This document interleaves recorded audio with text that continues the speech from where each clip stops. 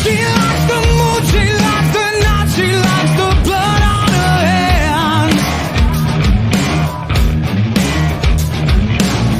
She dances naked through the trees until her eyes go red.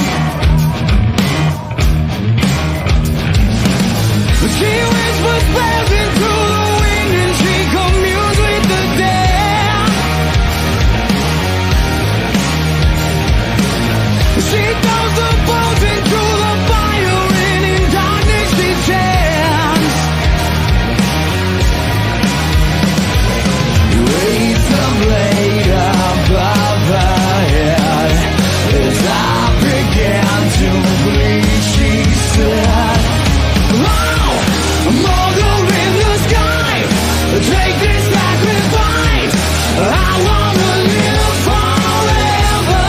And now, the spirit in the earth, give me a new birth.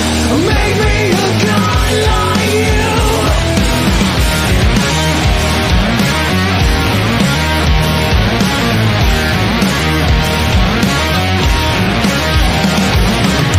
Around the woods, 1,000 eyes look on as she stops to feast. There was a smile on her face as she watched my soul leave. Licked her lips to back her head. As blood ran down her chin, she said, Hey, Sir, can I help you? do you have any weapons of any kind?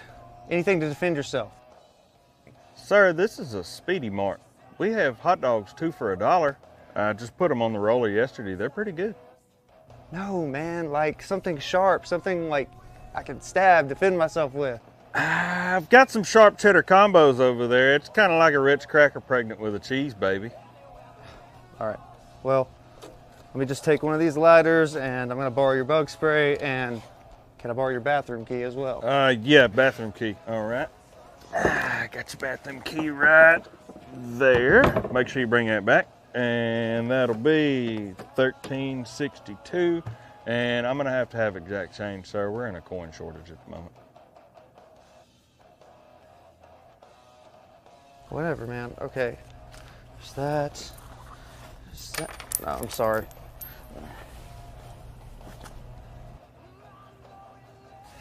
"A mother in the sky."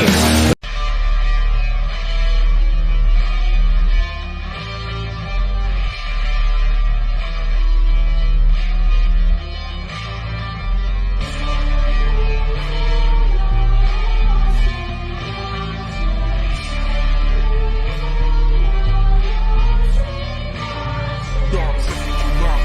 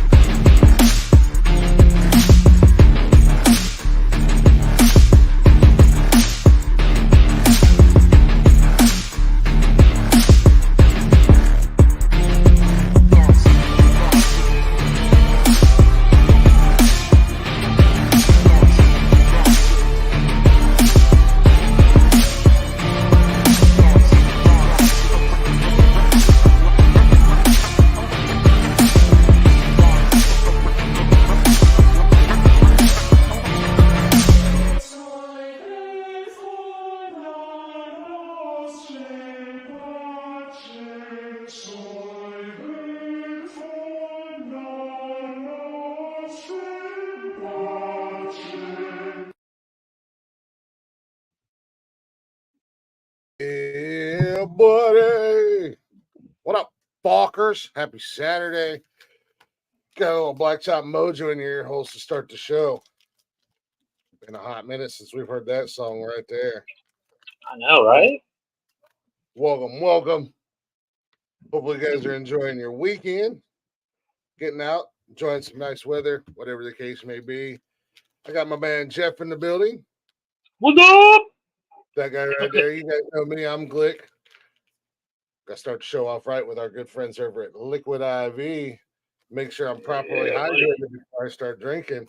Last night, buddy, we went out and went out to dinner, had a couple drinks, went over to a friend's house, hung out there, had more drinks than I planned on having, and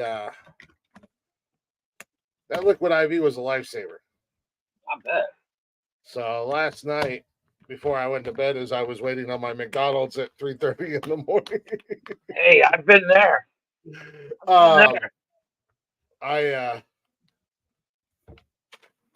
got me one of my cups and filled it all up with some Liquid IV, whatnot. Drank that while I was waiting. And then this morning I got up and got me another one. And I'll tell you what, man, outside of being a little bit tired because we had to get up this morning to go do something. I can speak for myself. I can't really speak for Nikki. I was right as rain. So I got me a little golden cherry here. Liquid IV's got all kinds of flavors and stuff like that. We were over at our friends Kevin and TJ's. And TJ uses Liquid IV constantly. She has at least one a day. She's got like a pantry full. She's got a damn surplus. So she gave Nikki a bag full with a bunch of different flavors. I tried the white grape, the strawberry, and now I have the golden cherry, man, and they've all been freaking amazing. So the taste is awesome. You guys, if you're interested in getting your own Liquid IV, head over to liquidiv.com. Go ahead and pick out your flavors. On your screen. Look at that. Yeah, right down your screen. And then when you go to checkout, use promo code Words Are Hard and save 20% off your entire order. And you'll thank us later for that proper hydration. Anywho, let's roll into this freaking show. If you guys aren't already, go ahead and check us out on our social media, to which you can find a link to all of our sponsors, Liquid IV, Dubby, BlendJet, and if you're a podcaster, whether you're new to the game or you've been in the game for a long time and you're just trying to get some good distribution. Up your game, so to speak. Yeah, you can check out Zencastr, and all those links and codes and everything are in our bio link and on all of our social medias, Facebook, Instagram, Twitter, and TikTok. You can join us live Mondays, Wednesdays, and Saturdays on YouTube and Twitch at 7 p.m.-ish. And you can also listen to us anytime on the aforementioned Zencastr or Spotify or anywhere you listen to podcasts at, all at Nonsensical Nonsense Podcast. Go ahead and give us a follow. Give us a listen. And if you'd be so kind, give us a share. We greatly appreciate that. So what is up, sir? What have you been up to? Not It's been 3 whole days. shit. Well, I'd like to say not shit, but back to school was this week. Ugh, gross. So the kids all went back to school this week. I have a senior officially. Holy fucking shit. Makes you feel old, doesn't it? Get your fucking walker out. Yeah, all the kids are off to school. Exactly. So, Get off my yard. yeah. So the craziness of back to school is hit. But the upside of going back to school is, Nikki and I have our weekends free again. Oh, Nice. Hello. There we go. That's better. So we took advantage of it, like I was saying earlier last night, and we went out and Hit up a barbecue joint. Had a couple drinks there. Then next to the barbecue place is right. I mean, literally right across the hall is a brewery. So we went over there and had a few more drinks. Yeah, that's not a dangerous combo for you. Well, actually, the breweries. Sure, here. Well, yeah, but my thing, I don't like IPAs, and I don't like porters, and I don't like stouts. Um, Right. I'm very simple. You're old and set in your ways. No, yeah, oh yeah. No, Yeah. I mean, I'll try them. Don't get me wrong. Nikki loves all that stuff. She doesn't like IPAs, but she likes the Right. porters and the stouts and the fruits, and I'll at least try them because you can get the flights of beer. It's really cool. This place we go to. It's called Brothers Brewery, and you go in, and if you ever been to like a Dave and Buster's or something like that, Yeah. Well, yeah. yeah, you get your card, and then you just swipe your card to play the games. Yeah. Okay. Yeah. They give you a card like that at this brewery, and you're like, put $20 on, and you can each get a card. You put however much you want on there, and then you go up to the beer spouts. You just place your card in the holder, and you pour it, and they charge you accordingly, but like 37 cents an ounce or whatever.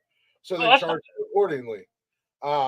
So typically we just get flights. You get your 5 little 3-ounce cups or whatever of different beers, and that's what we do. But whatever you don't spend on the card, when you get your check and everything, they just come and get the card, and then they just subtract what you used on it and don't charge you for the whole thing. But I like ales and I like lagers as the joke. That's lame, but I like blondes that give good head. Amen to that. So that's that those are the beers I get, the blondes, the lights. So there's Yeah, I'm not a big dark beer kind of guy. I don't like dark beer. So for me, a lot of breweries, I don't have a whole lot of options.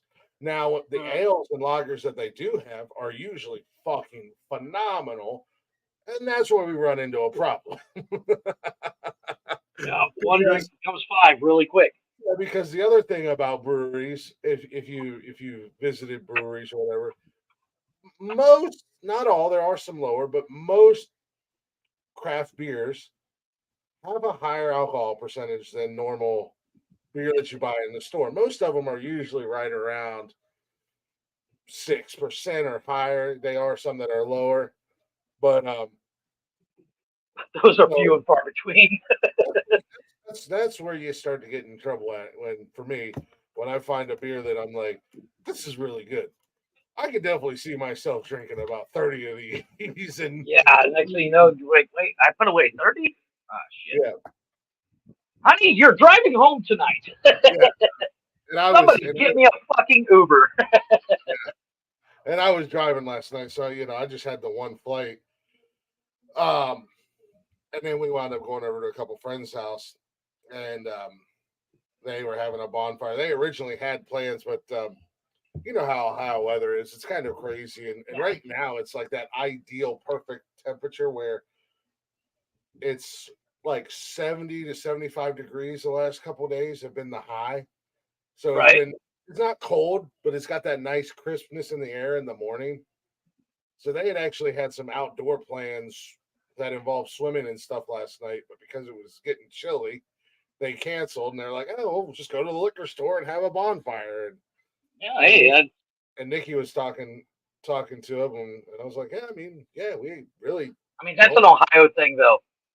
Yeah. If the weather's not perfect, fuck it. Let's light something on fire and drink. Yeah, and that's what we did, and then we wound up being there until 2:00 in the morning, which was not the plan at all, because Fridays I typically post the new episodes of the show, which they're not up yet, but maybe they'll be up by tomorrow. I don't know. Sometimes life gets in the way. It's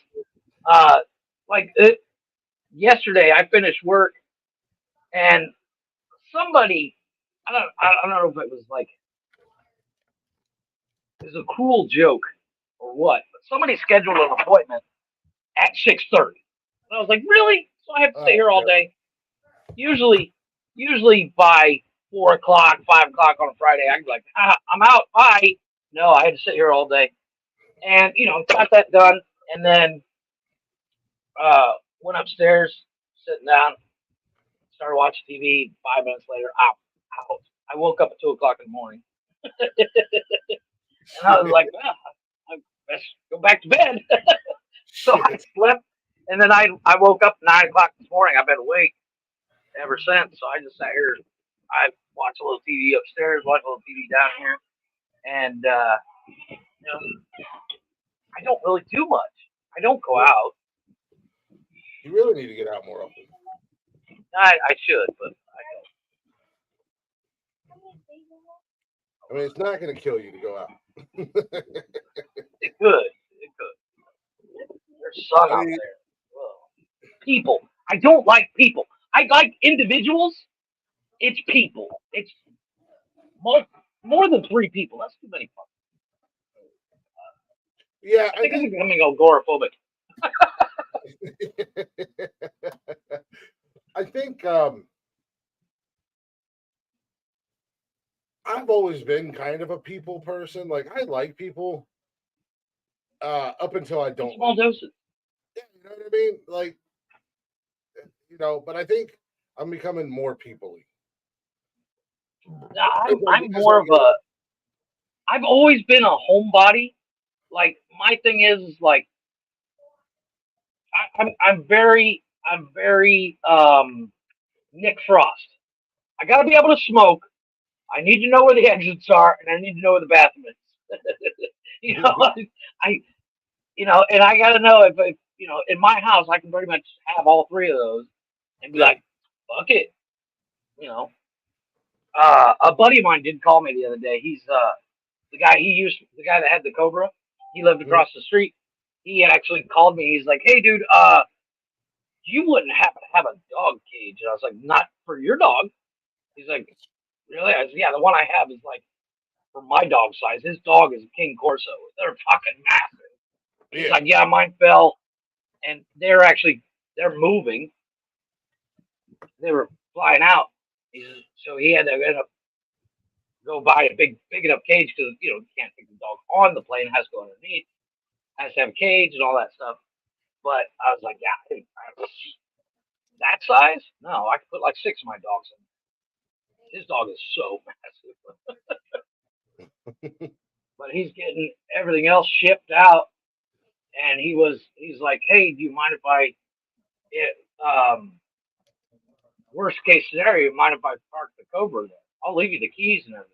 I'm like, really? You want to leave the Cobra here? You really I want look good riding that thing. But it's that car is it's a replica. It's not the real one. It's not a real thing. That thing is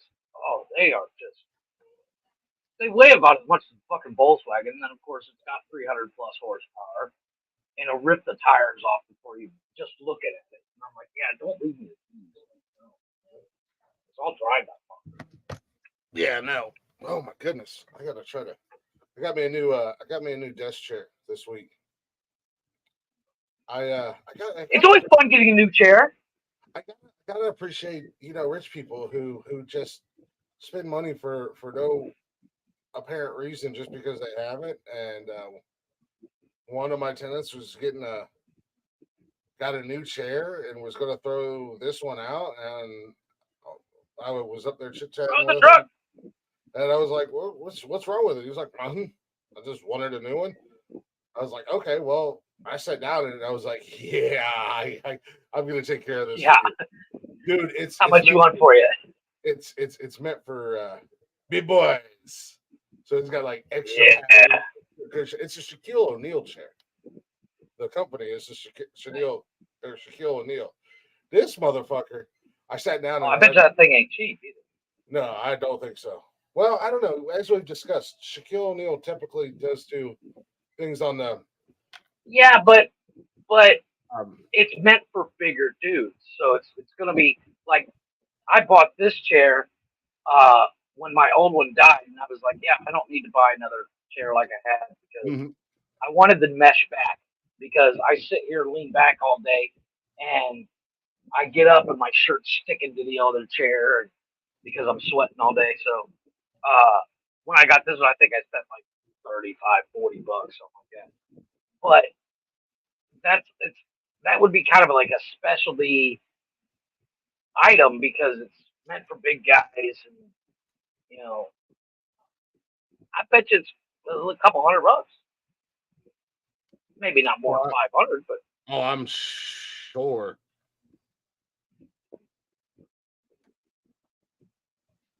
dude, I went online when I'm looking for chairs before I bought this one, and Yeah.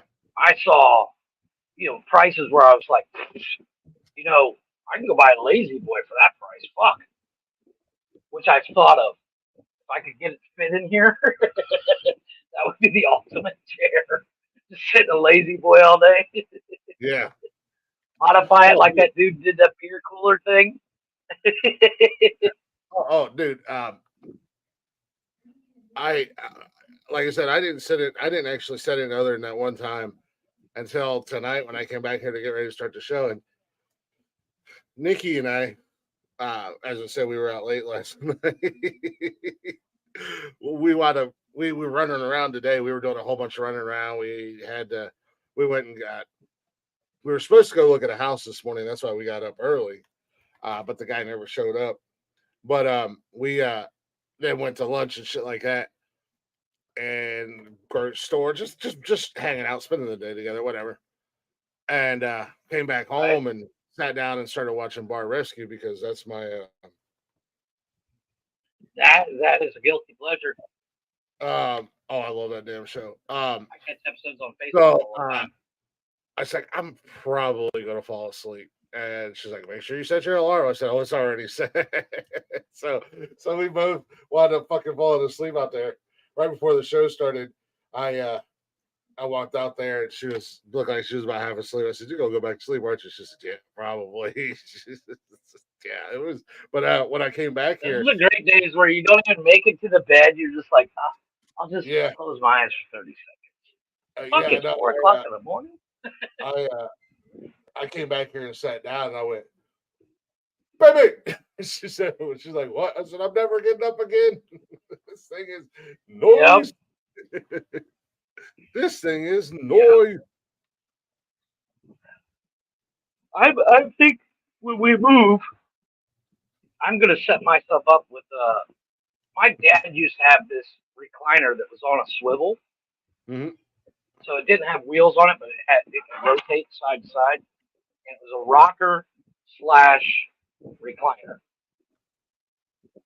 And I'm gonna try to find one of those when we move. Put it in my office over there in Brent, because that way I'm comfortable all day. Because here the biggest problem is the weather. You can't get a nice super comfy chair here because it's just gonna make you sweat.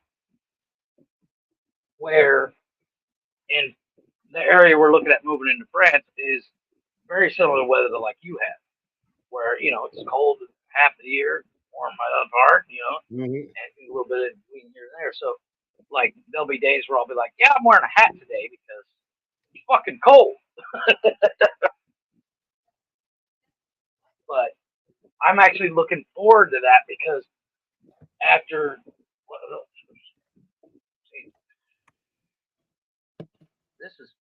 this year is 22 years here, and it's like, dude, I can't do this heat. I just can't. I don't mind the heat. I love living. I don't either.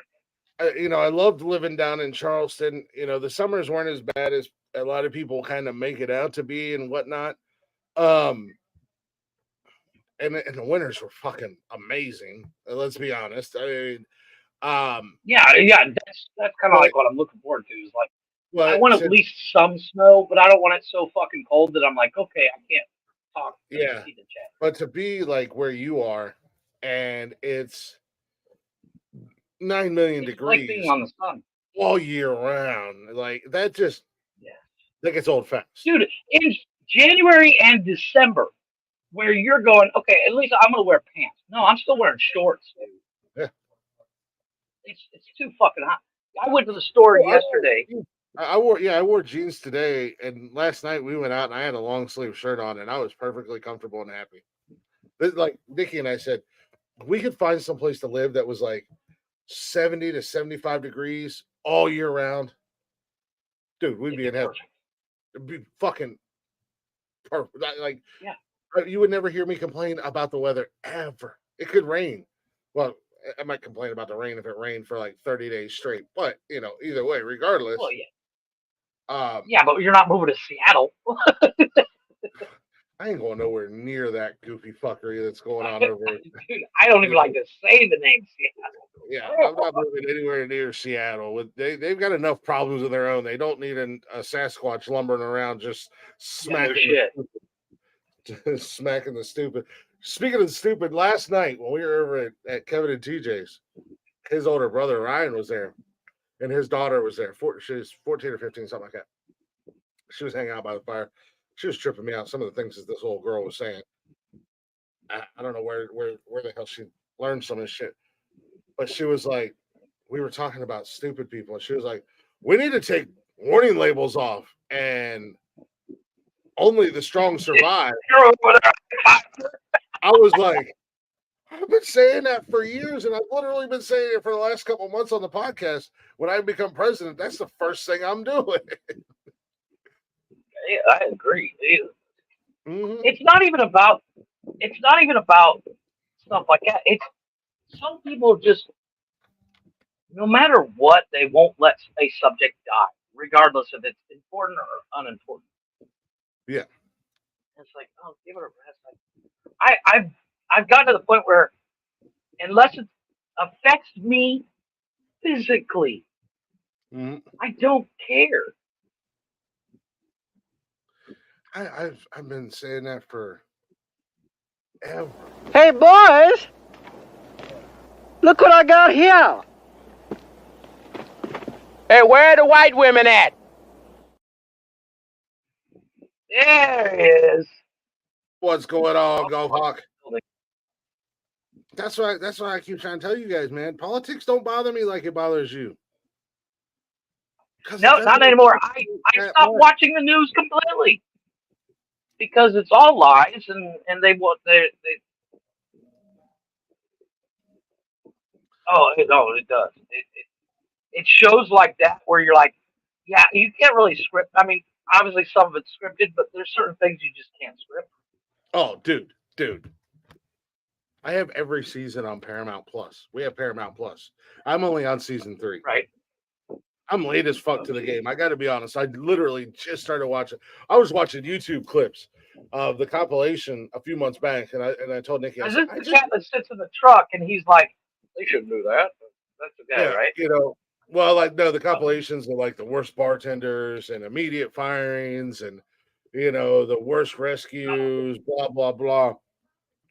And I told Nick, I said, I just need to start watching the show. I have to find it somewhere. And I found it on Paramount, and we've been watching ever since. Like I said, we're on season 3. And I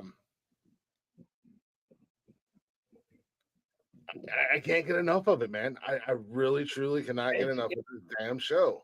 I did the same thing when watching the Gordon Ramsay, when he goes into restaurants and tastes everything, and then he updates the restaurant. I did the same thing. The problem with that show is you get done, you're like, fuck, now I'm hungry. Then you order from DoorDash and $400 worth of food, and you go, yeah, I'm not hungry anymore. Yeah. But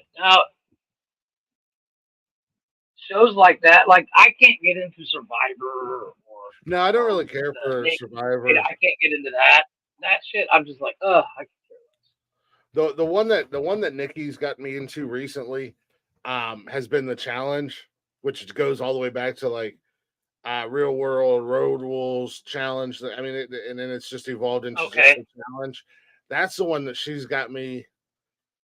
And I'm all, dude, I'm wrapped up on that. I'm so engulfed in it, man. I got my favorites. I got people on there that I would have throat punch. I'm like, she's been waiting. This is we're like on the challenge, like 40 or some shit like this at this point. And I'm so late to the Yeah. game there. She's been watching it, and she's like, "Oh yeah, you'd like Wes, and he's competed like 25 times. And you'd like Johnny Bananas, he's competed 30 times, and then there's one guy that I really like who Like, this is, motherfucker ain't won yet. oh no, Johnny Bananas is one. He's got the record for the most wins. He's got like 7. I think Wes has like 5, and then 5 or 6. I can't I remember. think I'd like to catch episodes of The Amazing Race because I can't find it anywhere. I think that just looks like fun. The Amazing Race. But it would be like you and me could do it. I would not want to do it with,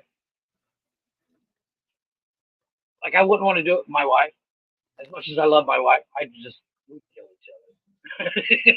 Because I have a decent sense of direction, and she's like, let's fucking check Google Maps. Fuck Google Maps. I know where we're going.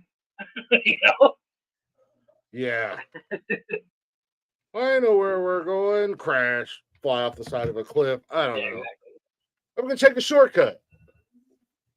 Yeah. You would be such a volatile element on one of those shows because of your Napoleon syndrome. You'd be a Not really. You'd be a hothead. You would do something stupid, get yourself hurt, get somebody else hurt. Yes, your Napoleon syndrome would be your worst enemy in one of those settings. I have no idea. Yeah, I have no idea what you're talking about. I'm gonna take a. This is fake news. This is fake news. I'm gonna take an RC1 motor and put it on a scooter. Hey, we can do it. I'll tell you. Yeah, I'm good on California. Gross. Well, right now, Southern California better watch the fuck out with all these this hurricane possibly hitting. First time in 80 years, a hurricane's gonna probably hit California. Oh, really? I'm laughing my ass off going, that happens to me every year. This Hurricane Hillary thing, it's like the perfect storm because it's like 5 storms back to back to back, and they're all heading up towards fucking SoCal. And I'm like, oh fuck. Yeah, I hadn't heard anything about that. Oh my god, that's all I've heard about. Well, mainly the reason why I've heard about it lately is I have coworkers living in Mexico that are just below in Baja California and stuff like that, and they're like, yeah, it's getting bad. It's like one of the reasons my boss is here. She's like, fuck that, we're out. Right. I was like, please. Hurricane Wilma, the worst hurricane in history. I sat there barbecuing in the backyard because the power went out, and I cranked up the barbecue, and I was like, I'm not letting my meat go bad. Fuck all that. I mean, we used to have hurricane parties down in Charleston all the time, but it was crazy, man. Because like in the 10 years that I lived there, like we had Hurricane Matthew, which was, I guess, was like a monster that was coming straight for Charleston. And then at the last minute, it said, skirt, skirt, and pow, smack, shut up, Myrtle Beach. But when I lived down there, the meteorologists and stuff said that, one of the things that's beneficial for Charleston is because, it's on the coast. When you're looking at the map, you go right up the eastern coast, and Charleston's right there on the coast. But if you look closely at the map, you go up and there's a pocket where Charleston sits, and it doesn't take much. Like a bay. Yeah, it doesn't take much for the wind to shift. It could shift 1 or 2, 5 degrees, whatever, and a hurricane will completely change direction. So it doesn't take much. Oh yeah. Up for it to shift, and it grazes us or whatever, but we don't catch the full impact. Yeah, you get the outlining rain and shit. Because we set they set inside that pocket or whatever. So I'm like, well, sure. I mean, you're the meteorologist. A few days ago, what the fuck do I know? Yeah, you went to school for this shit. Yeah. No, but like Hurricane Wilma, the reason why it was so bad, the reason why Hurricane Wilma was so bad, it was a Cat 5, which is the strongest it could be, and then it just sat on Cancun for 3 days at a Category 5. Yeah. And it was hell on earth. And as soon as it was over, my first thought was, let's go drive. Let's go look around. I want to see the damage. Yeah, let's go. And quickly realized that I walked down to the end of there's not a whole lot of hills here, but where that place I was staying at the time was just slightly above. It was, went up a mild hill. I'm talking like 4 or 5 degrees. I walked down to the end of end of the road to the corner where the stop sign is, and I'm waist deep in water. I'm like, yeah, we're not driving anywhere. You would have been So, fine. yeah, I guess we'll stay home. That's what But I walked over to my buddy's house to make sure he was okay, and I'm carrying my cigarettes and my beer over my head. That's what he needed my Bronco that I used to have. Well, that was one of the things. If hurricanes don't happen here as often as they could, I think we get one every, like the last one. I'm so far inland that if a hurricane hit right now, I'd be like, yeah, so I got a little rain. But when I lived close to downtown, how far away are you? Still like one every. I can get to the beach in 45 minutes. Oh wow! With traffic. Oh, I thought you were closer than that. But well, if zero traffic, I can do it in 20 minutes.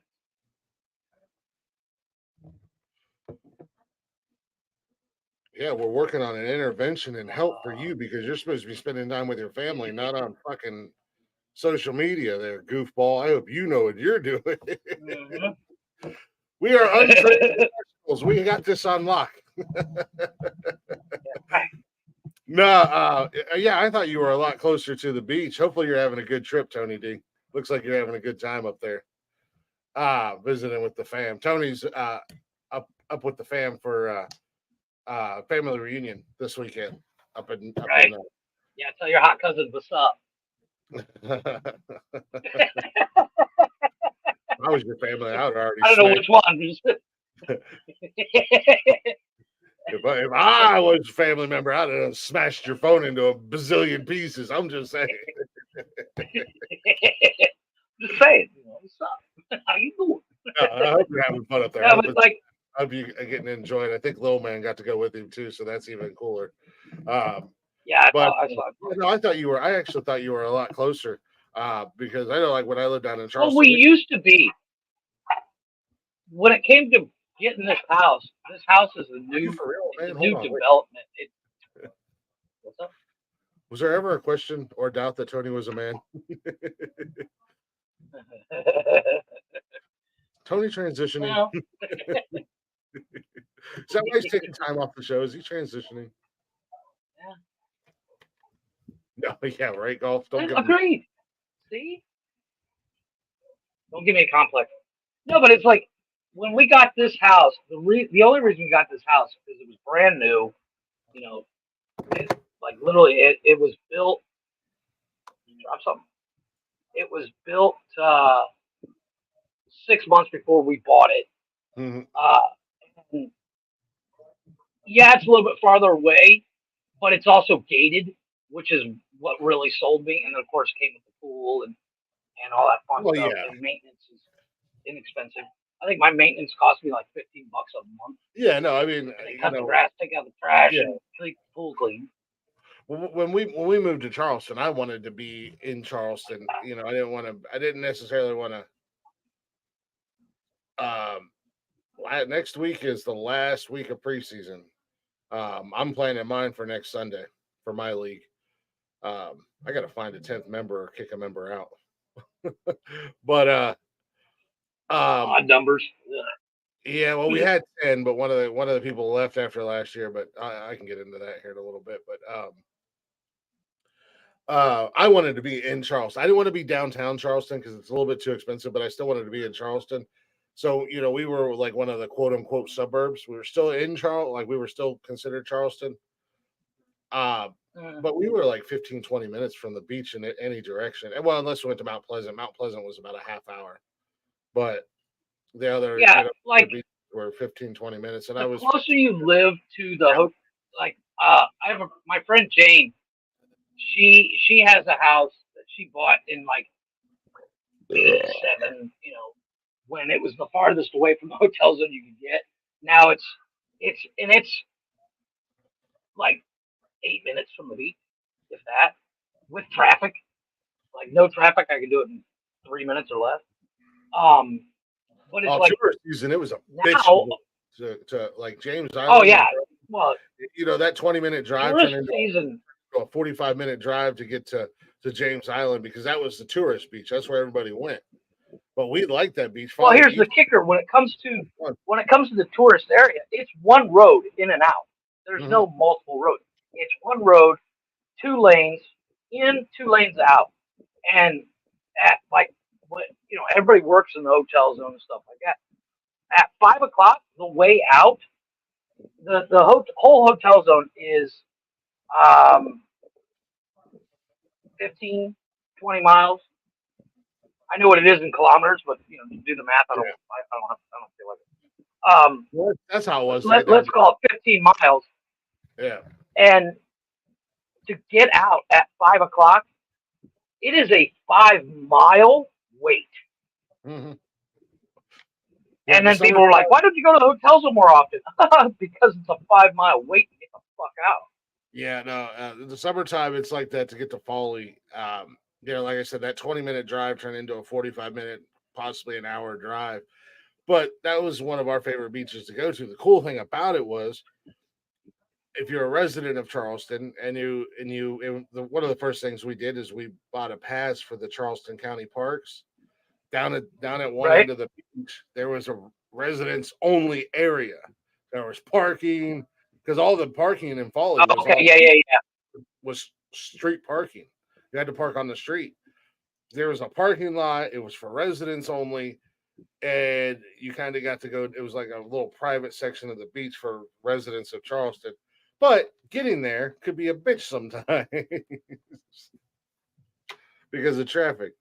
To answer your question, that GTD, that thing is nice looking. It is so check this out, Chris. The Mustang GTD is the newest Mustang that Ford has come out with. It is technically a mid-engine. What they've done is they've moved the engine behind the front axle as opposed to above the front. And it is sharp. But I've heard price tags as high as $300K. Oh shit! That motherfucker thing looks like a straight ass transformer, bro. Right?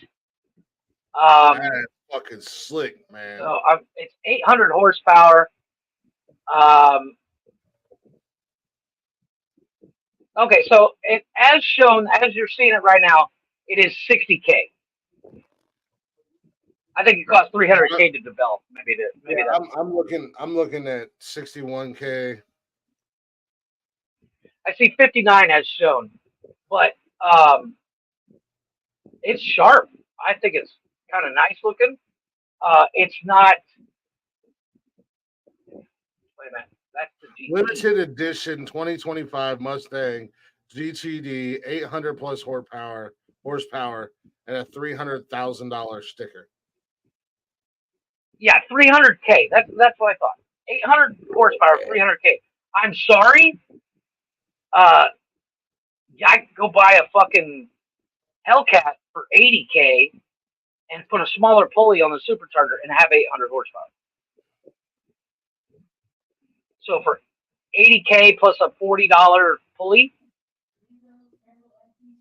But what they've done with the Mustang, they kind of wide bodied it and they put some vents in it. It's got a sick wing on it. I mean, if you wanted to give me one, I'd drive it, but I'm not going to drop $300K on a fucking Mustang. I'm sorry, it's just not going to happen. Yeah, I'd buy it. I think Ford's lost I had an extra $300,000 laying around, I'd buy it. I mean, shit. Yeah, but here's the problem with spending $300K on a car. But once again, here's the thing: you spend $300K on a car, you're going to be afraid to drive it.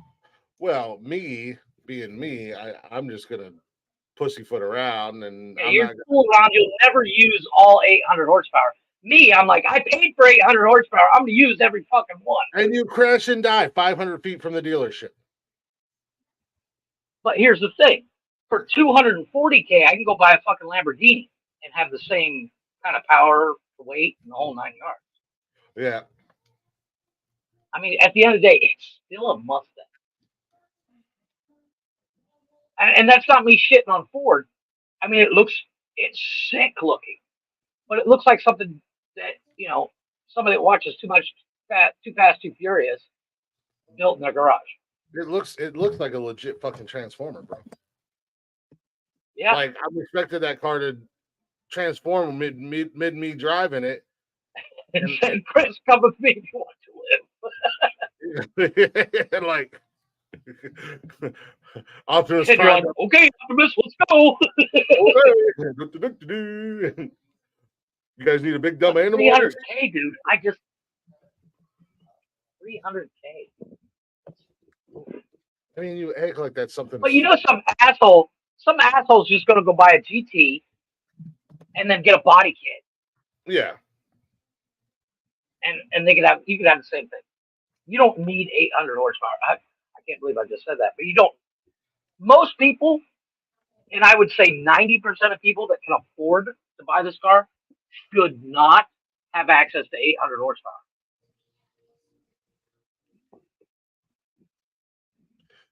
But you say that price tag. I mean, how much were those Bugattis going for? Yeah, but that's 1,000 horsepower, and I'm sorry, but those Bugattis were ugly as shit. I have, if I had billions of dollars, I would still not buy one. But how much were they going for when they were hot? They were going for like 1 million. Yeah. I think the new one's 1.2. But it's 1,000 horsepower, and I'm sorry, I would much rather buy a 97 Toyota Supra and throw 20 grand at the motor, and I can smoke that fucking Bugatti. Yeah. Problem is if you find a decent Toyota Supra, a 97 Toyota Supra, they're going to cost you probably about the same price as one of those fucking Mustangs. Because everybody and their brother, as soon as they find one, they know what they have. It's. I mean, do you remember back in, like, seriously, in 2000, you could have bought a 97 Supra for like, you know, a couple $1,000. Well, I remember now you're looking at a minimum. For a clapped out one, they want 30 grand. Yeah, I remember how popular they were. You know, around the time that Fast and Furious started becoming popular, every one of my idiot friends that had lowered cars and thought that they were fucking Vin Diesel and Paul Walker. Anybody with thought they were fucking Billy Badass. Yeah, wanted a goddamn Supra, and I'm like, why? Well, here's the thing. When it comes to the Supra, the 97, 98 Supra, but I'm also a truck. Fucking. I like American muscle cars, and outside of that, if I had my choice, my preference is going to be a 4x4 all day, every day. I don't need your goofy ass foreign fucking. Yeah, because you're not the let's line up and race kind of guy either. No, I'll run you over, you stupid fucking prick. Yeah, exactly. Because I'm the kind of guy that's like, you know, I start hitting the gas harder, and person sitting next to me, what are you doing? He winked at me. We must race. You know, he had something in his eye. No, we're racing. It's over. I'm done. Bye. You know, you got to stop eventually. Check out my taillight. Yeah, you got to stop eventually, and I'm just gonna run you over in my big truck. But I mean, well, even the trucks nowadays, that new Dodge Ram T-Rex, Jesus Christ, dude. Oh yeah, well, 720 horse from the factory. Well, the Raptors are like that. The Ford Raptors are stupid, and then they had the Lightning back in the day, and now they've got like. Well, they got the new Lightning. The new Lightning, they ruined the name Lightning. Well, they've got these new Ford. It's an electric vehicle. Yeah. They've got the Black Widow edition on the Ford Rangers, and I ain't gonna lie, man, that Ford Ranger looks pretty sharp. But I can get my Colorado ZF1 or whatever it was for about 30,000 Yeah. cheaper than what you want for that stupid fucking Ranger. Well, here's the thing. You could literally. Why would you spend $300K or fuck it, let's say $80K? You could buy a stock Colorado like the one you're looking at, the ZL2 or ZL3, whatever it is. Throw a couple of bolt-ons and get the same amount of power.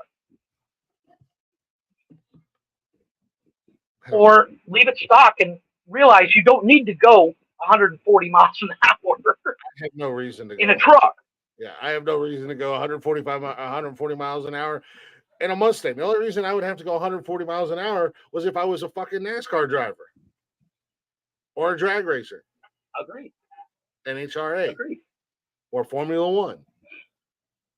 Dude, have you seen the new Formula, the NHRA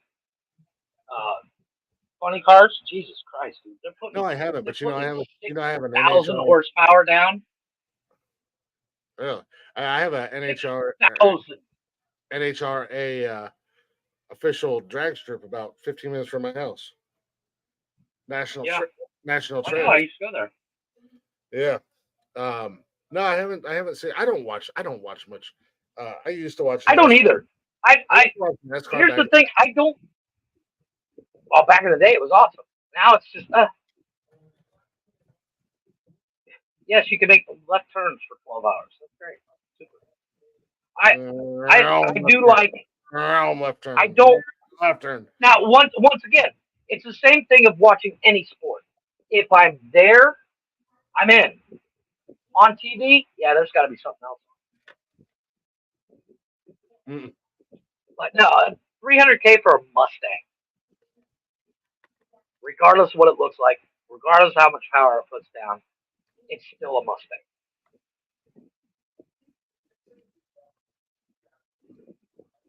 And if you're in the wrong area, wrong place, wrong time, in that car, people are going to know how much that car costs.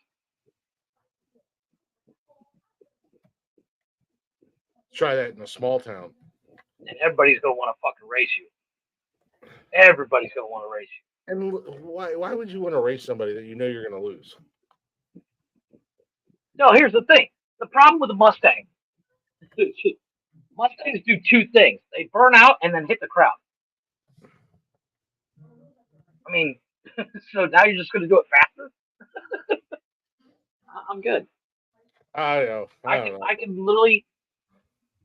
It doesn't make sense to spend $300K on something that you can get a little less horsepower in a fucking Hellcat, or better yet, just go buy the Demon. It's $90K, and you got over 800 horsepower.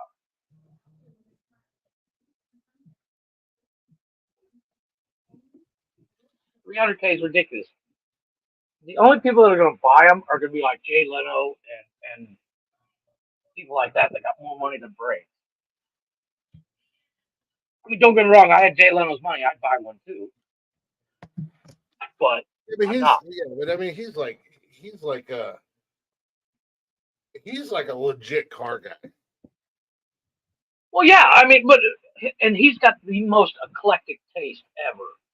I mean, this guy's got over like 500 motorcycles, from Triumphs to the newest Harleys, and then he's got those Stanley Steamers.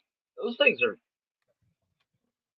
kind of cool when you look at them. Yeah, they're not my thing.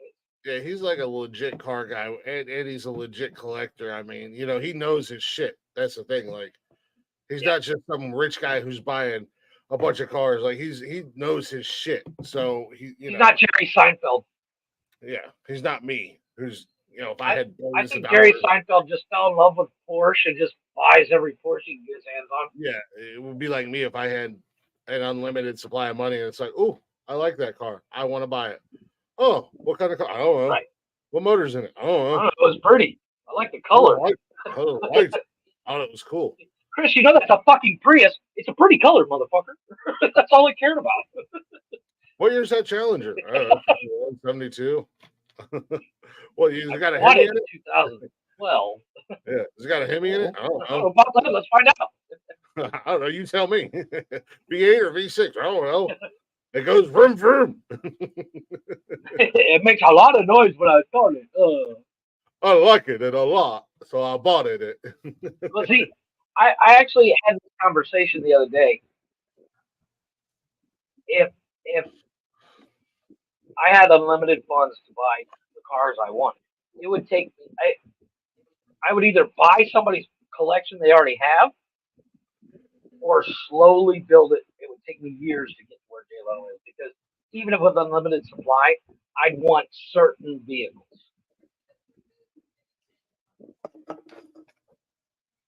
I wouldn't. I'm not. I'm not the kind of guy that's like, I want that because it's pretty. You know, I want. Oh, it's got this. It's got this. It's got the positive track. I'd have a fleet of monster trucks. Actually, there was a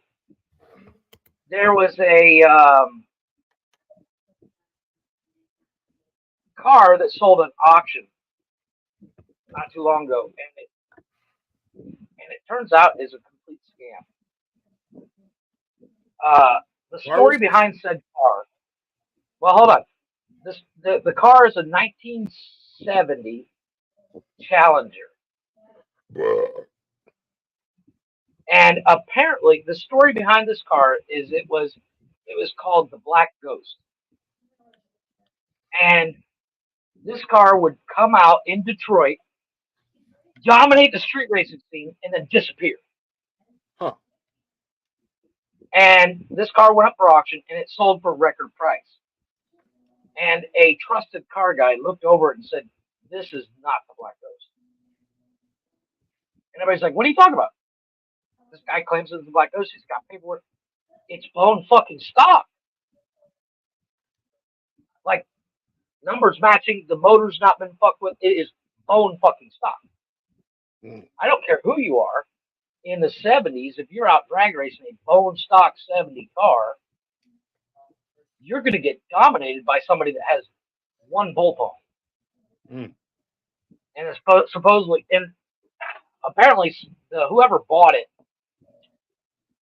because it was this legendary underground race car, spent way too much money, and the whole thing turns out, not to speculate, it hasn't been disproven, but the guy I watch everything he does. He's looked at it. He says it's just a restored.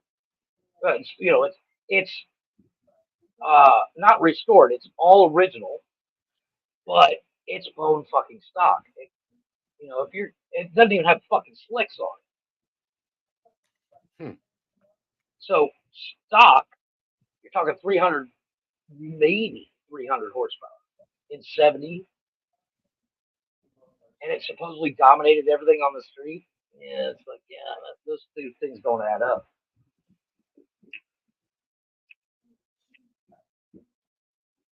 My dad back in the 70s he had an El Camino, and he had a '69 El Camino that was just, it was bored out 30 over, supercharger, the whole fucking 9 yards, where that thing would just dominate.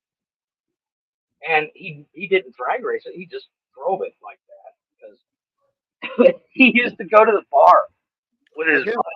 I can't find the Yeah, so it says the legendary Dodge 19. This is from Motor Authority.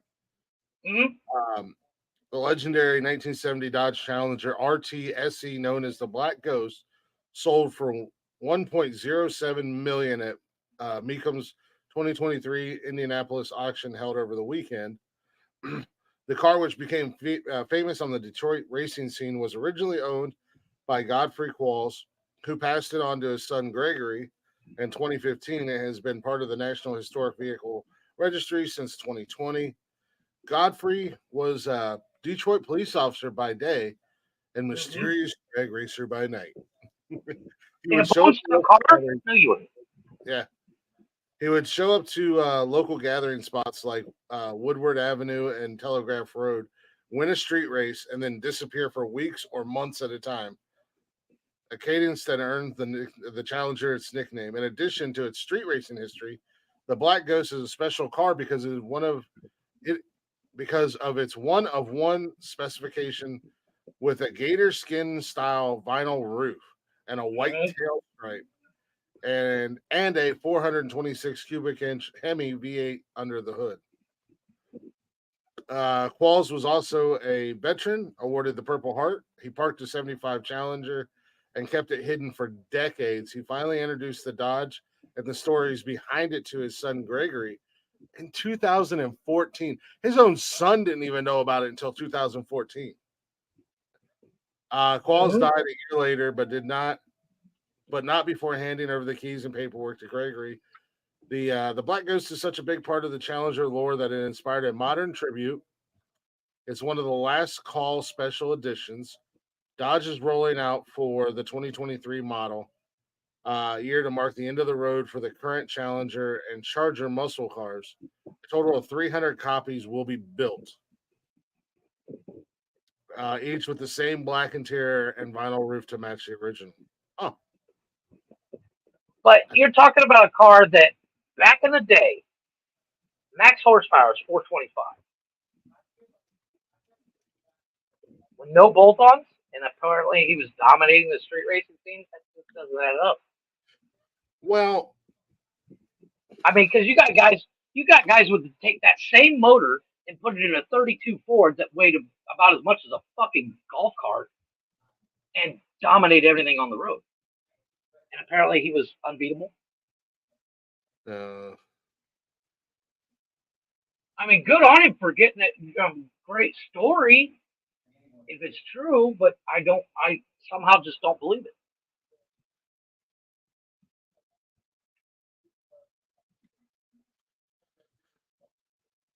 And I get even if the story's not true, it being a one of one.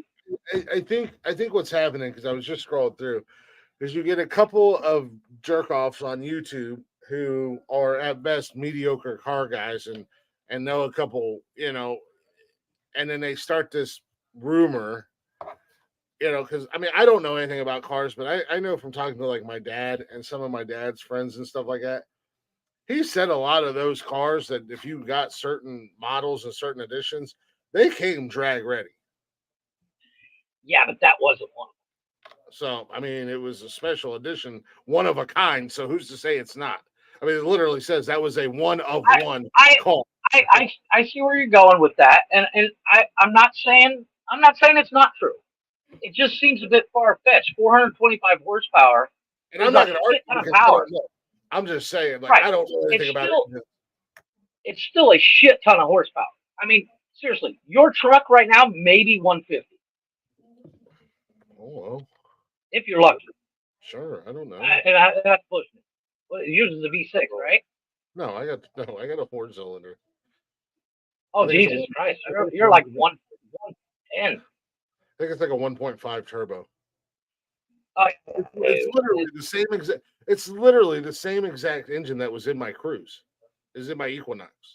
Yeah, you're talking about 110, 120. Yeah. I mean, 425 horsepower is nothing to sneeze at. Don't get me wrong. But to dominate like they're saying it dominated, and then just, I mean, I love the whole disappearing thing. That's cool because that's something I couldn't do. I wouldn't be that guy. I'd win and come back standing on my car going, fuck you! I fucking dominated your ass! No, and to keep the car hidden from your family and, literally only done like the year before you die when you hand it over to him, and now it's no, there's stories of guys. There's story of guys that would. I actually read this story not too long ago. This guy, he was 80. He passed away from old age, and unbeknownst to his family, he had bought several buildings, completely unknown to the family. They didn't find out until they got the will. Inside those buildings was 75 cars in various stages of restored to the point where a couple of them just needed a couple of batteries. Everything else was done. I mean, and rare parts and old signs from gas stations and shit like that. The whole family had no fucking clue. And I'm like, I'd be mad at my pops forever for that shit because that would have been something we could have hung out about. Like, let's go hang out with your cars and drink. I'm not saying let me drive. I'm just saying let's go hang out, look at them, and drink a shit ton of beer, and then talk cars all day. I mean, no, if you were my son and I was a car guy, I wouldn't even let you within 500 yards of my vehicles. And I would make it very clear in my will if I passed away, you're not allowed to be anywhere in the same vicinity as my cars. that's okay. But see, here's the thing. That 400, what was it, 425 horse motor, the Corvette of the same year had the 427 motor. It was 450 horsepower. And a Corvette is fiberglass, which means a Corvette would have beat the dog shit out of that car. So it's kind of like a... And the biggest problem with Chryslers back then, they had drive shaft issues. You know, if you give it, you know, the drive shaft would, the unions would snap. But So I don't know. my guess is he probably would win the race and snap a drive shaft, limp it home, and have to spend months replacing the drive shaft in secret. Yeah, I don't know I don't know the story or the situation with this car. I mean, it's a cool story. But I'm assuming that these weren't like sanctioned drag Oh, no, races. Woodward was straight up street racing back then. So it was illegal drag racing. It's 75. I'm sure not everybody out there was rocking, straight up drag cars that you would go to the strip and find. It was probably a lot of stock model vehicles, and like I said, from talking to Pops and like some of his older friends and some older guys that I know, they said that a lot of those cars, when you would buy them with the Hemis, they were already souped up and they were strip ready. So might not have been necessarily going up against other people who decked out their engine and souped up their engine. They might have just been running a bunch of stock shit. No, yeah, they could have been going up like, something that wasn't. He could have been dominating, cheap cars because he picked his races correctly. Yeah, you never know the case. Not knowing the full story. It's not like I don't know if there's a record of everybody he beat. No, I guarantee you there's not. But this is the Black Ghost. I mean, that is a gorgeous car. Yeah. And that gator top with the white tail stripe, that's kind of sick. But I mean, look at the wheels. You're talking stock wheels, even with that kind of horsepower. And outside of what the engine size and the V8 and the Hemi, it was a one of a kind car. So we have no idea what other modifications may have been on there. They're not really listing anything. They just put the engine size and stuff like that. They didn't really list. My question on this whole thing was, how did he get a one of one car? Oh, it's easy. Back in the day, they had the Copar Camaros back then, where you literally get in touch with somebody in management or that works for the plant, and you fill out a form, and you could basically pick your modifications. So where the stock vehicle back then had a 400 and you're like, no, I want the 427. So it costs a little bit extra.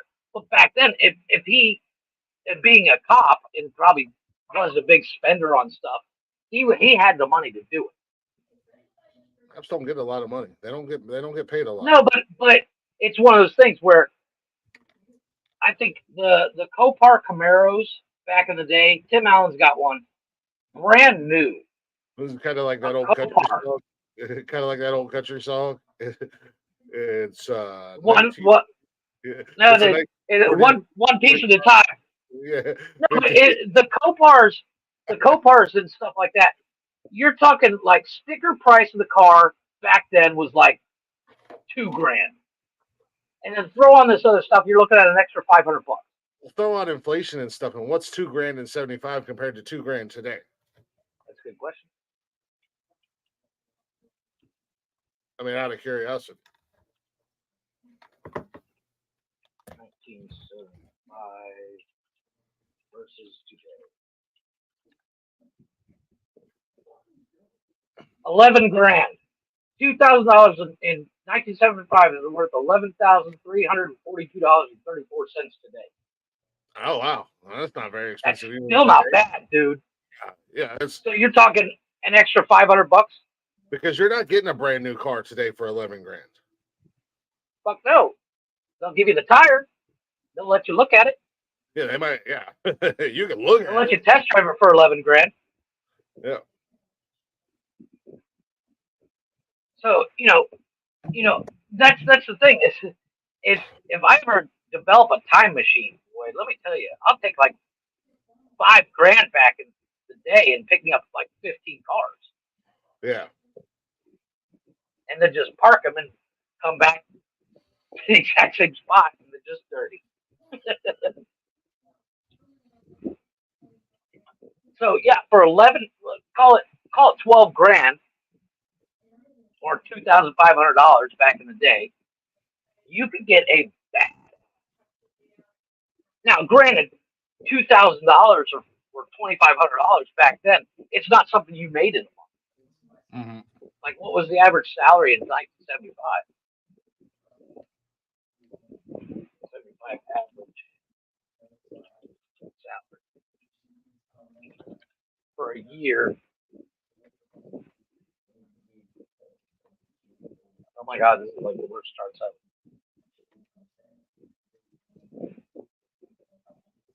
ever. $13,000 for the year was average. So you get a small inheritance of $2,000-$3,000 from a dead family member. Don't tell nobody. Go pick you up the 75 Challenger.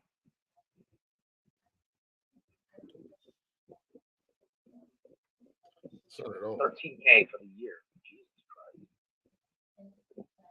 Oh, what a difference time makes.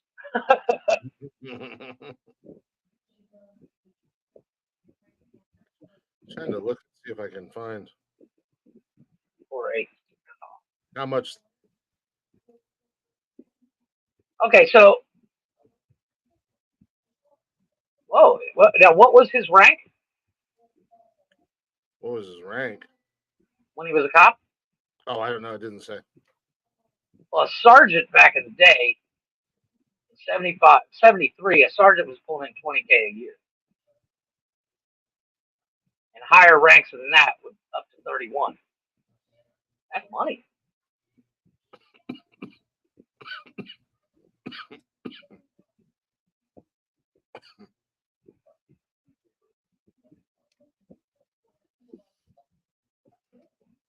Today it's only like 69 to 75 for an average cop. So this is just 1970 Dodge Challenger RT 7074. Original list price was about $3,300. Yeah. So that's like you said, that, and I didn't know that was a thing when I asked about the one of one, and that's without paying all the extra, for. Obviously the gator top was something different. The white stripe, Oh, I bet you that was the most pricey part too. Whatever the engine upgrades were, to have the specific engine, whatever. But I mean, you're out the door. You're looking at a base model at 3,300. So I mean, and that's a pretty penny back in the day when the average family's only pulling in $13,000 a year. mm-hmm.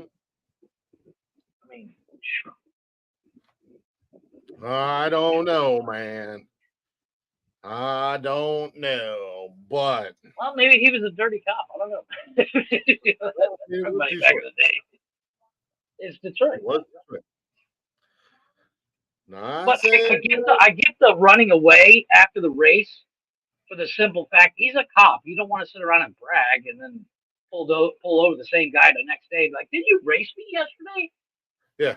No, that wasn't me. Didn't you just beat me in a race last night? What the fuck? And you're pulling me over. You almost What? you almost took me. I can't let that happen again. Motherfucker. Insult to injury, motherfucker. First you beat me, then you're pulling me over, give me a ticket. You're an asshole. You know, I think it comes down to, if the story's true where he was going out and racing, it's one of those things that he's like, I'm going to live out my fantasy. I'm going to go be an outlaw today. You know? Yeah. Midlife crisis kind of deal, you know? Well, not only that, but I mean, it's almost like the whole, anybody who grew up back in the day watching like Speed Racer. Oh, yeah. Racer X was that mysterious, who is he? Exactly. You don't hear from the guy or see the guy outside of race day, and then he just shows up and it turns out it's Matthew Fox. Sorry. I don't know who it was. I've never seen the movie. I just watched the cartoon. The movie was awesome. I never watched It was it. a little bit over the top and silly. John Goodman's genius. Mm-hmm. I'm just saying, $1 million for a car. Now, here's the other thing. You just spent $1 million on a car from 1975. Are you going to drive it? Yeah. Because if I have $1 million to spend on a random ass fucking car, that means I have probably way more money than I know what to do with it in the first place. Yeah, I'm driving that bitch. I'm driving till the wheels come off. I'm gonna take care of it. I'm gonna treat it right, but I'm driving that bitch home.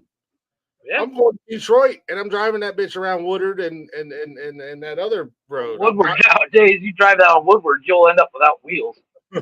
While I'm driving, if they can take the wheels off while I'm driving, you're damn good. It'd be like that scene in when they stop the stoplight. Cars out by jacks and everything. Honky lips on the side. Hell yeah.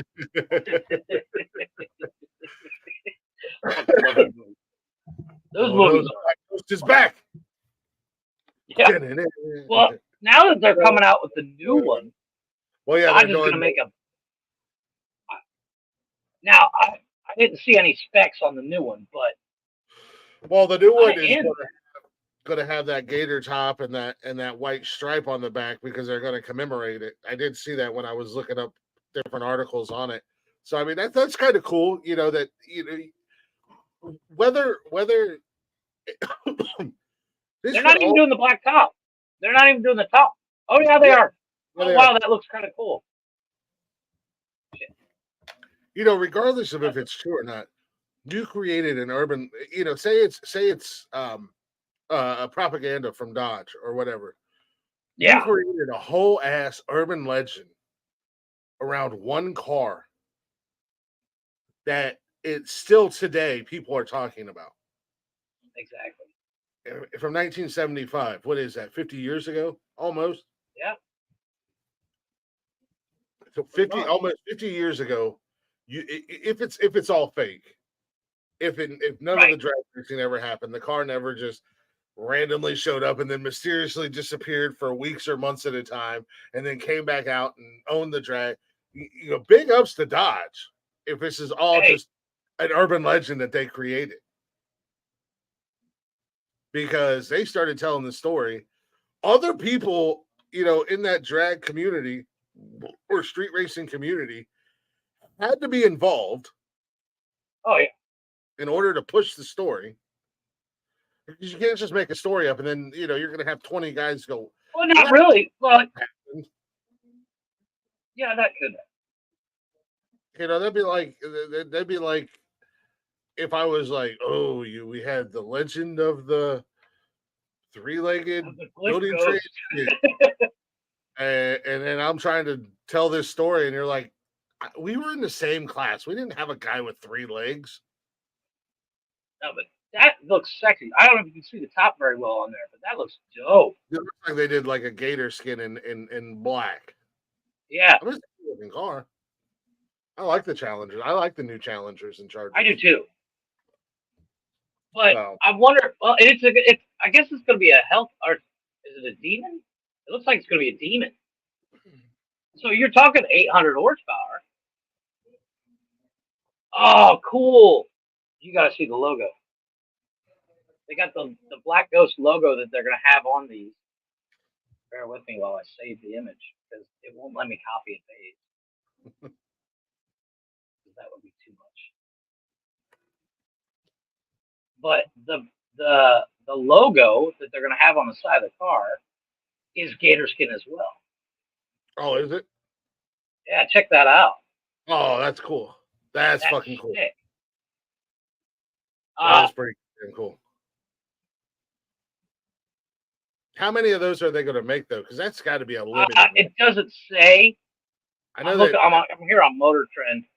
Yeah, I was kind of half-assed looking at the article, and I know it said it was a limited edition. So I'm just curious to know how many of those they're going to make. The problem is it automatically. I'm on Autos Cosmos, which doesn't help me at all.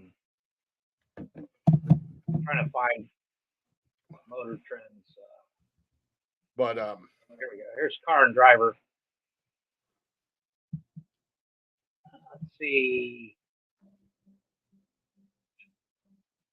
Ooh, it's going to have 807 horsepower. Damn. 2023 Black Ghost Edition, Platinum Series Special Edition in Dodge's Last Call Series.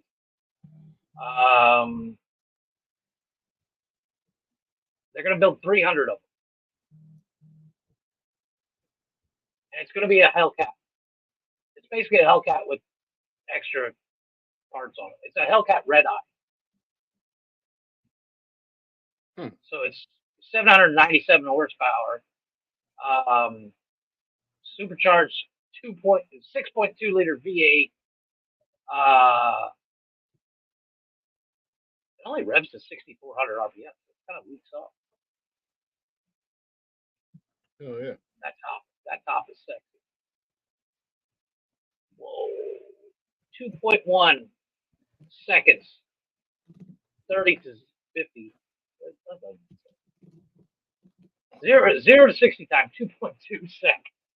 Fuck you, that's quick. Yeah, right. But anywho, we oh man. Oh, we're up with this. Here's the specs. Okay, here's the kicker. How much is this edition going to cost you, Chris? Take a guess. $500,000. $103,010. Well, you can get the new Mustang for $300,000. Yeah, or you can buy 3 of these and call it a day. I'd rather buy 3 of these than a Mustang. I don't think we're buying 3 of anything. I don't think we're buying one. No, you buy 1 to drive, 1 for you, Nikki, to drive, and then you buy 1 that you never touch. So then in 20 years, you sell the one that has 0 miles on it for millions. Well, Jeff, we're going to get ready and go to break. And while we're on break, I'm going to go ahead and pull $340,000 out of my ass. I'm checking my wallet. Yeah, to go purchase these when they come out, so that because I got that kind of money just laying around that I could just let a car sit for 20 years and never drive it. Would you though? I mean, if I had the money, I absolutely would buy it. Again, it goes back to if I had the money and I could afford to buy. I don't think Nikki would want one, but if I could buy buy 2 of them. And I could just park one somewhere, climate control, nothing's going to happen to it. It's going to be safe for the next 20 years and never drive it so that I could sell it and hopefully make a fucking killing off of it in 20 years. Absolutely. Hell yeah. I mean, you will it to the kids when you die and, the whole time it sits there just appreciating in price. But let's be honest. I don't have that kind of money, so I'm not buying one. Moot point, I guess. Moot point. I see what you're doing here, but your opinion's stupid. And your ideas are dumber. No, Jeff, I said last night we had a late night, got up early, and, was feeling a little sleepy today. And I see that you're sipping away on a Monster over there. Yes, I am. You know what we both need and what would have been extremely beneficial today? What was Some that? W. Some W energy. Agreed. Bitterless, no crash. You mix it in with your water. Maybe Anything to get me to drink more water. you have a little three-way. You, Well, W, W? and Liquid IV. Freeway I was looking for, but okay. You get your hydration and your energy, but no. Get you some W. If you're tired of the crash, you're tired of the jitters, and go wage war on big energy at W. Yeah, Place your order. Use our promo code Words Are Hard and save yourself some money. And get the energy and focus that you need to make it through the day. What are you waiting for? Balkers? Walker. With that being said, let's go ahead and take ourselves a quick break. A little Blacktop Mojo. Strike me. Check out Blacktop Mojo. All social media, everywhere you stream music at Blacktop Mojo. Go show the guys some love. If I can get this to work. I know you wanna light up the sky.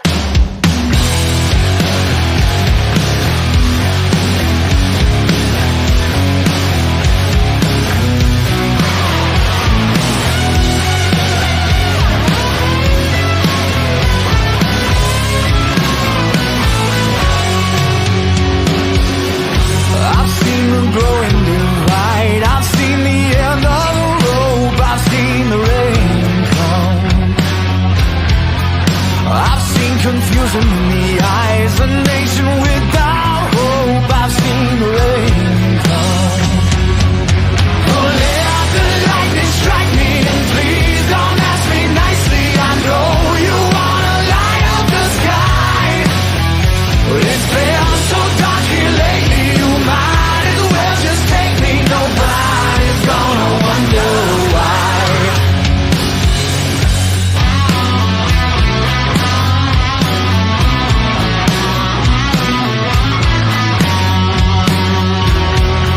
I've seen good men come down, seen broken glass in the streets. I've seen the rain come.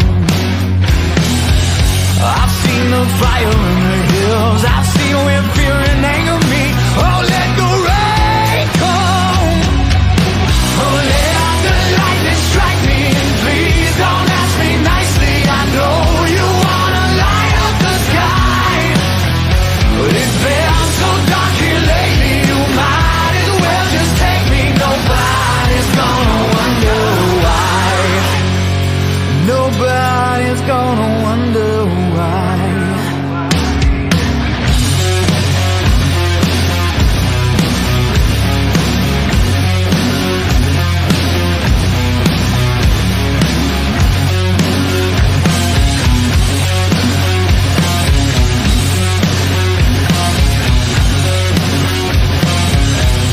Oh, let the lightning strike me, and please don't ask me nicely. I know you wanna light up the sky, but it's been so dark here lately. You might as well just take me. Nobody's gonna wonder why. Nobody's gonna wonder why.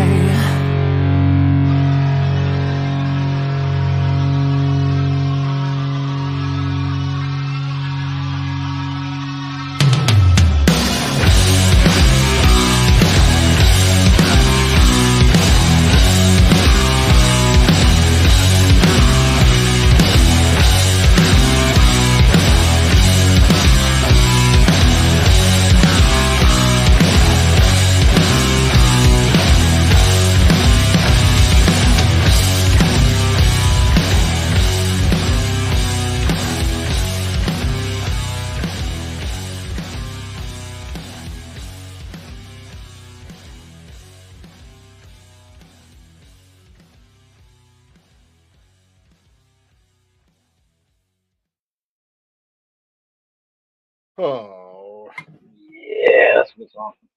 I couldn't have timed that any fucking perfectly. I'm getting really good at this, like radio stuff, man. 301 episodes in, but whatever. I'm getting really good at this radio stuff, all right? Timing shit perfectly. Well, welcome back to Nonsensical Nonsense, everybody. Here's Jeffrey. What's up? I'm Glick. This is Nonsensical Nonsense. Welcome back. I have a question for you listeners. Are you following us on social media? If not, what is your fucking problem? I tell you where to find us all the time. Facebook, Instagram, TikTok, Twitter. I mean, X. X gonna give it to him. I was about to do the same thing. Yeah. You can hang out with us live Mondays, Wednesdays, and Saturdays right here on YouTube. Get in the chatter's box, shoot the shit with us, all that fun jazz. And if you can't join us live, you can always listen to us anytime on Zencaster and everywhere you listen to podcasts at. I'm going to tell you a little secret. If you go to any of our social media, there's a little link at the very top in the bio. You click that link, and it's going to take you everywhere. Not only is it going to do that, but it's also going to give you a link and the promo code to our sponsors, Liquid IV, Dubby, Energy, Blend Jet.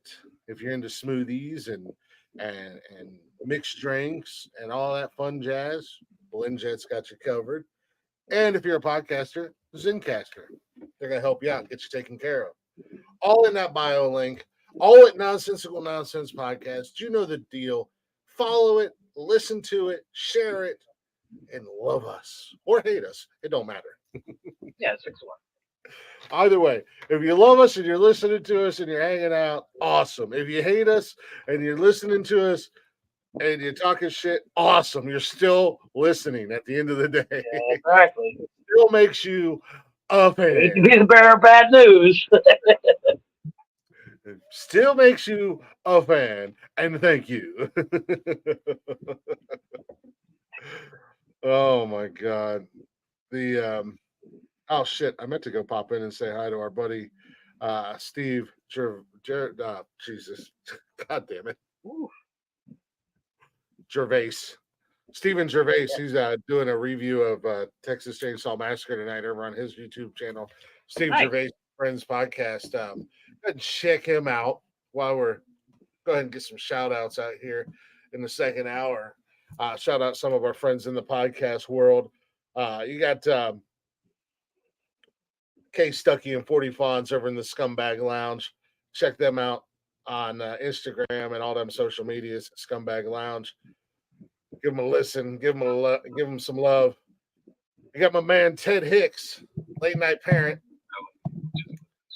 doing his thing. Go ahead and check them out. Mr. B, man, if you're into boxing, UFC, whatever, the man knows everything. And the most impressive thing about Mr. B, pronounces these fucking names. Some of these fighters. Right? I don't know how the hell he does that. The man's a true fan of the fight game. You can check out Mr. B on YouTube. Check him out Wednesdays. He's usually live Wednesdays, like right around 4 p.m. You got my man Sunday Night Smoke, who does his thing every Sunday. Sunday Night Smoke. Sunday Night Smoke podcast. Sundays at 7 p.m. on YouTube. Go show those guys some love. Oh, you guys may or may not have seen The Prince of Chaos is live right now on TikTok. that motherfucker. Yeah, this motherfucker. I just Go in there and tell him to bring his goofy ass. like, what the fuck, dude? You should be over here. Yeah, if you've seen the show live and you've seen the comments on YouTube and Twitch, you know Leggy Lady, Helen. She's got her mixtape music show that she does. Check her out. Show her some love. I feel like I'm missing somebody. Oh, I am missing somebody. I saved the best for fucking last.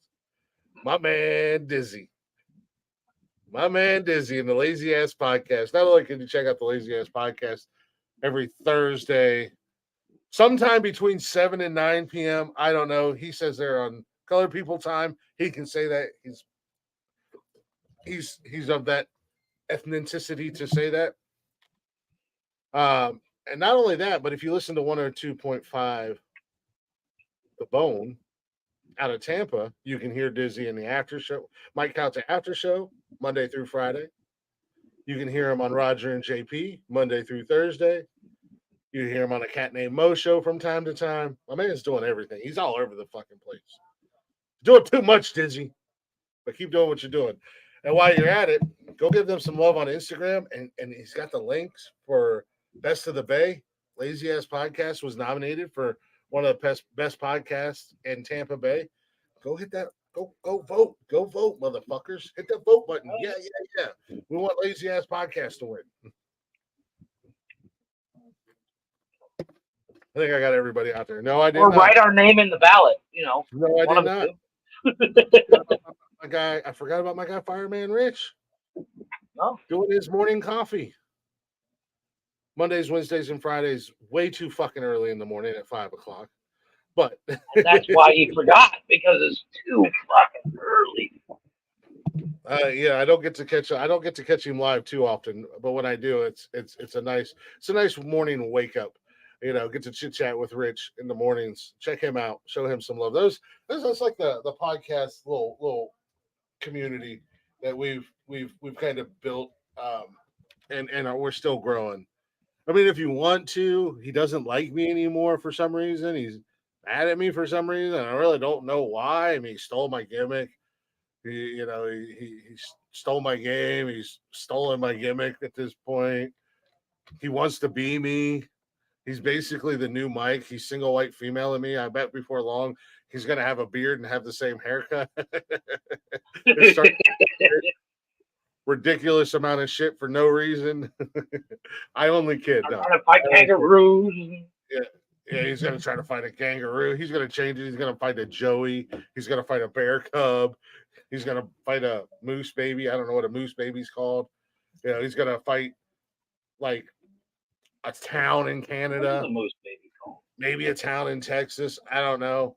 No, I kid. I do it out of love. I really don't know why he's mad at me, but he is mad at me, I think. My guy, Random Rick. You can check him out right here on YouTube. Random Rick Reviews. A baby moose is called a cat, by the way. What's that? A baby moose is called a cat. A cat? Like meow? Calf. As in like a baby cow? Oh, a calf. Yes. C-A-L-F. I just looked it up. I just looked because I was like, what does a baby moose call? Yeah, you got that bag in your mouth. I couldn't understand. And I'm not talking about the homosexuals. I'm talking about the cigarette hanging out of his mouth because I'm cultured, unlike you savages. And in the UK, that's what they call cigarettes. Yeah. Speaking of being cultured, Jeffrey. Yeah. I got some news for you. Ooh, I love news. You're going to be moving to France here before long, and I got a couple stories out of France that I would like. One is a warning. Don't do this if you're in France when you move there. And the other one is a cautionary tale while you're in France. It wasn't me. No, be wary and be careful because this could happen to you. First, this happened about a week or two back, or a couple weeks back. But you know the Tour de France, the bike race. Yeah. You know, Lance Armstrong, One Nut McGee, steroids, all that stuff. Yeah. Well,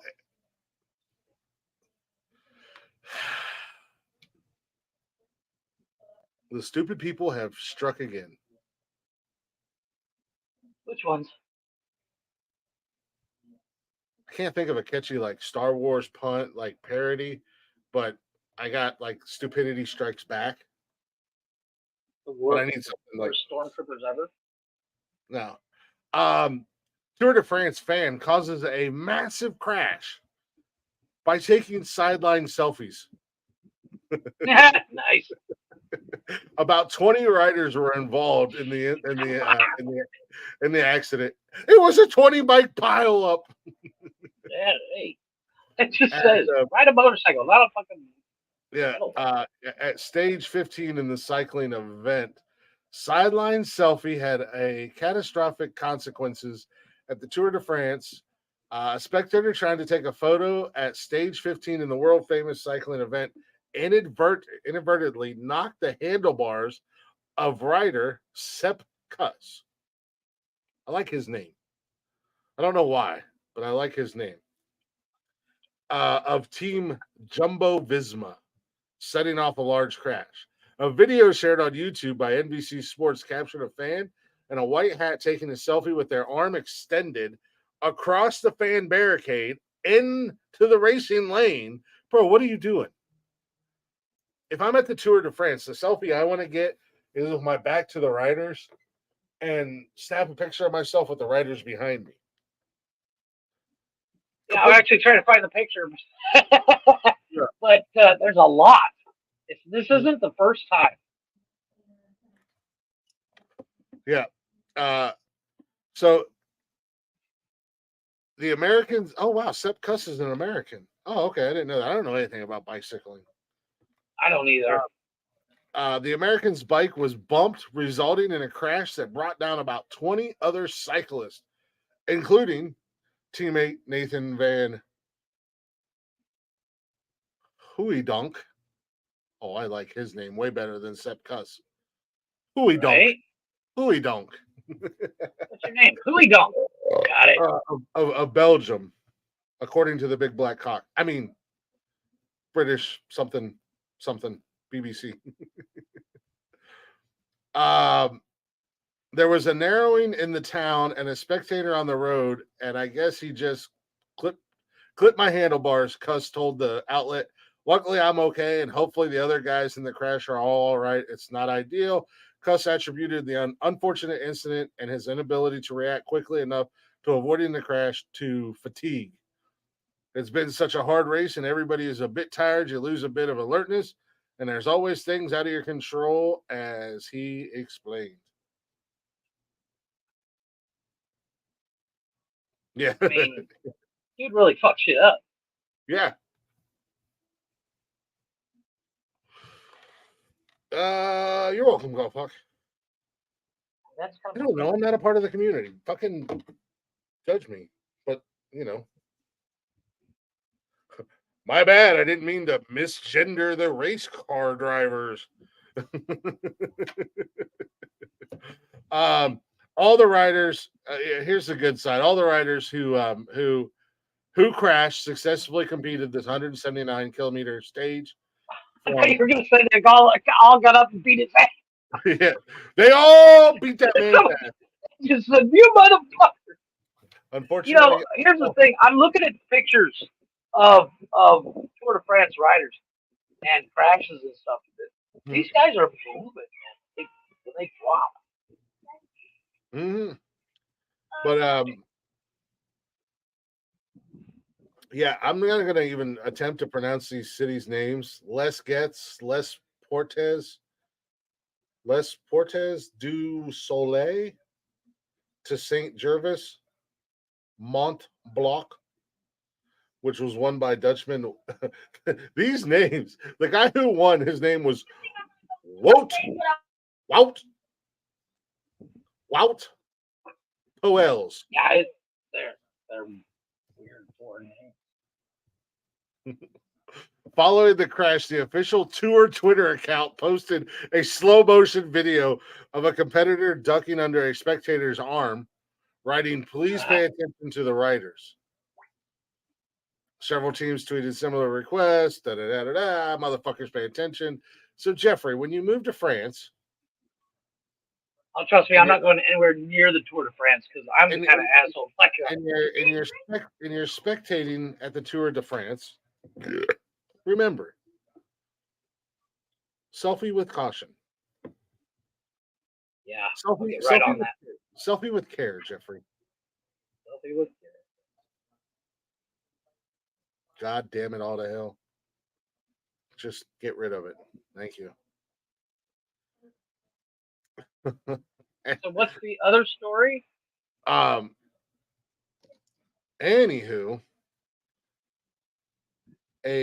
Jesus Christ. Fucking pop-up ads, man. They're busting my balls. Oh, they kill you.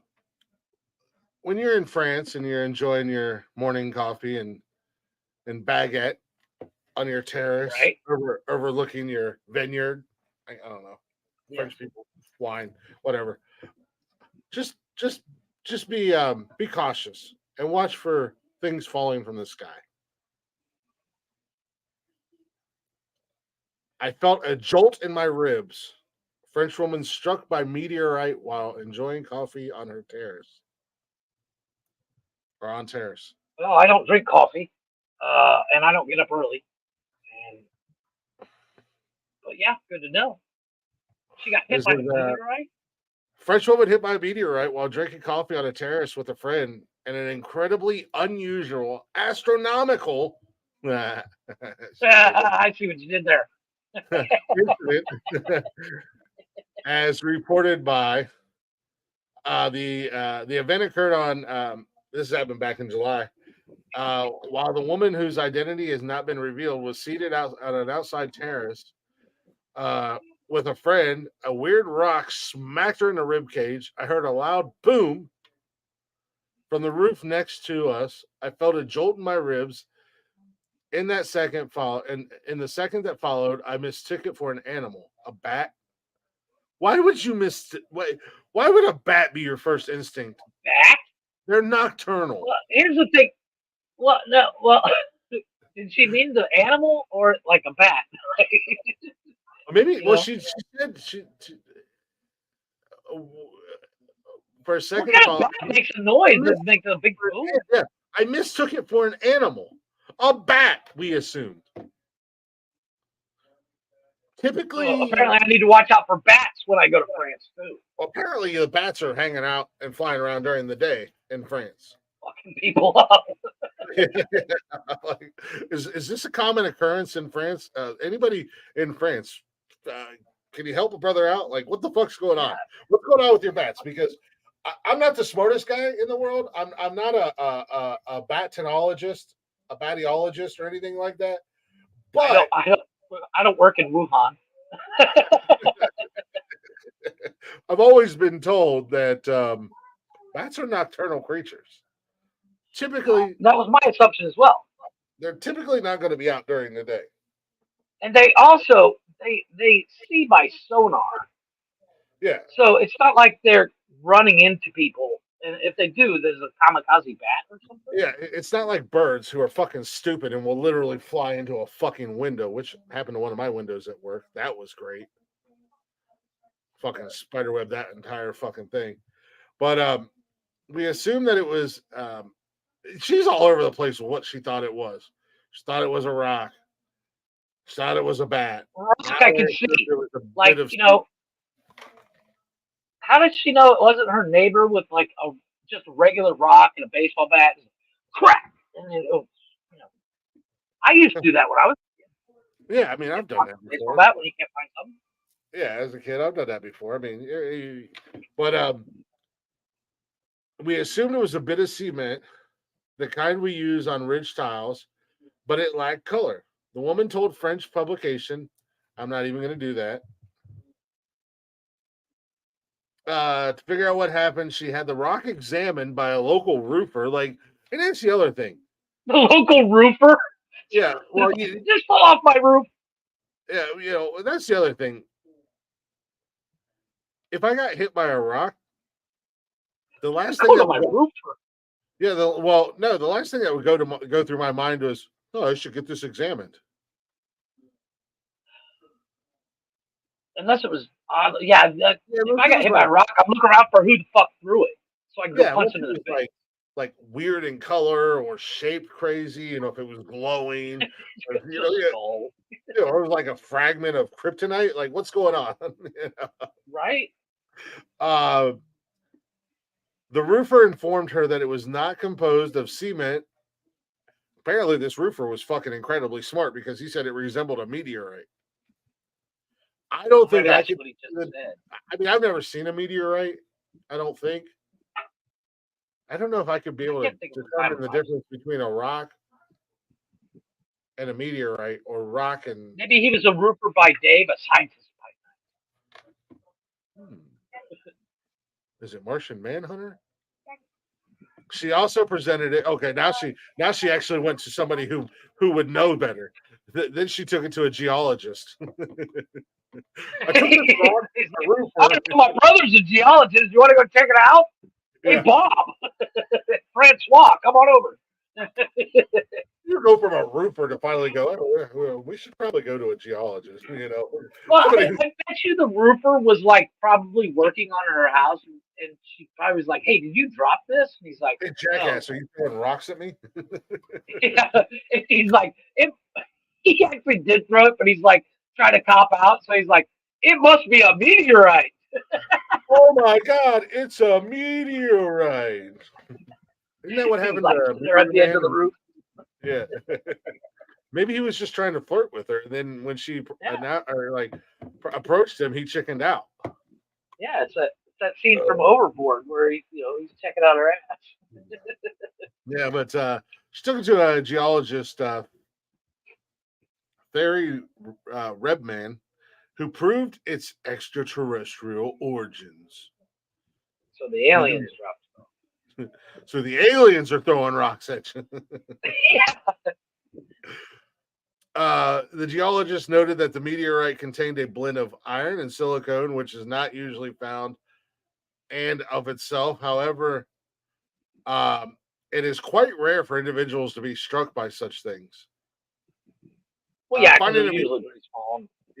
finding a meteor is unusual enough, but being in direct contact with one or having it fall on you is astronomically rare.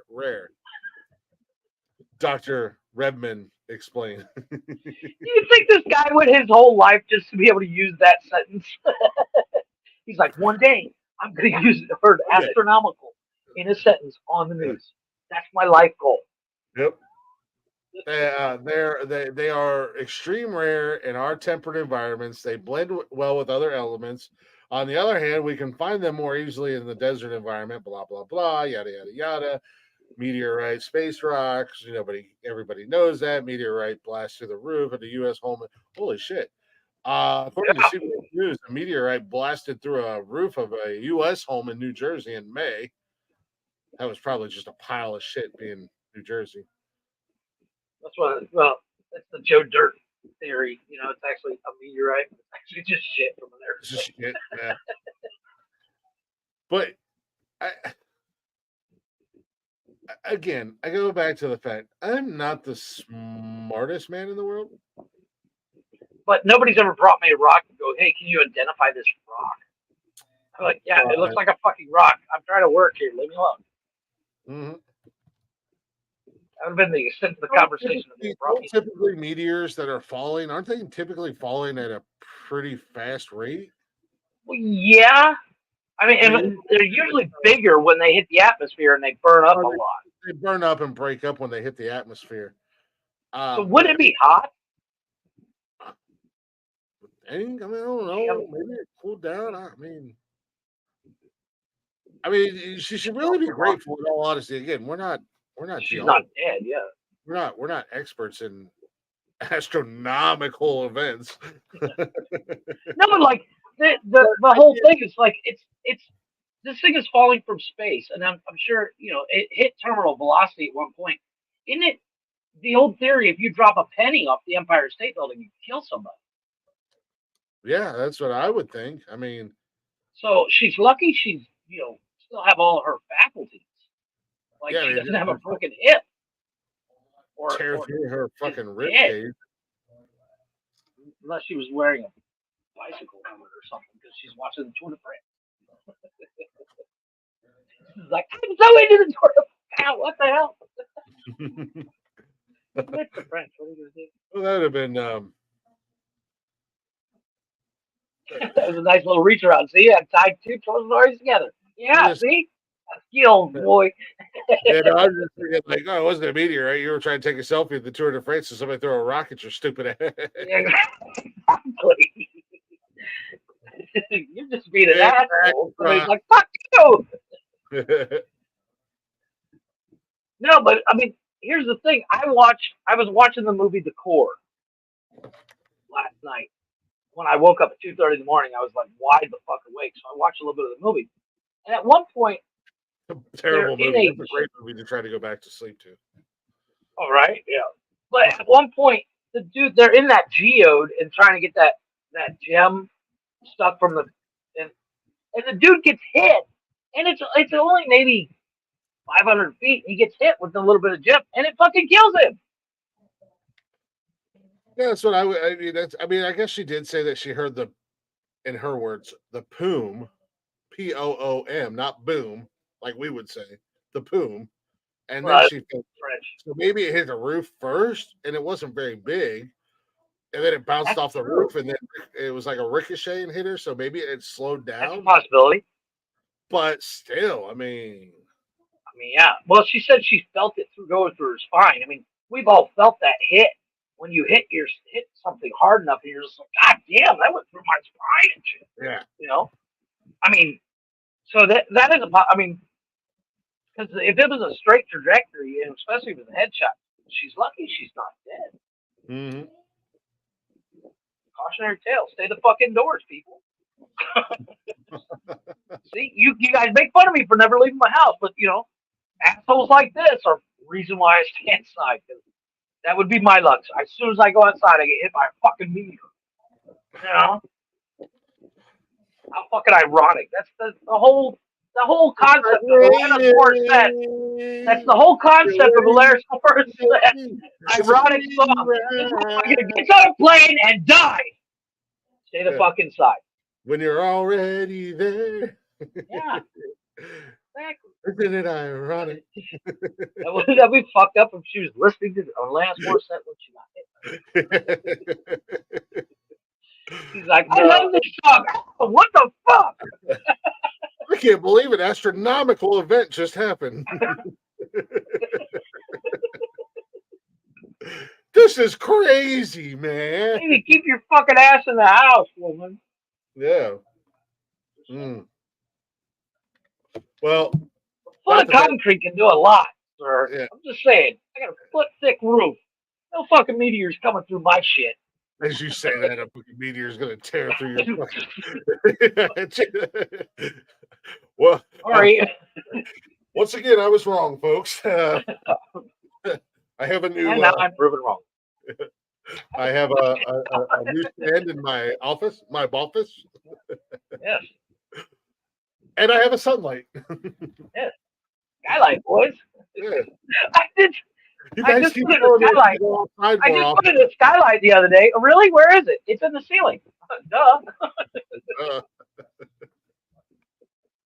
Fucking. I was watching last night. Kevin and I were watching Home Improvement. Mm. We're watching old episodes, and it's the episode where Heidi, the tool girl Heidi, gives birth. Tim has to deliver the baby. Yeah. And the guy at the gas station is like, Tim goes to use the bathroom earlier on the episode. He's like, it's out of order. And then when Heidi shows up, she's like, I need to go to the bathroom. He's like, Tim says the bathroom's out of order. The guy's like, not the ladies' room. He's like, we just redid it nice. It's got a skylight. She's like, where is it? He's like, it's in the ceiling. That joke was just there.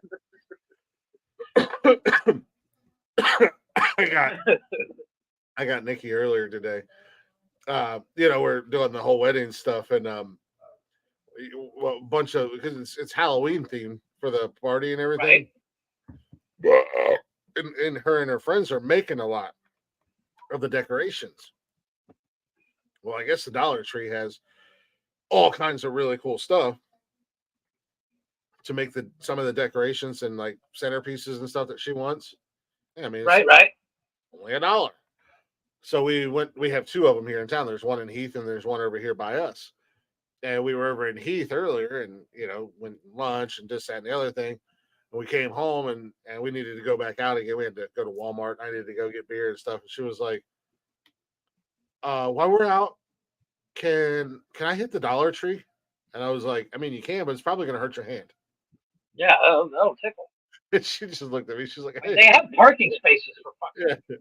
She just looked at me and laughed. She said, I hate you so much. Like, I'm like, I know it's a dumb joke, but but in your 40s, if you don't take those jokes, You're just letting the best things in life pass you by. That's the way I see it. I couldn't help myself. Yeah, it's a dad thing. If we had never had kids, those jokes wouldn't even pop under our head. Mm-hmm. I think that's what it is. I I couldn't have a news story, Chris. I have a headline for you, and I Oh, actually have the picture. So go ahead give and me read one this second. out, sir. Give me 1 second. You can put it Okay, up well, for you to see. yeah, I'll put it up here when you get back because I want you to read it out because I've read it out 3 times and it sounds weird when I read it. But this man, and we'll get to the story in a second, but I want to give you this man is not my new hero. I don't know his name, but I want to meet him and shake his hand. That's how much of a hero to me he is. For all meat eaters Okay, out so there. I found the defect in the defect in this chair, Jeffrey. Getting up is hard. Well, no. Every time I get up, Oh, it automatically jumps up. hello everyone, Tony D. Oh, what's going on, Mama T? Hey, Mama T. How you doing? So No, every time I get out of it, it automatically raises itself back up. okay. Well, here's my new hero. Go ahead and read this out for us. A man dual. Oh, I've seen this headline. I've seen this. A man dual wielding raw steak slaps diner in the face at a vegan restaurant, yelling, "If you don't eat meat, you can't have any pudding." I mean, Good. I see this. this man deserves a statue. Yeah, I actually had this story saved. I don't know if it's real or not. If either way, I don't either. But I can just see you or me smacking a vegan with a big slab of meat going, if you can't eat your meat, you don't get any pudding. And then just walking out like we own the joint. Well, Because that's hilarious. If it's true, it's one of those you could if Man's you a legend. you have to be able to take it because how many times, and I know Pierce Morgan, and take him, love him or hate him, I sometimes I really he's the fucking savage, dude. She's like, Pierce Morgan, I'm a vegan. He orders a fucking Big Mac off screen. I was so proud of him. I was like, you know what? If that man wants some U.S. citizenship tomorrow, he could have mine. Yeah. I mean, Pierce Morgan fucking A. is such an arrogant, fucking condescending prick, but I love him because he's smart. He knows what he's doing. He really wrecks these people in their train of thought, and he cannot stand the vegans. And he's always having vegan on this guest. And there was a one vegan where they were talking about in the UK over there where he's from. They were running in and they were disrupting diners at restaurants. They were making a mess. They were causing a scene, everything else. And he had this vegan on there and he was talking about them. And his big thing is, well, do you like avocados? Well, yeah. Well, you're killing hundreds of thousands of bees to eat your avocados, whatever. And, not to mention the pollution that it takes to get it from wherever it's grown to getting it to your fucking table. Yeah. You're causing more damage than if you just fucking ate a cow. In the middle of their debate, the producer walks on screen with a fucking plate that's got a big steak on it. Yeah. And Piers just starts cutting into it. He's like, excuse me, I haven't eaten my lunch yet. And I'm just like, this motherfucker, holy shit. Right. I mean, that's if that story is true about that man, that you know what? That's a taste of your own medicine to the vegans, the crazy vegans, not all vegans, but the ones who are out there protesting and causing a scene and ruining people's meals. And I don't know if you saw this the other day, but in Australia, this activist, and she's actually very attractive. She seems very smart. She's that an man activist, is a national vegan treasure. activist. She went into a restaurant. I can't remember the name of the restaurant. It really bothers me that I can't. But it looks like a really nice joint. And it's a steakhouse. The owner is also head chef, comes out and shoves her out the door to the point where patrons of the restaurant are literally shoving this bitch out the door. Mm-hmm. And basically, one of the ladies, one of the patrons was this lady. She was like, "Get the fuck out of here!" Blah blah blah. And this activist thought she was really badass and pushed this woman where she meant to push, but she actually hit her in the face, and it looked like an overhand slap. Turns out this woman was the chief of police and arrested her ass on the spot. Nice. And I was like, you know what? That's a fuck around and find out moment if there ever Yeah. was one. Mhm. Because, you know, this chief of police, she was a lieutenant, or I'm not sure what her rank is, but she was a cop. And on her day off with her husband or boyfriend or whatever the case may be, and she's like, well, these people, I mean, there was like 6 or 7 of them came in, standing out there screaming and hollering inside the restaurant. And it's like, you know, you do stupid shit. You play stupid games, you're gonna win stupid prizes. That goes on both sides of the fence. If you play stupid games, you're gonna win stupid prizes. You know, no, that kind of makes me want to go buy like a couple big ass fucking T-bones and find a vegan we'll call it a pep rally. It just runs in the crowd, double fisted T-bones. If you sausage, Jimmy, you can't have any pudding. No, but there's a scene. Now I know you haven't watched a whole lot of Yellowstone, even though you agree it's an excellent show. There's a scene where the girl from Coyote Ugly, she plays a character at one point, and she's a vegan activist, and they're getting arrested, and Kevin Costner goes up to her, and he's like, "So you're a vegan?" She's like, "Yeah, killing animals is wrong." He's like, "So what do you eat?" She's like, "I eat meat and grain." He says, "Okay, so at what point does the animal have to be cute for you to be caring about it? Because you're eating grains and stuff like that, but in order for those grains to be grown, you have to kill everything in that fucking field: snakes, mice, you name it, shrews. So at what point does an animal have to be cute enough for you to get upset that you're killing it? You can't grow any food without killing something. Period. End of story. I don't care what you're growing. Yeah, Whether exactly. you know if you're only going to eat avocados, okay, hey, good for you. But you're still killing bees. You know, it's like these people that drive Priuses that think they're better than everybody else, or people that drive Teslas like I'm saving the planet. Yeah, but in order to create that, you could have bought a Honda and driven it for the next 30 years and not polluted as much as that Tesla did. Mm-hmm. Just getting made. I fondly refer to it as the dark side of green, because at the end of the day, even going green, you're gonna fuck up something. There is no happy medium.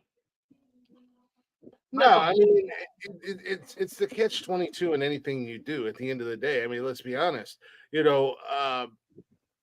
Every time you turn around, you see a news article. Oh, we should be eating more eggs because it's good for our cholesterol or whatever. And they find out eggs are bad for you. Well, and then 2 weeks later, there's a new article that comes out and says you shouldn't eat as many eggs as you think because it's bad for your heart. Those are not factual statements, ladies and gentlemen. Before you get to all terrible example. Just throw it out. We have to add the caveat because apparently we have viewers that have special needs that don't like the show but still listen all the time. What we say out of context. Yeah. No, but no matter what you do, just throwing an example out there. It was rhetorical. Here's the thing, Chris. Yes, I eat meat. Yes, I prefer a gas-powered vehicle and all that stuff, but I'm probably greener than most people that drive Teslas because I walk everywhere. Well, that's more because you have to. If you had a car, you would drive everywhere. Oh, 100%. Yeah, 100%. You're not doing it. As of right now, I'm greener than they are, so fuck it. I mean, I'm an omnivore, man. I eat meat. I eat everything. But here's the thing. Here's the thing that kills me about meat. Here's the thing that kills me about vegans or vegetarians or whatever. Y'all won't kill a cow and eat a cow, but you'll buy a steak made in a lab full of chemicals. Right? That Impossible meat, That Impossible Burger. that was made in a lab with chemicals and all kinds of. And these are the same people like, let's trust our government. No, I don't trust Chris, and I've known him for 25 years. Well, true story. I mean, Chris is like, Jeff, try this Impossible Burger. No, I'm good, dude. I'm going to kill this cow and eat it. Yeah, no, exactly. I mean, I hope you people have enjoyed your time on Earth, because you're going to be the goofy sons of bitches at the aliens now that we all know You're they're the lab rat. Let's be honest. If you're They're trying this new man-made meat, and if meat is so bad, then why are you getting something that tastes like meat? You miss it. Soylent Green is human meat. Fuck that. Yeah. How do you know it's not fucking human? Yeah. Ground up. It's impossible. It's impossible to make it on your own. All them aborted fetuses that you aborted because my body, my choice. That's how they think you're impossible. You goofy bastards. How you like the baby? I'll take my baby medium rare, please. I was thinking. I was watching clips today of Family Guy, or not Family Guy. It was was it Hank Hill? What did you speaking of Hank Hill? Did you hear the guy? Bobby. Was that the guy that voiced Dale Gribble passed away? Yeah, I heard that. I didn't see that. But they were talking. It was a clip where he's like, Bobby, we do our steaks medium rare at most. And like, what if somebody wants it darker than that? We ask them politely to leave. And I was like, yeah, I'm sorry, but at the end of the day, fucker ain't moving. I'm not eating. So basically, Tony's not invited to the cookout. Exactly. Sorry, Tony, you can't come. Tony wants burnt and ketchup. Can I get a side of ketchup? No.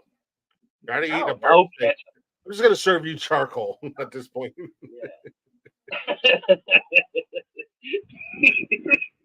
Ask them politely to leave. I was like, yes, I need to do that the next time I decide to grill. Can I get mine raw or extra burnt? Yeah, you can fucking leave. when we buy a house, we're gonna have a housewarming party, have like a housewarming cookout. Right. I'm gonna hire security to escort people out that want their steak cooked extra. You got two options with your steak: rare or medium rare. I'll give you medium. Medium is the same thing, but I'll give you. Well, medium rare is different from medium.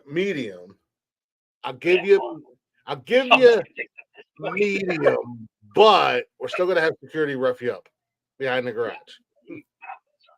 It's just gonna be Cass and Kevin beating them up. You gotta get your ass kicked by the kids. Yeah, sorry, yeah. You asked for anything more than medium. I'm sorry. We're giving boy. We're Negan style bats. You know the ball bats with the bar. No, I'm sorry, but when it comes down to it, and okay, here's my other question. When it comes to you're ordering a steak, you eat the gristle and fat, Chris? Yeah. Fuck yeah, that's the best part. Eat it all, man. Oh no, I'll suck the marrow out the bone, man. Ooh. Yeah, I actually, a friend of mine's wife. This woman, I've seen her eat chicken bones. Like she just, and I'm like, dang, dude, you don't have to eat the bone. That's the best part. But really, that's much. That's a lot. Like she's biting it off like a carrot. Yeah, I don't like I don't like a lot of bone in stuff. I love the marrow. No, the gristle and fat, I love it. Yeah, no, I'll eat that. Like the smaller pieces. If there's like a huge fucking chunk of fat or gristle, I don't eat that. But like you get those edge pieces. You know what I'm talking about? Have drinks. Yeah, I'm definitely eating those. But usually Oh, I hell have yeah. meat. Like I have part of the steak on. And if I'm going to put anything on the steak, it's going to be A1 at the most. Mm-hmm. However, I saw the other day on TikTok this cowboy butter. That shit looks dope. Yeah. It looks like a lot of work to make. And I was like, I'll go without. Mm-hmm. Pre-made, okay. If they don't do me in a jar, I might try it. But make Yeah, it? exactly. That sounds like a lot. Nah, like I said, I couldn't do the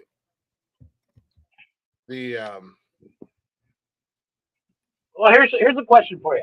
impossible the plant-based, like plant-based meats and stuff like that. It's just weird to me. Right. I mean, if I wanted a salad, I'll go to the fucking salad bar. Yeah. But here's my question for you. Little scenario. I'm gonna give you two options. What would you do? Go vegan for a year for $1 billion, or continue on as normal. Wait, go vegan for a year for $1 billion. Go vegan for a year, but at the end of the year you get $1 billion, Tax-free. tax free. Okay. Could you do it? I A year's a long time when you think about it. Yeah, I mean, I could do it, but it would be the longest year of my life. Yeah, in all honesty, that would be an easy thing to do. Now, granted, as soon as day 366 hits, I'm going to I'm buying a McDonald's. Yeah, I'm going to a fucking ranch and just with a blowtorch and start eating. A blowtorch and a pocket knife. Yeah. I'll go to an Angus farm or a Texas Longhorn farm or something like that with a blowtorch and my rainbow knife. Farmer's gonna come out and be like, $100,000, shut up. I'm buying this cow, motherfucker. I'm gonna eat the whole thing. Leave Get me your be. camera out. You're gonna want to see this. I don't know if I can do it. I think I could. I mean, I don't mind a salad. I love a good salad. Oh, I love salad, and I love veggies and fruits and stuff like that. The problem is, and I don't think people understand this that aren't vegan. I've had a few vegan friends and stuff like that. The problem is when you go vegan, you have to start taking all these supplemental vitamins and shit like that, because what you don't understand is, the benefits of eating meat and things that our body needs. So now you go from, and it's expensive. It's like when you start to try to eat healthy, or you go to GNC because you want to have protein shakes for going to the gym, or you want to have the good the healthy snacks and this, that, and the other thing. It's expensive as fuck. Agreed. And it's the same thing with going vegan, because then you have to buy all kinds, and I know that they're saying, like, with this in plant-based meats and like the Impossible burgers and stuff like that, they're adding all these chemicals and additives for you to have something that tastes like a steak, because you won't just eat a fucking steak. I mean, more power to you if that's your beliefs and that's how you feel. I'm not telling you not to be a vegan, but it sounds like you're putting yourself through a whole hell of a lot. Like, why make life more complicated? Yeah, life exactly. is shit in the first place. Let's be honest. 90% like, of day-to-day life is like, oh, Yeah. You know, so I why make it harder on yourself? I couldn't afford to be vegan. We can go freaking vegan. Let Hmm. those assholes that climb into dumpsters and eat what's left. I couldn't do that. Those are called homeless people, Jeff. No. It's a fucking thing, dude. What is it called? It's freaking vegan. Freaking vegan.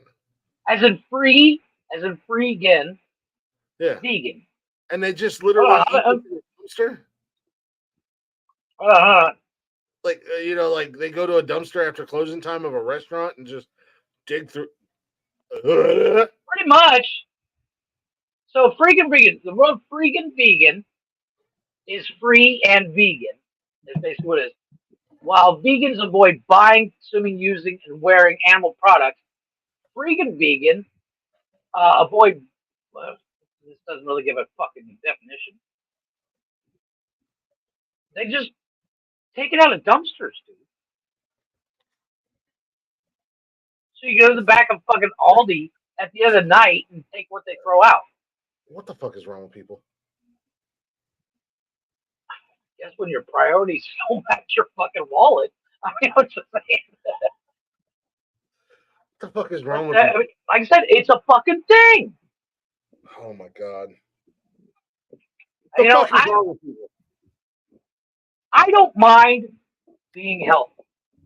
You know, my wife's constantly, you shouldn't eat McDonald's. You should, fucking go to the gym and blah, blah, blah. Shut up, Chris. But I see you don't mind.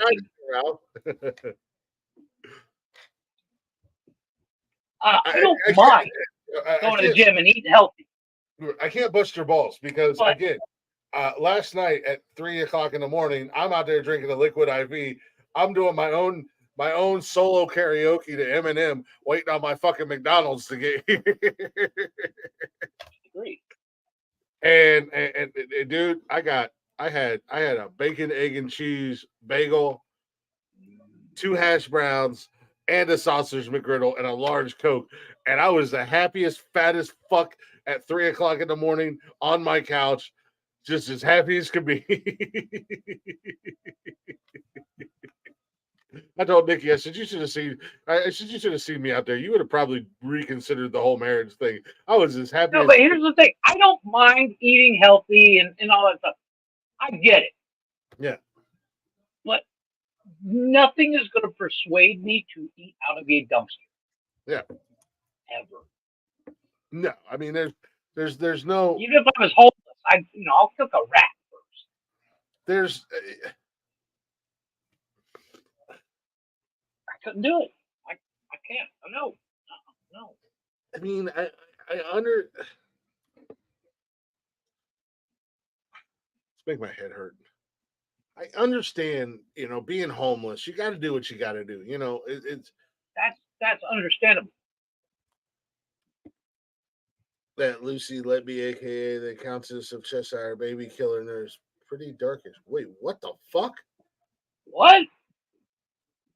Oh, hold on a second. I'm gonna. I gotta look this up. I'm gonna look it up right now. Fucking A. I was gonna say I was gonna get a little dark in the third hour. Well, not dark, but a little deep in the third hour.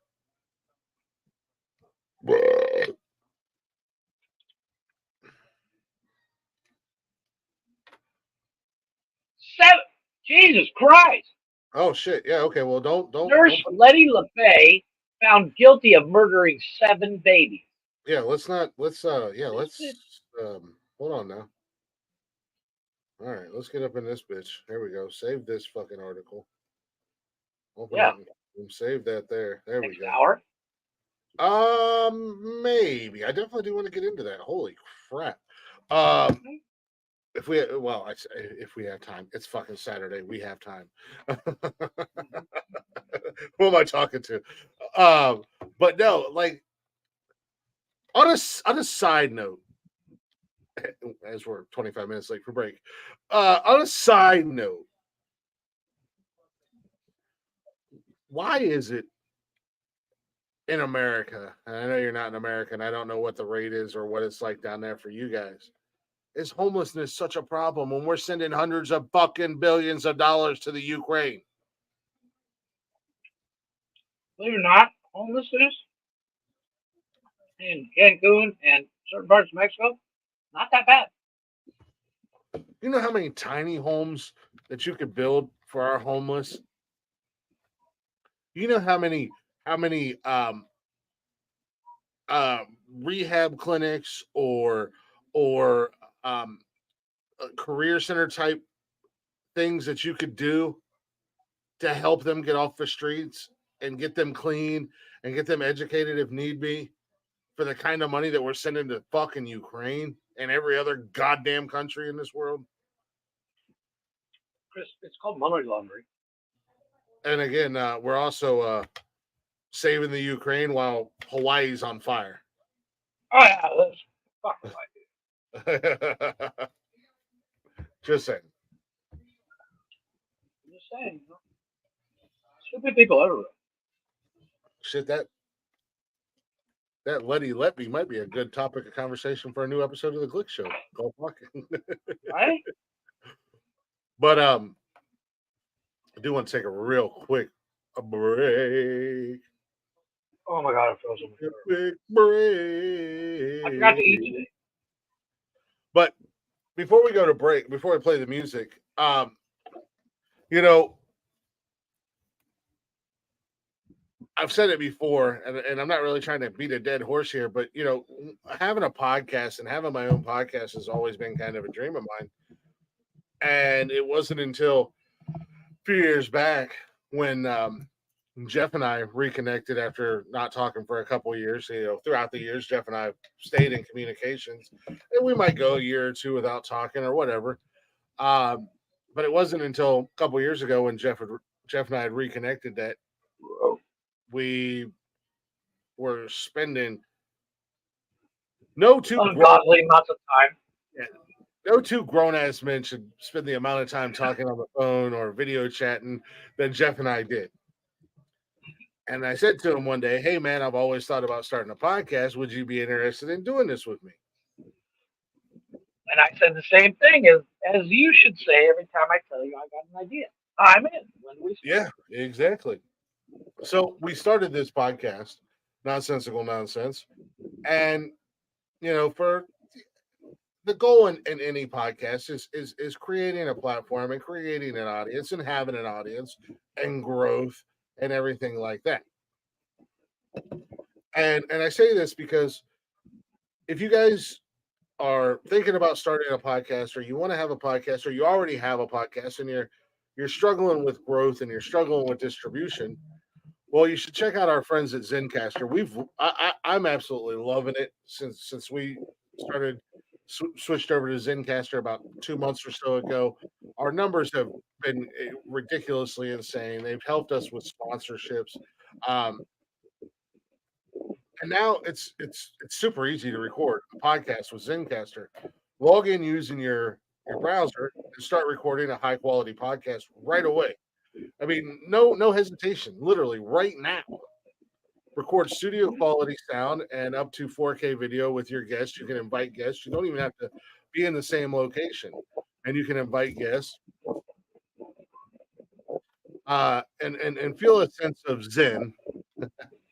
Knowing Zencastr's multi-layered backups ensure you always have your recording and the highest quality, even if the connection is unstable. As you know, we've had some technical difficulties in the past on this show.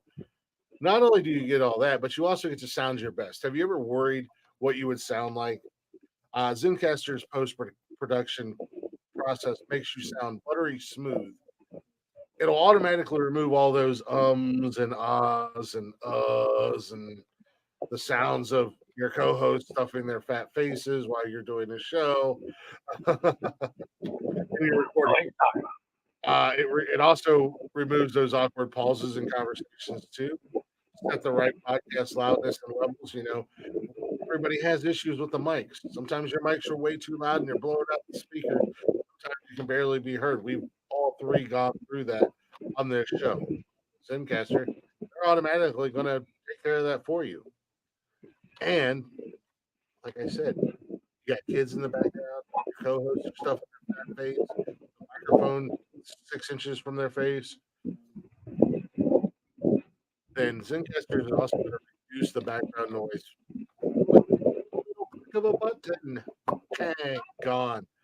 And at the end of the day, it's all in one location. If you thought about podcasts before and realized that you need a lot of different tools and services, well, those days are over, my friends. With Zencastr's all-in-one podcasting platform, you can create your podcast all in one place and distribute it to Spotify, Apple, and other major destinations, just like we do. Nonsensical Nonsense. And you're probably wondering, Click, how do I do such a thing? It's easy. Oh, wait, there's more. Yeah. Go to Zencastr.com. Log in, create an account, set up your podcast. When you set up your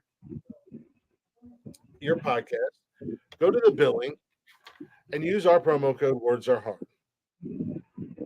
And you're going to get 30% off your first month of any Zencastr paid plan. I want you guys to have the same easy experience and have the opportunity to grow like we are over here and not have no worries. It's time, ladies and gentlemen. To share your story with Zencastr. What are you waiting for? Yeah. Start your podcast today. Right now. And get that 30% off. Well, not right now. Finish our show, then start yours. Watch our show. Follow us on social media. It's that easy. Zencastr.com, ladies and gentlemen. They'll get you all taken care of. Oh, let's go with a little bit of.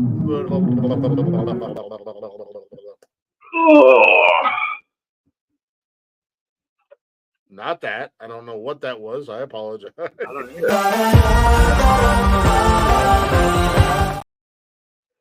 I do like that song. I'm having some issues here. We are. Yeah, fuck it. Let's do this one. Frog Leap Studios, our guy Leo. He's holding out for a hero. Don't worry, Leo. I'm your knight in shining armor, and I'm on my way. Go ahead and check them out. Frog Leap Studios on YouTube. Show our guys Leo some love and enjoy. We'll be back in a few minutes. Frog Leap Studios.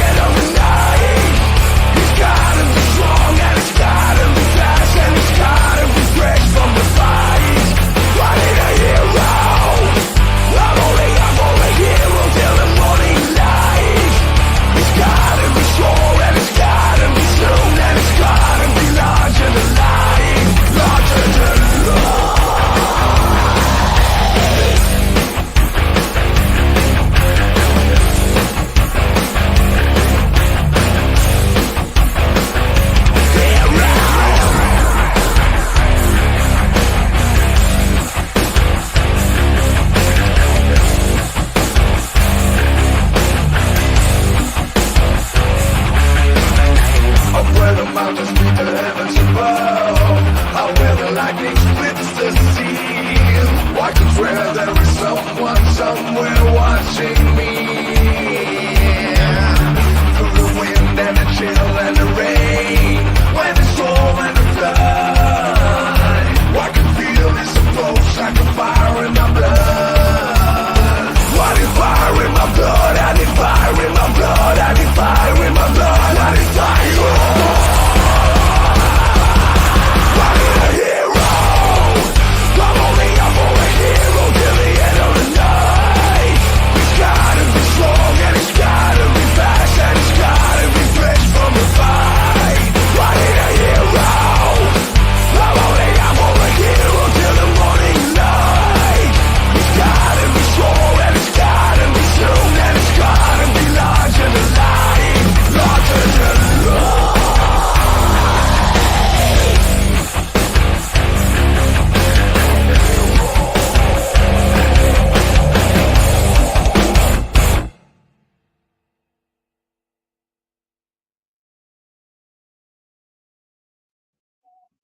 Good song. I need a hero. I love that. I love that fucking song. I don't care. That's gonna always be like one of my favorite songs. Just in, Any version. Any Yeah. version. Yeah, Whether it be Leo's or the original. yeah, just in general, it's such a great song. I mean, not to mention the fact it's literally from one of my favorite movies. So, Yes. Footloose. It's an American classic, man. Footloose, buddy. Good song. But anywho, welcome back to Nonsensical Nonsense. Oh yes, that's a Jeffrey over there. I mean, over there. Jeffrey. I'm good. Russia. Who has two thumbs and don't give a fuck? This guy right here. Right here. Hi, I'm Bob Kelso. We met. I think I need to start rewatching that show again. It's been a Right? minute. You know, that show's so But welcome back to the show. If you're not already, go ahead and check us out on all them social medias, Facebook, Instagram, Twitter, and TikTok.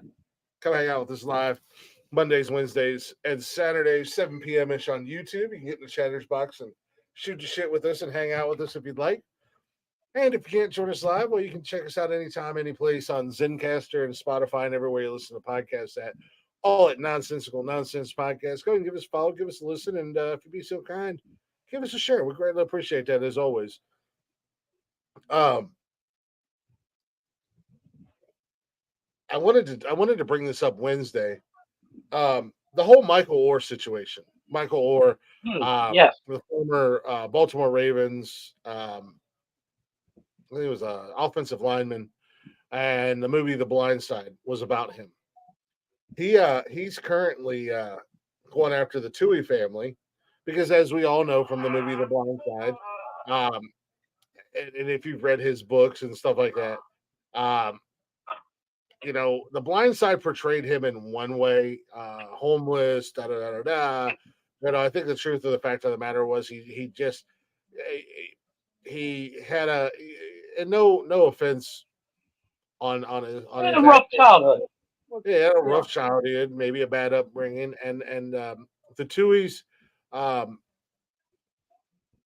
of gave him an opportunity. The way the movie portrays it, you know, he didn't know anything about football, this, that, and the other thing, and he was just a monster. He's an absolute mountain of a man. He's a black man, and the Tuohys are a rich white family from down south, and they kind of took him in and everything like that, and whatnot. And he got to play for a good high school and went on to play for Ole Miss. Got drafted by the Baltimore Ravens. I believe he got a Super Bowl ring with the Ravens. Well, now he's come out and he's going after the Toohey family because, you know, they basically said that they were going to adopt him. And he feels like he was tricked into a conservatory. Just like the whole Britney Spears thing. Yeah, he was. Yeah, well, that's exactly what happened to Britney Spears. You know, her dad had complete control over everything, and now, you know, now he's 37 years old. he said basically the movie was a lie. The family made money off the movie. He didn't make any money off the movie. They didn't adopt him like they said, and he was. So Well, it he was says 18 when they were supposedly adopting him. You can't really yeah. adopt somebody after 18. The article I have here says Michael Orrs, whose life was depicted in the 2009 film, says in a lawsuit that he was never fully adopted by the family, and they took him in and was swindled into signing away his decision-making powers at 18 years old. The former NFL player Michael Orr, whose journey out of poverty and into football stardom was dramatized in the 2009 movie The Blind Side, asked a Tennessee court on Monday to formally end his legal relationship with the family who took him in, claiming that he had never actually been adopted and he had been tricked into signing away his decision-making powers so the family could make millions of dollars off of his life story.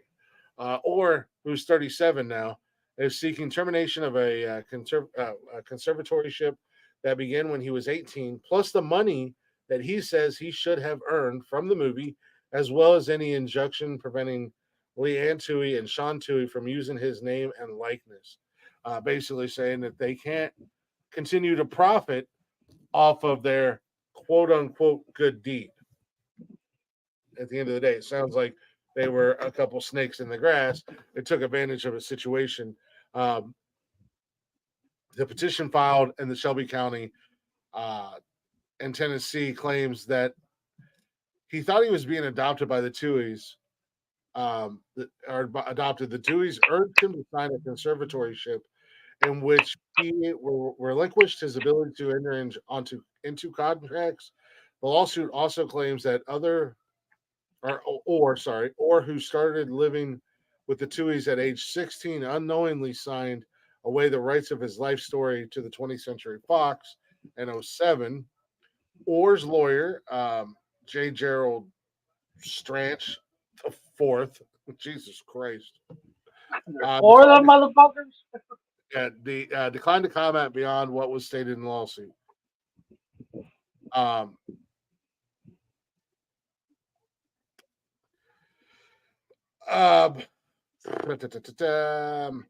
For The Blind Side, the hit film that starred Sandra Bullock as Leanne Toohey, Tim McGraw as Sean Toohey, and Quentin Aaron as Orr, the Tuohys negotiated a contract of $225,000 plus 2.5% of future defined net proceeds for themselves and their biological children, the lawsuit said. So Michael Orr didn't get any money. Orr said he received nothing, while the movie generated more than $300 million worldwide revenue. The Toohey family, obviously, they didn't come out right away. Sean Toohey went on to say that the conservatorship had been intended to allow Orr to play at the University of Mississippi, which he and his wife attended. Sean Toohey Jr., the son of Leanne and Sean, said in an interview with Barstool Sports on Monday that he made 60, 70 grand over the course of the last 4 or 5 years from the movie. I mean, that's not chump change. Yeah.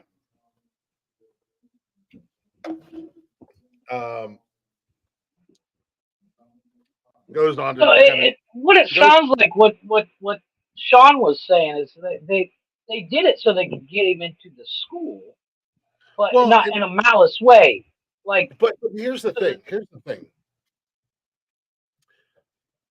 As an 18-year-old kid, I don't know. I didn't go to college. Anybody who went to college, let me know.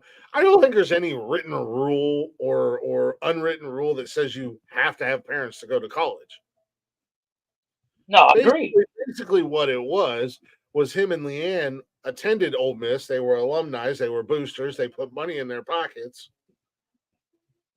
And again, I think in the long run, the way it's looking is they took serious advantage of the situation of Orr in order to profit, obviously, and profit handsomely, because. But I don't believe that was the original. And this is me playing devil's advocate here, but But what are the chances of somebody getting into the NFL? I mean, so I don't think they did it originally in malice. They did it, probably to help him out. I don't want to say originally it was in malice or anything, but it was definitely I think that there was. Actually, let me rephrase that. Not definitely. In my opinion, I think there was a hidden agenda to profit because Michael Orr was an absolute. I know you're not a football fan and you don't watch football. Michael Orr was an absolute freak of goddamn nature. The movie portrayed him like he didn't know anything about football, and Leanne too. He's already stated the movie made him look like a dummy that didn't understand football, but he was already playing ball when they met. And all of a sudden, Leanne Tui was this fucking football Nostradamus, like this goofy ass rich Southern lady knew everything about fucking football, and it was all because of her that he learned and was able to become the football player that it was. And in all actuality, as he stated, I was already a rock star in football. I knew how to play football. Right. I wasn't a dummy. And he was tricked into this conservatorship. And when you go into that, they have control over everything. So how much money did he lose out of when he was in the NFL because of it? I agree. And again, you have agents. Why are your agents not looking out for you and telling you, and to trick somebody knowingly, and it's what it sounds like, in my opinion, they knowingly tricked him because here's this kid who kind of, he had a rough life, he had a rough upbringing, and all of a sudden he gets a sense of a family. Mm-hmm. And he thinks he's getting adopted, and no, I mean they tricked him into a conservatorship, and there's no other rhyme or reason, in my opinion, other than to have malice. They saw money. They saw money come. Yeah, and to have a financial gain behind it, and the fact that he didn't get any money off that movie, it was about him. It was about his life. Right. I think the Tuohys, in my opinion, from the way it sounds and the way it looks right now, I think the Tuohys are fucking shitty ass, scummy fucking people. You were already rich. They owned fast food restaurants or whatever. They own multiple. Yeah. Yeah. So I hope at the end of the day, I hope Michael Orr wins this case, and he gets every penny that not only is owed to him, but that he fucking deserves. Oh, 100%. Because looking at it on the outside and forming my own opinion, and I'm gonna wait and I'm gonna watch this story and see how it develops and grows and stuff like that. The Tuohys look like scumbags. Oh yeah. Well, I mean, anytime, and once again, this is me playing devil's advocate. Anytime somebody brings a lawsuit against you about anything, somebody's got to look like the bad guy. Well, yeah, and that's true, but I don't think in this situation it's about, oh shit, there's a law, because somebody brought up a lawsuit against Nike for, I don't know, whatever reason. I think I'm going to look at it and go, okay, let's hold on a second. What really happened here? But it's just so in this juncture of this lawsuit and everything that's going on, it almost is like blatantly obvious. And the way that the Tuohys are reacting, they're reacting like for instance, today we come home and fucking Suze, our dog, had tore up a wrapper from my McDonald's last night, and it was all over the floor. And you know how dogs react when they know they fucked up. Like, they're not stupid animals. She knew she did something wrong. Nobody yelled at her. Nobody, she didn't get beat or anything like that. We just came in and talking to her like we normally talk to her. But we were talking about what she did. She knew she was in trouble. And she had that stupid look on her face. And at the end of the day, the Tuohys now, with their reaction and the way that they're reacting to it, they got caught with their hand in the cookie jar. Yeah. They got caught. I mean, as I said, I hope my man gets every penny that he missed out on and more. And if it breaks him, sorry. I don't think you're going to go broke from this lawsuit. Just give the man the money that he earned and he deserves. Agreed. The money that you fucking stole from him. And go down in history and let history rewrite itself to a factual statement that you guys are fucking scumbags. This is just my opinion. Your entire family is you're a bunch of fucking scumbags. You knowingly took advantage of a kid who didn't know any better and screwed him out of probably millions of dollars at this point. Yeah. Well, I mean, if the kid SJ got 67 grand from the movie in the past couple of years, Yeah, and we're talking like, when did that movie fucking come out? It's like 2010, 2016, something like that. Yeah. Okay. So And not in to the mention, past, not to and mention, granted, he was a kid. It's not like his fault, but he was but like, not to mention I'm going to take the money. they got 225,000. I don't know if that was a piece or in general or in total for the movie, but then they basically got 2.5% royalty, and the movie made 300 million worldwide. And I don't know exactly how royalties work with movies. I don't know if like when obviously like TNT or USA or TBS or whatever, they have to buy. I don't know if they buy or they rent. That's about $7 million, $7.5 million in royalties. Yeah, at 2.5%. That's not a pretty. That's not a. And Orr didn't get anything, and the movie's about him. Yeah, that's fucked up. I mean, like, come on, bro. Yeah, Tui's. I hate to say it, but in my opinion, and I know my opinion doesn't matter because like I'm nobody. Y'all some fucking scumbags, and I think there's a lot of people that are out here that have that same opinion about this family right now. Y'all took advantage of somebody who didn't know any better, and portrayed yourselves as some heroes and saintly. Saintly. Out of the kindness of our fucking heart, but get on that football field, boy. You know. Mm-hmm. Go do what you're already doing. Go do what you're already doing, and we're going to make sure you get into Ole Miss because we put lots of money into the football program at Ole Miss. You're going to be a lot. I mean, even in the movie, the what is it? NCAA checked in on that. They're like, are you sure you're not getting into the Ole Miss because that's where your folks went? He's like, no. But we've talked about that movie in the past, even before all this came up. And even before all this came up, I remember saying, how much of this movie is made up for Hollywood? Yeah, everybody wants a good story. Like the whole Vince Papale story. Yeah, Invincible. I mean, it went down kind of like that. Documentary, Chris. Don't fuck with Vince Papale. I love that fucking movie. I do too. His son is actually playing in the USFL. Does he really? Good for him. He's a monster. That kid's going to be in the NFL through the USFL. He's an animal. Mm-hmm. I love. Hey, it's like the Rudiger story. Yeah. How much is that made up? Well, go back and look at Cool Runnings. I mean, the Jamaican bobsled team has come out and flat out said none of that happened. It didn't happen. Not even a little bit. Yeah. Like if you want your mind blown, watch Cool Runnings, then read about what actually fucking happened. Look, that is 100% Hollywood.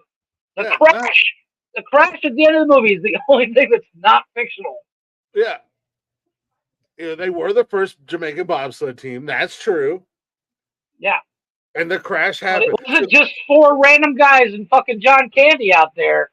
Yeah. So the beginning fucking when they said they're the first Jamaican bobsled, and the end of the movie where they crashed, everything else in the movie is a fake sandwich. The sandwich is made out of Impossible Burger. Yeah, no shit. Because seriously, first time I read about first time I read about what actually happened, I was like, man, movies are bullshit. Yeah. You want to talk about crushing your fucking dreams. Jesus. Right? Because I love that movie. Mm-hmm. Like a real kick in the dick.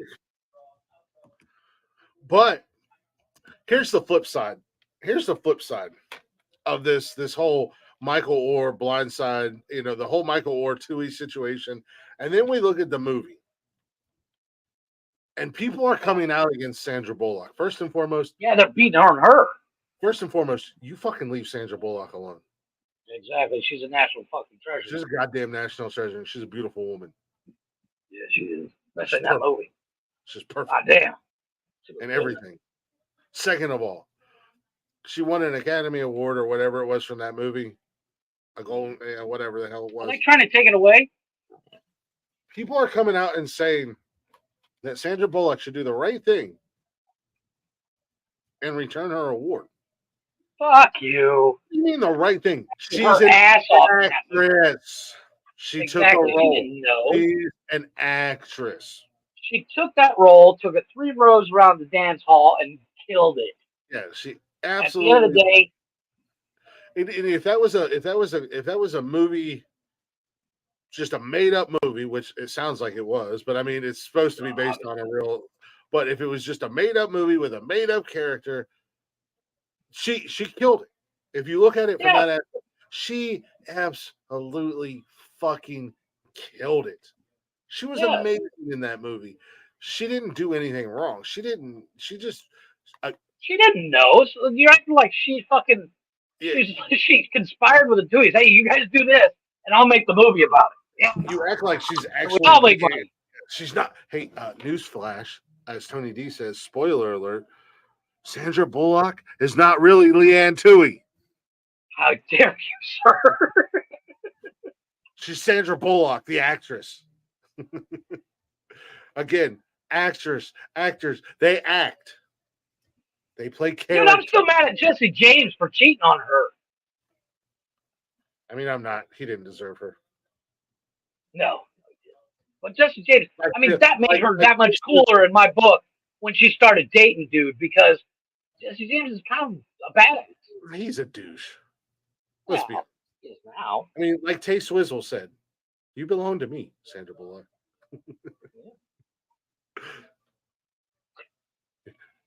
Come to Newark. That's sorry, sorry, Mickey. It's Sandra Bullock. It's one of those things. Like, if Sandra Bullock knocks on your door and like, take me now, Nikki's gonna be like, go for it, dude. I mean, any. That's like, I have the agreement with my wife. Anytime I get a chance with Christina Ricci, my wife's gotta say, "Go get it, boy." I mean, I would offer to share. We could both keep her or whatever. It's the same thing. I know, like Nikki loves Idris Elba, and I'm like, yeah, I'm down. Go for it. I'll be over in the corner. I'm not going to be in the corner, but not in the corner. I'm going to go be in the living room. You guys go do your thing. I don't have a chance in hell. They always come in here fucking mean mugging for no goddamn reason. Is your mom still watching? That wasn't his. What's going on? What's happening? I don't think is your mom still watching? Tell her I said, hey. Tell your wife I said, hey. Every other dude is. So she likes to do long trips until she'll be back next year. Yeah. That's Tina Holbrooks. That's not your actual mom, is it? No, that's not my mom. I didn't think so. That's what I was trying to say, Jeff. That's not his actual mom. That is she's on airtime. That's one of the Cantina folks that came in for a minute. Oh. Yeah, I appreciate you coming in for Tony. I don't know if you noticed not. Good job paying attention. He's not here anymore. No, I was barely in. The signal in this room isn't the best. Are you at the hotel, or are you? I'm at the hotel, and the Wi-Fi isn't strong. I think it's because they got a lot of people here. Some hotels and they got max capacity. Yeah. The best. Well, that's what you get for staying at one of a lot of times I could be in audio or whatever, and the video will mess up. Matter of fact, when I was watching you earlier, the video was blurry as hell. I'm like, no, I'm not gonna come up. No, that's Chris's connection is really bad. I ain't know what it was. I know over here hasn't been the best. I've been trying to get in on stuff, and it's been cutting up. So no, my connection's good. I was watching it earlier. When you watch the replay, watch around right before that second break. You'll see what I'm talking about. Mm-hmm. No, I have noticed. I've been in areas, and I've been watching, like, even if I'm watching like other broadcasts or stuff like that.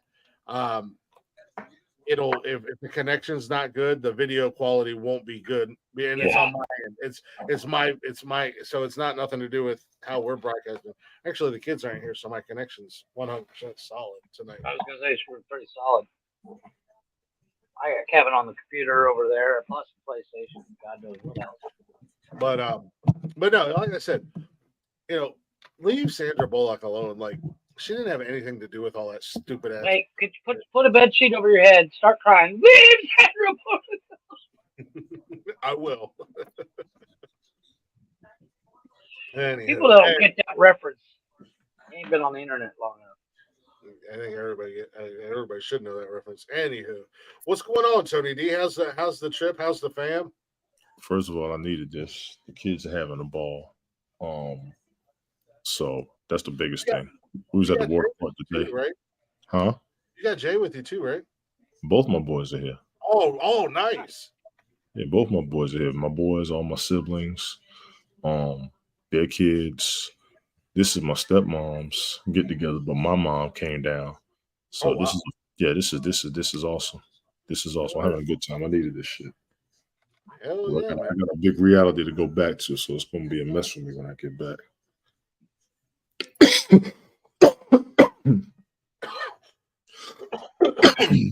That's the only thing about taking time off of work and whatnot is that unfortunately, when you go back, not even just work, but just life in general, when you take vacation, unfortunately, when you come back from vacation, reality's still sitting there hanging out. Yeah, waiting to kick your nap. Just twiddling his thumbs, going, all right, motherfucker, I know you're going to come back eventually. I'm going to get your ass when you come back. So, but no, I'm glad you're having a good time up there, man.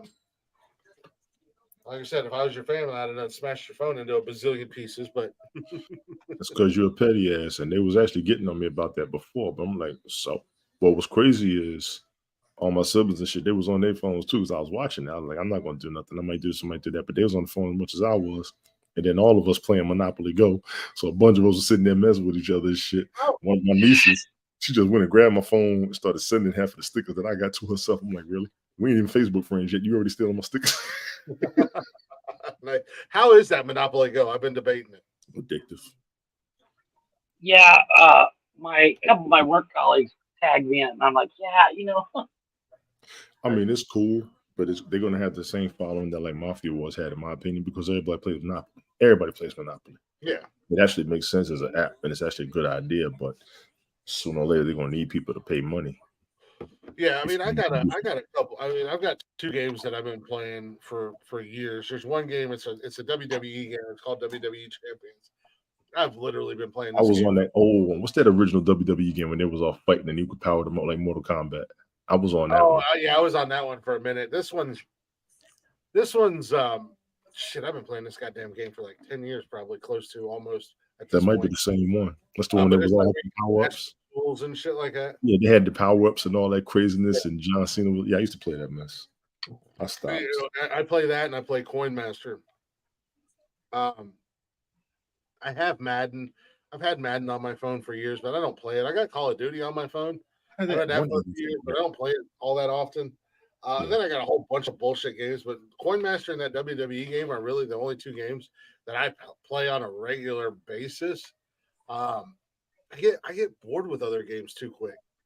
And that's what was it? I don't play games on my phone. They had a Madden game that was an app and actually got a championship on that thing. I stopped playing. I was like, okay, this is you're looking kind of bad compared to everybody who's on the PS3s, 4s, 5s, 1s, 2s, and Xboxes. And I'm like, yeah, it was cool as an app. I played it every now and then. Yeah, no, I like the Madden NFL that they have on the phone. Like I said, I have it. I'll jump in there. Like I might not play it for a month or 2, and then I'll jump in there and I'll play it pretty busy, consecutively for a couple weeks, and then I fade out of it. I just do like the events and whatever else. But it's a game that I've had on my phone for years, and the Call of Duty is cool as hell on the phone.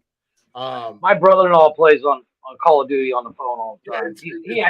He actually carries a Xbox controller with him and will rock out on the Xbox controller with his phone. I'm like, dude. I have one too. It's actually a controller made for phones. Yeah. that you connect with Bluetooth, and I bought it specifically because I have Xbox, and with the Xbox Game Pass, that you can go on, you can download the app, and there's games that you can play on your phone, and there's some games that you can use with just touch, like your fingertips and stuff like that. But then there's other games that and I bought it. I mean, it was a $15 remote control, and I bought it, and I can play like Far Cry, I can play the racing games and everything else on my phone or on my tablet. You know what I mean? And it just connects with Bluetooth. Right. So and it comes with a phone cradle. Yeah, I saw those. My tablet's getting old. I told Nikki the other day because she was talking about wanting to get a. She likes the smartwatches. Right. She wants to get a new one since we switched over to T-Mobile. Her smartwatch from AT&T doesn't. She can't use it no more, and she wants to get a new one. And I was like, well, you can get a smartwatch. I don't really like them. I think they're kind of dumb looking. I'm a watch guy. I like watches. Obviously I like watches. If I could get something like that, the only downfall is I can go get a smartwatch from Fossil, but it's not going to link up to my phone. Like I can't put it on my phone plan. So it's like there's no need for me to get one, but I wouldn't mind having a new tablet because my tablet is 6 years old now. And I don't have hardly anything on it, and there's no memory on it anymore. It's slow as fuck. But I wouldn't mind getting a new tablet. So I was like, well, maybe you can get a smartwatch and I can get a tablet. But again, if I get a brand new tablet, shit, I'll play Call of Duty on that bitch with my controller. Fuck, man. Yeah. I got a game. The only game on my phone I play is a drifting game. And the one car I want to get, I have to have X amount of, in-game credits by doing the actual events and stuff. Mm-hmm. And it's such a high number. I'm like, no, like I said, there's two games I play consistently, and outside of that, like I said, I might jump on. I'll jump on the Game Pass. Like when Nikki, before she moved out here, and I was going out there, and she had to work on the weekend, I would take my controller with me because I didn't want to drag the whole ass Xbox. Yeah. So I would just take my controller with me, and if she was at work, I could watch TV and whatever, and then I could just play games off the Game Pass on my phone while I was sitting around the house waiting on her to get off work or whatever. Mm-hmm. I almost never play games. I don't play the Xbox quite as much as I used to. Nikki gets on me. She tells me all the time, It was like Tiny and I were talking about getting the new PS5 or whatever. And I was like,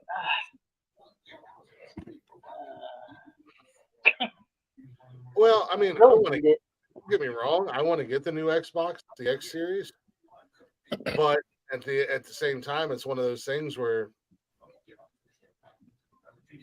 my Xbox is fine. mm-hmm. They're not making it an obsolete platform.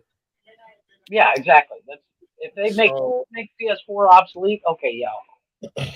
And I mean, now granted, we also use the Xbox. We stream, so the Xbox is used. Same with my PlayStation 4 that I have, or 3, or whatever the hell what do I have? Oh, it is a 4. I've had this thing for so long.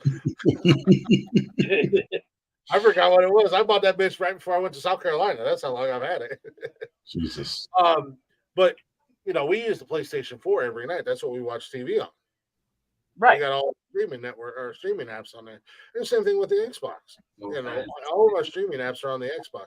So we always use the Xbox. I just don't game on it as much as I used to. Right. Even though Nikki gets on me all the time, and she's like, I think when they come out with Grand Theft Auto 6, when it comes out, I think it's going to be PlayStation 5 and Xbox S only.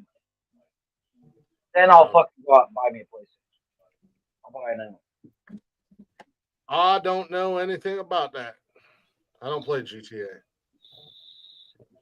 I'm a real life gangster, not an online gangster. That game looks like it's going to be a fucking monster, dude. Got your ass, Tony. Jesus. I'm a real life knucklehead. representing the NERC. What's Saeed? Motherfucker, the west side of your bedroom. Huh? West side of your mom's bedroom. Motherfucker, please. Don't nobody claim me no more. Don't be trying to claim folks.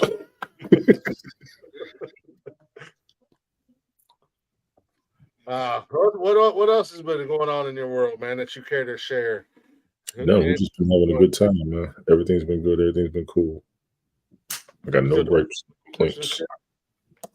Yeah, we just been taking it easy. It's been fun. I needed this. It's been real fun. What's your definition of taking it easy? I definitely taking it easy is everybody making sure the kids are straight and kids doing what they want to do and enjoying themselves. A bunch of them about to go down to the boardwalk now. I'm just sitting here watching them. I'm like, y'all go ahead. Shit, I wanted to get out and go see some of my folks, but everybody like, nah, we all right. One of my sisters tried to watch Jason last night.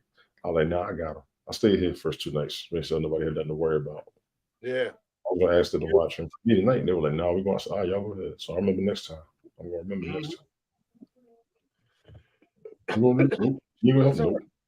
Are you allowed to go do your own thing, man? You're surrounded by fam. Jay be all right.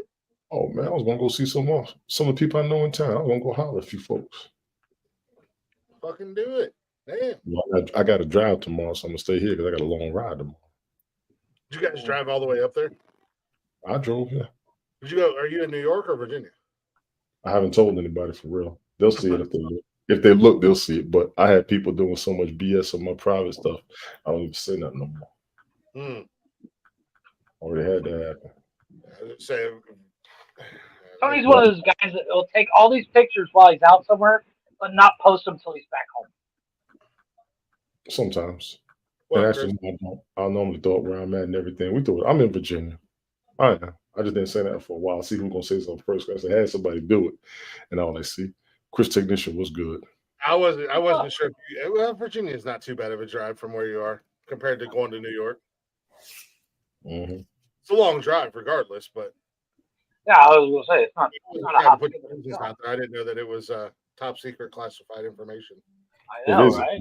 Everybody be doing, and the one thing I'm gonna go ahead and say something too. A lot of times you'll tell somebody something. What people will do is keep damn repeating it so everybody fucking hears it. You see what I'm saying? And if you had enough shit happen, Tony, are you that important in people's lives? Tony, do you realize you like you're a fucking FBI spy? Last month, somebody emailed my ex-wife. About what? So when you motherfuckers start paying attention instead of talking shit, I'm gonna tell you what's going on. I hate to beat a dead horse, Tony D, but. This is exactly what I'm going to talk about. This is exactly what I'm talking about. Go ahead, Glick. This is exactly what I'm talking about. But I don't worry about that. Well, Jeff don't worry about that because nobody likes Jeff other than me, and Jeff don't never leave his office. His own wife don't even like him. But and I've said this a million times, when people keep Jeff, this is exactly what I'm talking about. I don't want to hear this half the time. Yeah, when people keep then yeah, this is what people like to do. This is what people like. I could literally put on my Facebook right now, hey, I'm going to Texas tomorrow morning. And I wouldn't have to worry about anybody saying anything or starting any shit or have to worry about anything shit happening because. Have you ever had your place broken into? Those people, I don't entertain those fucking people. Have you ever had your place broken into? Yes. Me too, twice. So I didn't say a lot. Yeah, that was before this shit was just recently. So I don't say a lot, but everybody else wants to talk about it, make a big old scene about it. So I stopped saying shit, and it bothers people until you've been through it or until you can actually figure out the fuck's going on. You just don't say shit no more. It's not about being scared. I'm not scared. You keep. Okay.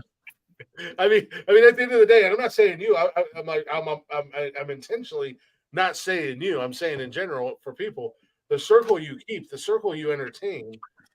When you're having problems like that you have to feel like you can't say anything about leaving, or you can't say anything about going anywhere because you're worried about your place getting broken into, you got to reevaluate.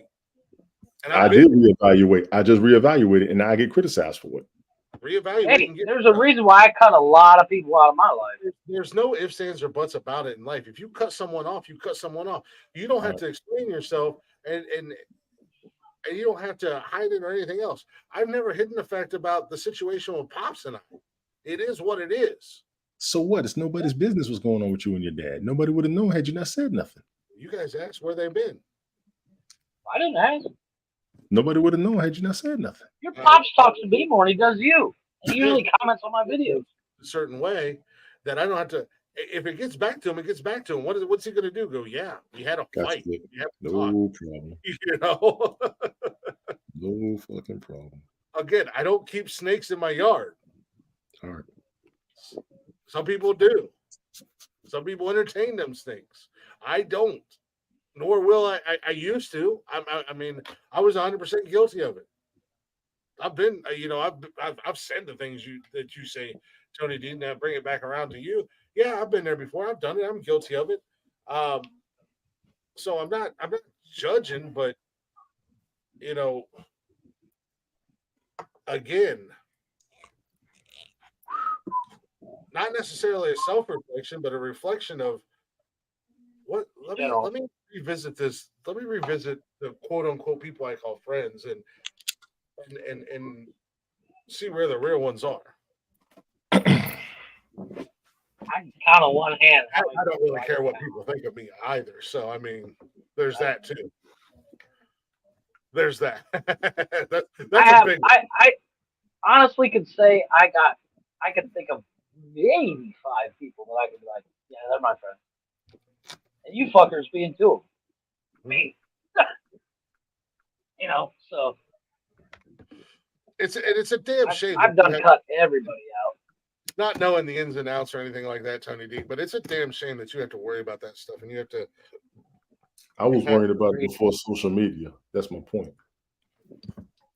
I think it was before social media. If you were worried about it on social media, you would take a time out away from it. Motherfucker, you ain't listening. I've had it happen before social media. That's what I said.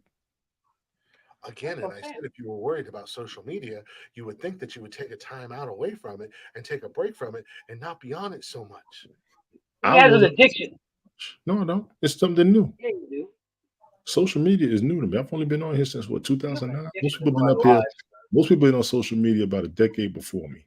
So a lot of people are more proficient than I have. I actually got on social media late compared to most people that I know. I was not in MySpace like that. I didn't even start dealing with YouTube till 2009, 2010. Most people was already on it. Facebook, so 2009.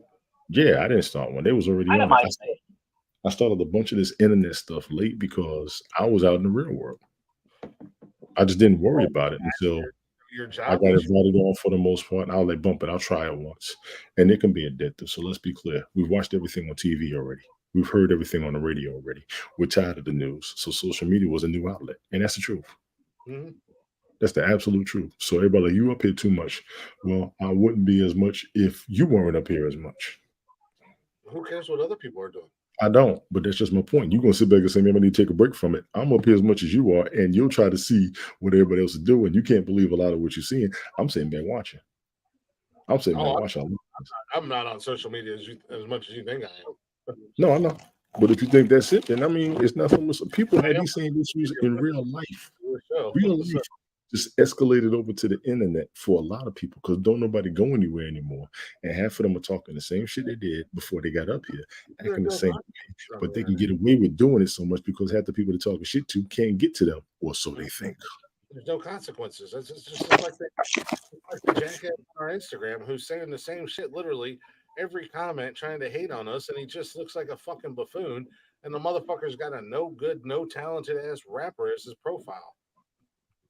Yeah. Pop Smoke, yeah, he's a terrible fucking rapper. You gonna pay for that one? Oh, wow! I got 50 cents. I would feel intimidated if I could understand anything that the mumble mouth said. Okay. Yeah, I don't like mumble rap. I really don't think I'm on Pop Smoke's radar. Nah, he got killed actually. Okay. There you go. Yeah, nothing to worry about now. he had a pretty strong fan base, so. Like I said, I'm not the biggest fan either. I'm not. Sorry that he got killed. I mean, I'm not saying anything about it. I'm saying he was a terrible rapper. That's my opinion. I have opinion about a lot of fucking. Your opinion of rap and just not hold too much weight. That are trash. but I don't think I'm on Pop Smoke's family's radar. Nah, your opinion of rap does not hold too much weight. Well, wait than mine. I have almost no experience. I mean, I'm pretty. I go with what I like. I like to think I know a little bit about hip hop community. I mean, I love the music. I'm a fan of it. I wouldn't say this.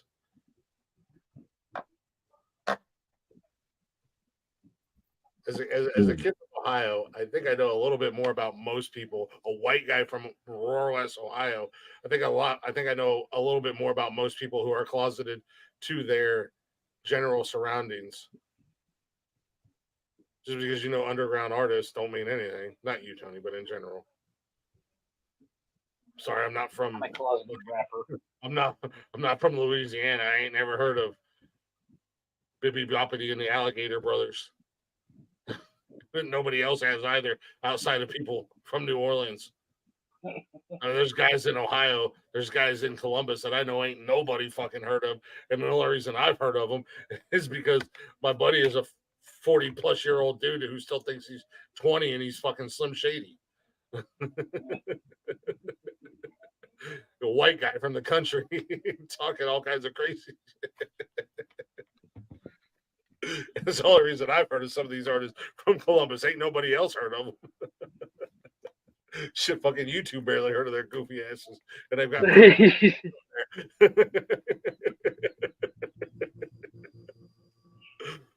There's artists across the board like that. I don't care what genre of music you play. I mean, that's like that douche canoe Cody Wolf that I was going off on here. And ain't nobody heard of your dumb ass. You had one song that blew up, and after that, it's you might be mildly retarded. Downhill. Yeah, you might be mildly retarded, Cody Wolf. I don't know. Might have a slight case of Down syndrome. But like I said, I mean, I don't ever worry about anything I post. I mean, okay? Break into my house when I'm out of town because you knew I was out of town because some rat fuck bastard told you I was out of town. All I gotta do is ask around. People talk. Yep. People aren't as smart as they think they are. I don't think anybody could break into my house, honestly. You break into my house. There's not really much in here. I was gonna say, hey, they're not gonna find much. You can get a laptop. If they can make it past the dogs, you can have whatever you want. Yeah, I mean, you can have a laptop. My dogs are savage as fuck. You can have a laptop, a couple TVs, and a PlayStation and an Xbox. Oh, joke's on you, dumbass. I got renter's insurance. Walmart. I got renter's insurance. I wanted to upgrade my TV anyways. Yeah, now I get new shit. Dang it. I'll leave the door open for you, boy. I wanted a TV upgrade. I just said that, yeah, I mean, I'd like to buy an X Series Xbox, but I don't need one. Well, I guess I'm getting one now. Out with the 75, in with the 90-inch TV.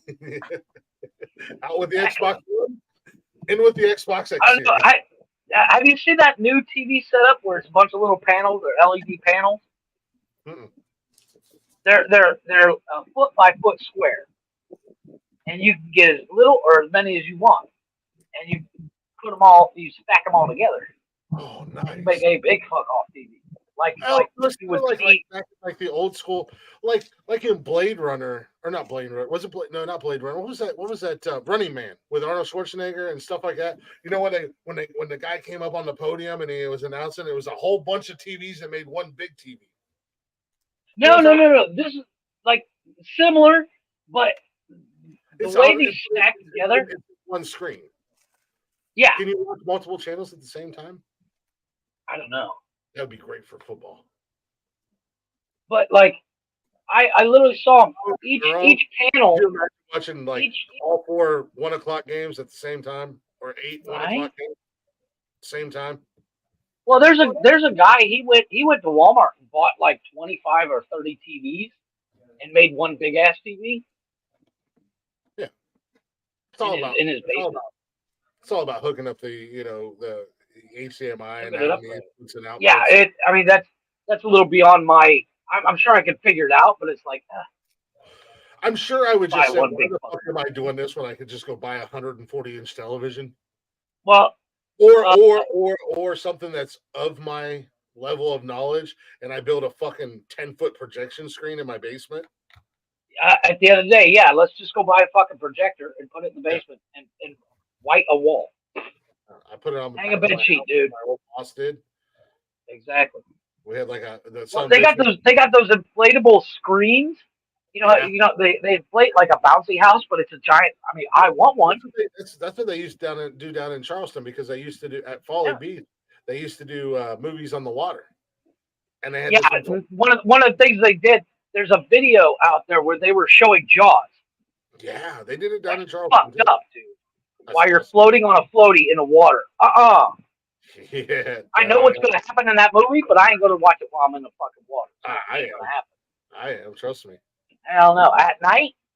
Yep. Because some asshole, and it's probably going to be me or Chris, swim underneath you and grab your leg as you're watching the fucking movie.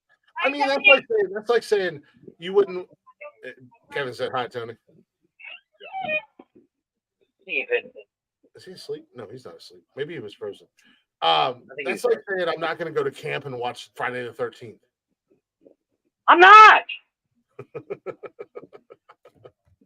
We know Tony ain't. Nope. Tony don't even go camping. See?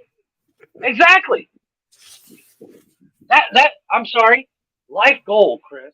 We have to get Tony out in the woods. You don't think I'm not going to? 20 minutes. 20 minutes. Wait, Tony, you gonna come up for the wedding? If it's in the woods, no. Having it in the woods. Not in the woods. Not in the woods, but Tony, I have an idea. Let's go exploring. I get my place in France. Like, hey boys, come on out.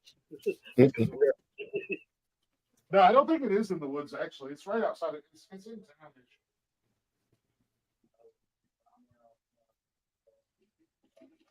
No, I'm not watching Jaws while on the water, on a lake. No. And I've seen that movie maybe, 400,000 times. I fucking love that movie.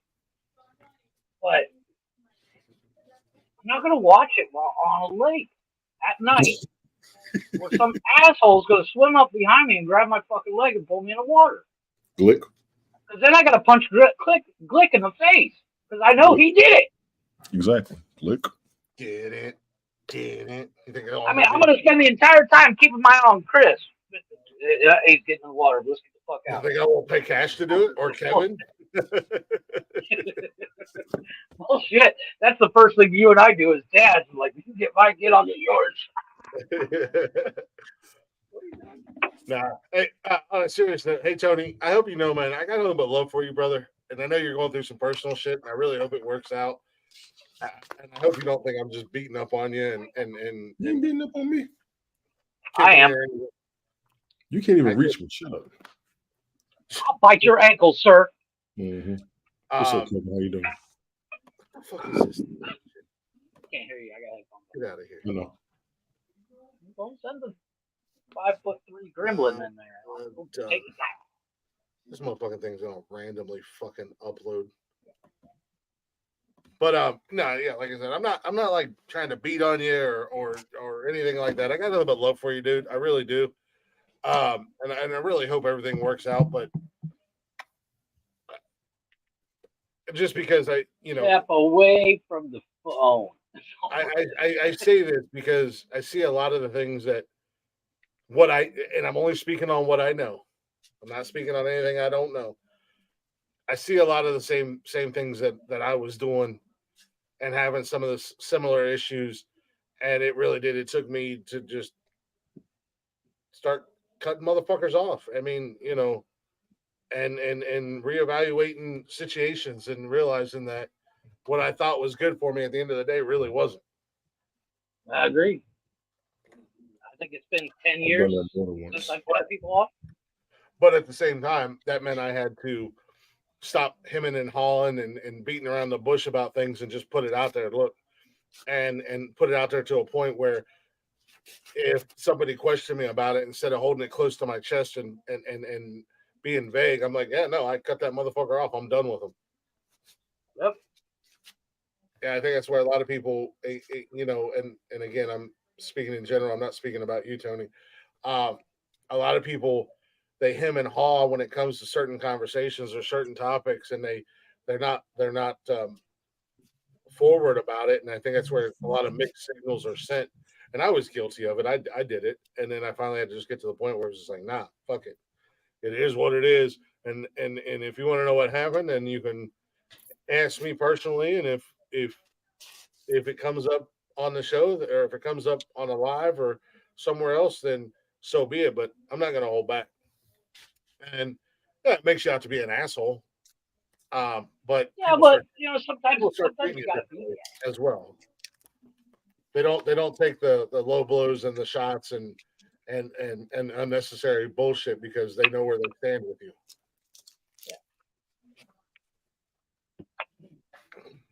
But that's I think Tom Holland said it best. If you got a problem with me, you can text me. Oh, that's right. You don't have my number. I mean, I'm paraphrasing, obviously, but I mean, again, I mean, it is one of those things. At the end of the day, how many times have we said on this show, "Pull up, come on up. Here's a link. Come on up. Where you at?" I know you're chirping. Where you at? I mean, I did it Wednesday. Multiple times I put the link. I put it in the chat. And tag the goofy individual who was wanting to talk shit. Yeah, once again, at the end of the day, I literally handful of friends. That's all I need. And at the end of the day, I put this in certain locations just to poke the fucking bear. I did when too. we do a live show, I put it in places just to poke the fucking bear. Well, let me rephrase that. I poke the pussy. Because there ain't no bears in those areas that I'm worried about. They ain't gonna do shit. They gonna say shit. Well, they're the kind of bears that you don't want to hang out with. Why wouldn't you want to hang out with those kinds of bears, Joe? Tony don't want to. What's wrong with them? What's wrong with them? Sounds like you have a problem with them. Sounds like you have a huge problem with them. What those bears do to you? You probably don't like otters either. You'll never know. Now all of a sudden you don't like Twinkies.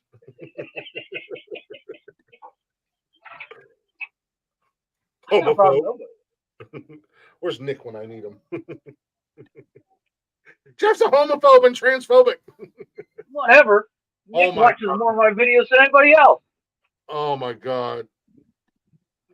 Last night we were live on TikTok and Nick came in there. And we left Kevin TJ's late, so I couldn't buy more beer. So I was like, I got a couple beers at the house. Nikki wanted to go live, so we went live. Whatever. Nick was in there, and I was like, bring me some beer. And he was like, oh, I would, but I've been drinking. I was like, tell Betty to drive your dumbass over here. And he was like, well, I probably can't do it tonight. Oh, I'll come over tomorrow. And I was like, yeah, the only way you can come over here is if you bring at least a minimal of a 15 pack. And Nikki's like, yeah, come over. No. She was all drunk last night. So today we were sitting on the living room. She's like, why is your brother coming over tonight? I was like, because you invited him. You said come over and bring a bunch of beer. Yeah. You invited him. I tried to sway the conversation and say that he could only come over. And then I was like, oh, also, if you come over, stay the fuck away from my laptop. Nikki's like, yeah, I don't really feel, and she's not feeling really good right now between the mixed drink she had last night and then we went to B-Dubs for lunch today and her stomach's always bothering her and whatnot. And I was like, just tell him you don't feel good. I mean, he'll be fine. He's not gonna. He'll be all right. I'm still waiting for the knock on the door. Nick's not the kind of person that's gonna be like, oh, what, you're transphobic because you don't want me to come over? No, he's like, I get it. You don't feel good. I get it. No, I just don't fucking like you, Nick. It's the same difference. You're a goddamn giraffe, and I don't like you. I love Nick. That's my little brother, my little broster. I do love him. I fuck with him a lot. I give him so much shit, but that's what I do. I talk shit. I have a microphone and a camera, and I talk shit out in the open. You will listen to everything I have to say. I don't hide behind apps that nobody cares about or fake profiles to talk shit.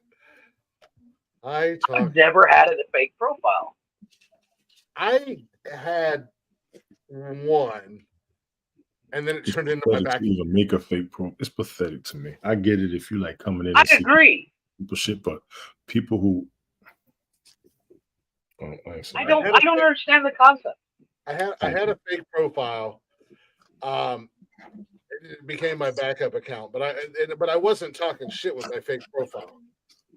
I had it because other people were picked a fight and then blocked me, and then were continuing to run their mouth, and I was getting stuff sent to me by other people, and I'm like, all right, let me go see this firsthand. Not really a fake profile, just a profile so you can talk shit back. No, I wasn't talking shit. No, I wasn't. I didn't talk any shit. It was just because I didn't want to get sent something that was taken out of context. You know what I mean? Okay. And then go in on somebody. So it was more just to go, okay, let's go see what they're actually saying and what they're talking about. Right, instead of just clips. Yeah, and then if they are running their cocksucker, I'm gonna go to my main account, and then I'm gonna fire them up on my main account.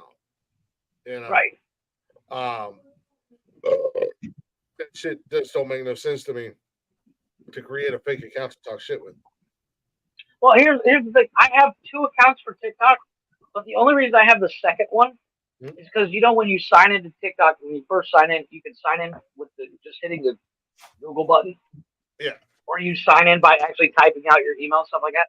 That's why I have a second one, because I thought that if I sign in with the email address and password, but my original account is just hitting the button. But my quote unquote fake account became my backup account. So it's still me. And then we have that random account link that I don't even know what I used to sign into that one that you signed into, and you're like, dude, it just says is this you? 4 or something. And I'm like, no, that's supposed to be the podcast page. I don't remember what I used to log into that, but I don't either. Then I have like, I still have like the Vape and Chill / Quick Show Facebook page. I'm not active on there ever. I haven't been in years. There's still people active on that account. I'm like, why are you guys not just coming over to the Nonsensical Nonsense account? I have everything goes through the same email address that I've had since 2001. But for me, having like the Periscope and stuff like that, and doing like Vape and Chill and the Glick Show on Periscope, and then I wanted to separate my personal from my my streaming stuff. Everybody wanted. See, that's for me. That sounds like too much work.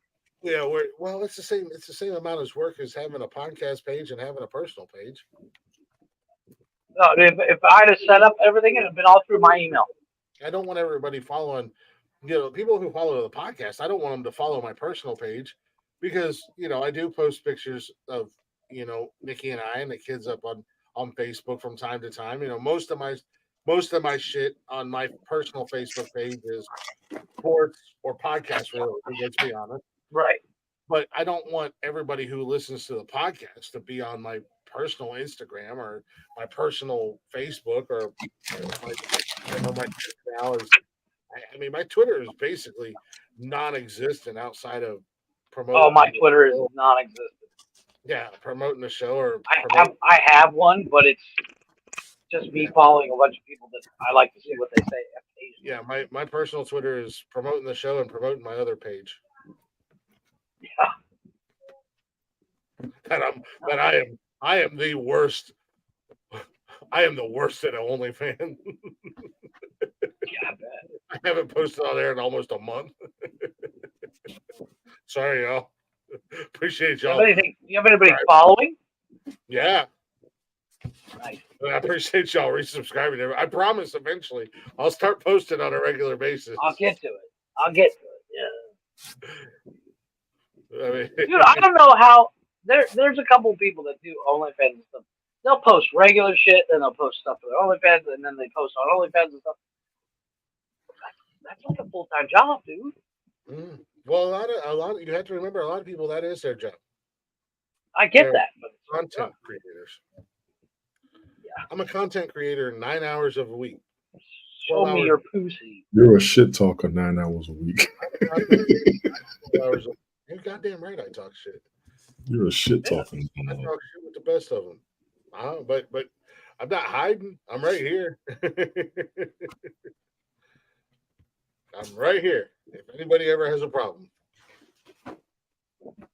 we're not hard to find. It's easy. Yeah, I was gonna say we're not hard to find. Yeah. Google Nonsensical Nonsense podcast. We're not hard to find. Shit. Well, and like, finding your personal page also not that hard to find. Yeah, well, I mean, they're not locked down. My personal page is mildly hard to find, only because it's not my name. Again. Tony, practically impossible to find because he's got 400 different names. I never hid in the first place. Tony's not hard to find. It's just confusing. Where do I go? He's everywhere. You just check everything that has a live feed. If Tony's going to be there at one point or another. No, like my stuff isn't locked down. I mean, again, my circle is the way my circle is. My yard is kept. If you find me, okay. Oh, we found you. Okay, what did you find that I work for American? What did you find that I work for American business and I'm a goddamn ninja? You can't fire a fucking ninja. You're gonna call my employer at American Business and say, hello, American Business. We hear that Glick is currently employed with you as a ninja. And they're like, okay. Oh, okay. Click, hello. He's a ninja. We don't know who he is. Who is Click? The owner of my company called me the other day. And he's like, so I listened to the podcast. And I was like, oh, shit. He's like, it's kind of funny. All right, I'll talk to you later. I was like, it's just fuck you. Kind of funny? Fuck you, asshole, Click. No, he's like, I was like, is there a problem? He's like, no, just wanted to let you know. I thought it was funny. Got it. Mm-hmm.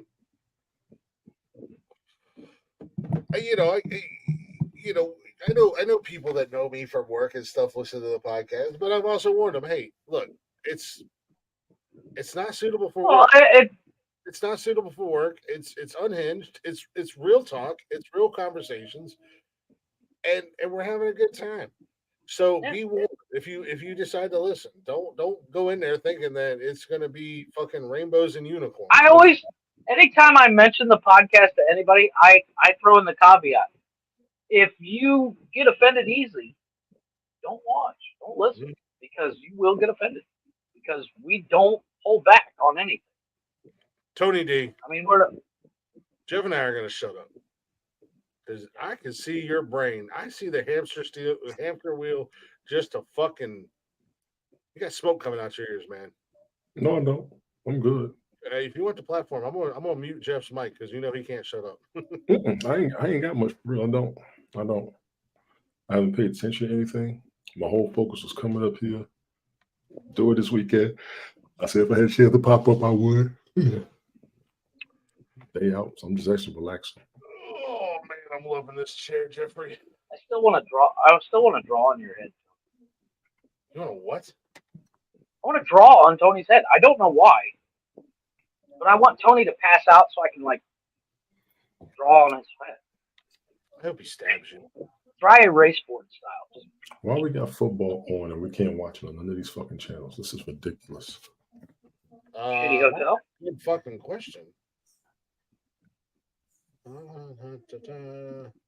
are you watching TV during the podcast, Tony? That's the most important question. It always does. Because I'm multitasking. They got the Packers. 100% attention to us. Titans and Vikings. The Cardinals and Chiefs. Yeah, Twitch isn't even showing it anymore. Oh, damn, there's a lot of football still. Jesus Christ, there's a lot of football on still. Holy shit. Trying to tell you. Yeah, you can't see any of it? Can't see any of it. Damn, we got 4 games going right now. 5. There's 6 goddamn games going right now. 6. Yeah. Woe is Boys, me. I Sox, won't be Rams, able to watch football. Niners, Broncos, Cardinals, Chiefs, Vikings, Titans, Patriots, Packers.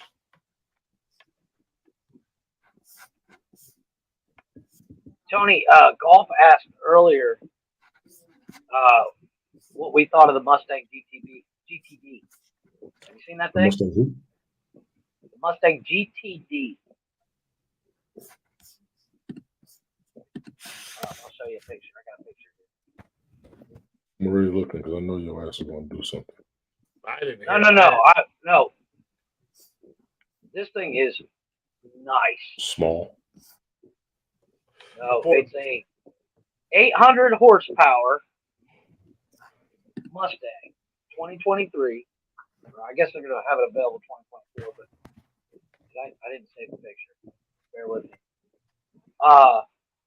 The price tag is a bit pricey. I grab a picture here for you. Damn it. Price tag is a bit pricey, you say? A bit, yeah. It's all right. I ain't got no problem with it. It's small for me, but I ain't got no the price? No. How much is it? Well, let me show you a picture, and then you tell me what you think. Hang on. Let's go to the pictures. Let me see the price. How much you think? Don't make me lie.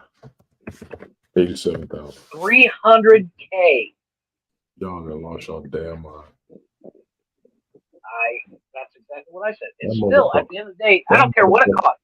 It's still a fucking Mustang. From Mexico, from where you at to the closest state for $300,000. No, the price tag $300,000 better suck it. $100,000. It's a Mustang.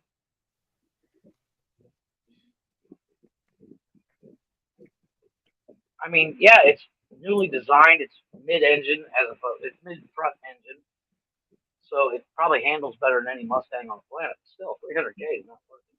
2025 is when it's coming out. Not worth it. I'm not paying that much. I don't think you're gonna have a problem. You Not right. one of the three of us can afford it. 300 fucking K. Even if I could afford it, would I spend that money on that vehicle is a better question. No, because you buy a Lambo for for 50,000 less. I could buy Acura NSX for half that price. Agreed. So, or if you really need 800 horsepower, you can buy a fucking Dodge Demon for 90. I don't have nowhere that I can drive that at around here.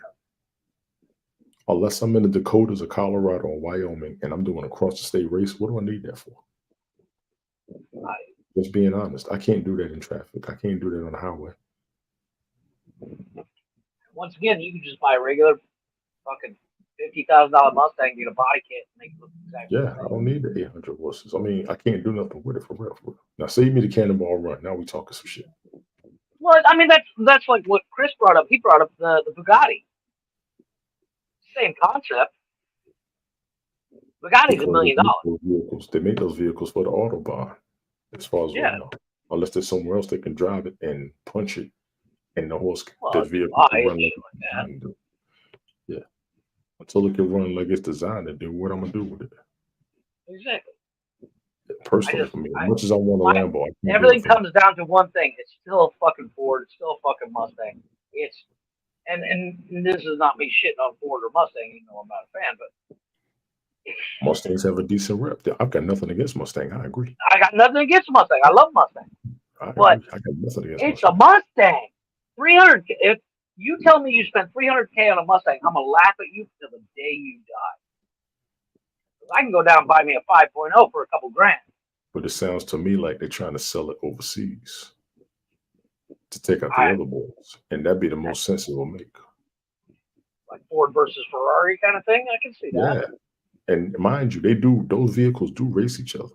They have excellent competitions. All the sports vehicles and all the automotive manufacturers have race cars, so I get their value. I just can't see myself doing it. I'm not a You have, Mustang. in order to have a car in a legitimate race like Le Mans and stuff like that, you have to have a certain amount of them on the road or for sale. You do. So I see where you're saying that makes sense. I didn't even think that. Huh? Never did that. Y'all should have been gone by now. Hell. Why am I not surprised? Why am I not surprised? I agree. Y'all should have been gone by now. Yeah. Get the hell on. Getting on. Get on. Somebody had to get ready. Get on with the getting on. Those That was my oldest, my bad. kind of people that those are the kind of people. Your family, the kind of people that they show up to the club late, right? Like not when the door opens. Yeah, that was my oldest boy. My bad. No, it's no big deal. They were supposed to be going out. They hadn't even left yet. They were supposed to have gone out before I came on. Like, y'all ain't even leave yet. I could have did my ripping and running. No shit. I don't know why you didn't. See, this is that shit. Because couple reasons. I'm here for the family, and I told everybody that because we had the barbecue yesterday. My sister called a couple of homegirls. They came through, and I was like, tell them they can come through if they can. We're only here for a day. We got a busy schedule and everything. When I come up just me, I can make it to go see everybody. When I come up with the family, I put the family events first, and people want to swing through and all that. A couple of homeboys called me last night. They wanted me to come by, holler at them. I couldn't really, because like I said, I got my boys. They were like, bring them with you. I'm like, they're going to sleep, and I need to sleep because I got to drive. Mm-hmm. Yeah. You know what I'm saying? I got to drive, so. The hell, Trey? I miss my peeps and everything, but I'm here on the family event right now. I wanted to go out tonight, but I'm all right. Everybody gonna get on. You came through, you ain't say nothing. Last time I came through, I looked for everybody. I told you if I can't, it's because I'm busy. So. Mm-hmm. Hey, I still maintain what I said at the beginning of this episode. There's too many people out there. Once I leave my door, people, that's my problem with the world. I don't mind individuals, but people, I don't like. I got you.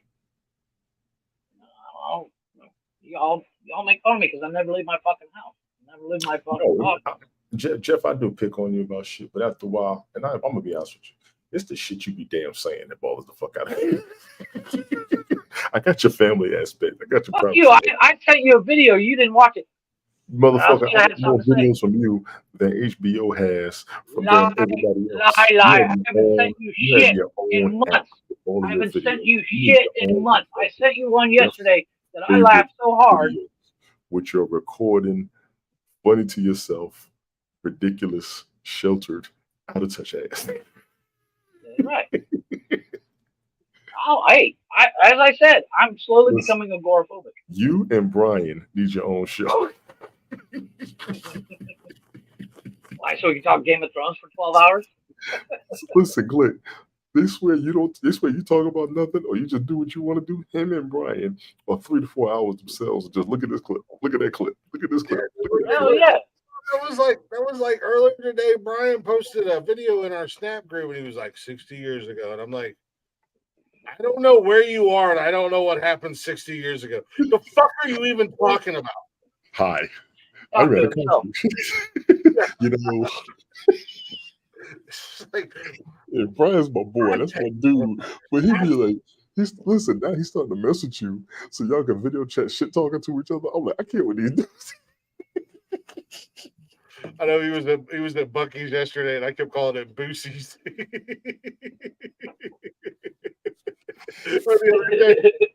Between Jeff laughing at his own jokes and Brian and his food, I don't know what the hell I'm gonna do with you two.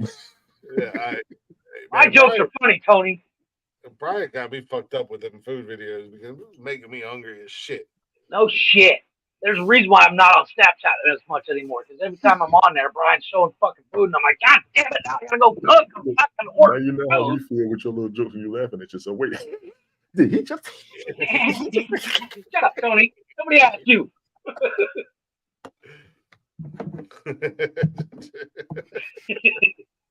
Listen, when I'm quoting to myself, I stop, not you. No. It was funny. Oh shit! What'd you tell me There earlier? wasn't Jeff? corny about that. There wasn't nothing corny about that video I sent you. I'm Did you 7 see months it, Chris? behind on you. I'm 7 months behind on your videos. I'll The actually have chick- time while I'm on the road. While I'm on the road, Jeff, I won't have time to listen to all that bullshit you say while I'm on the road. You mean find a cow? He's laughing at himself, ladies and gentlemen. He is still laughing at himself. He's so happy with himself. Did you see the video? No, I I didn't know. I watch it. don't know what you're talking about. Your fucking TikTok, boys, right now. I see you No. on that video. Fucking hilarious. When you watch one of my broadcasts, I'll watch your videos. I've seen You your what? broadcast. Which one? I don't know. There's 400,000 of them. Who can keep track? Motherfucker, you can't keep track. Don't tell me I have to. I've kept track of my Shit. I don't have 24 hours in a day to make a fucking broadcast. Yes, you do. Yes, you do. Or appear on Of shows. course I do. Yes, you do. Yeah. Oh, Talk about my something God. interesting. No, the videos is it's literally it's 3 clips in one video. This chick is sitting there and something falls on her shoulder. She looks up and the cow shits on her head. Point And then the little baby go, "Oh shit!" And then the dude just stand up and walk away. Point made already. I'm telling you, you don't see it coming, but man, it's funny.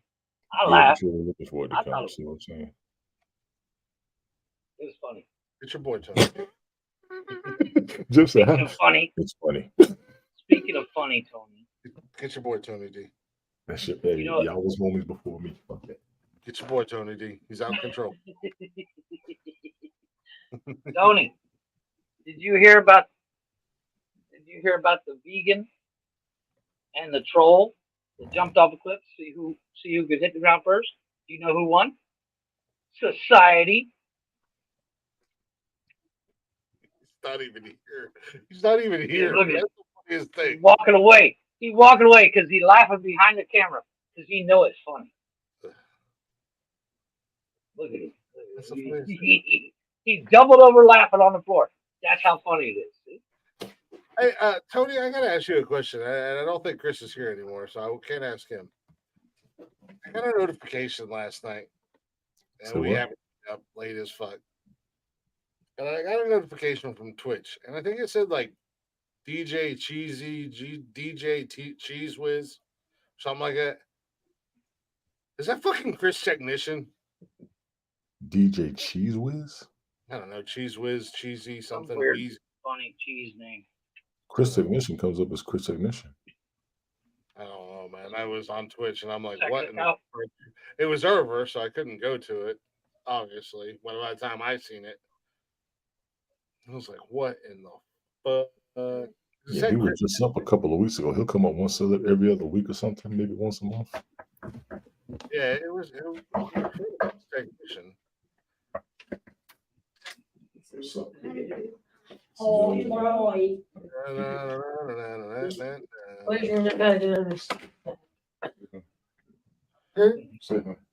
Three new videos. Let's see right here. Hey. Hey. There it is. See what you did? Hey. That's enough. That's enough. Hey. Swansea. See. Hey. Were you just trying to exit Ohio? Take your voice down. Son. I know how. Put that on me. Take your voice down. Son. Oh no, DJ Cheese It. Hey. Were you just trying to eat in Ohio? Take your voice down. That's not how we do it. Okay, You have some Mountain Dew? You all hyped up on Mountain Dew? No. Okay. What'd you eat? What'd you I eat? will beat your ass. What'd you have? I will beat your ass, Skip. Oh, well. I'm 10 years old. I'm hyped up on Mountain Dew. I don't want to take a shower. I didn't say take a shower. Why did you want? Just go jump in the pool for 5 seconds. Oh, dude, wiping this all over the place. Take your voice down. We gotta take your voice down. Go brush You your got a teeth. pool in that fancy hotel? Hold on. Oh, wait a shit. minute. Go brush You your ever been? Jeff, when was the last time you was in a hotel pool, man? Those things are like a bath anymore. Good point. I don't know. I don't go to hotels. Ask your wife. She spends a lot of time. No, we don't do hotels. We do Airbnbs. It's cheaper. I didn't say we. I said she. Ah, We gotta drive tomorrow too. We gotta drive. I thought we were gonna hang out before we left. We might have breakfast before we go. We gotta take straight to the airport. Do any of your Johns think you swim in when you're at the pool at the hotel? Look what that's gonna be. How did Trey get you? that's so wrong. He flew. So he ain't that far away. Looks like he had a good night. He said he had a ball. He had a ball. I went to Waffle House. Yeah, he's still having fun. He's had a great time. This was mainly about him. You know, all the kids getting together, having their fun. This was mainly about that. Oh, yeah, that's what it's all about. Yeah. When the kids can get together with their other cousins and shit like that, dude, And go nuts for days. my younger cousin, she's got 2 boys.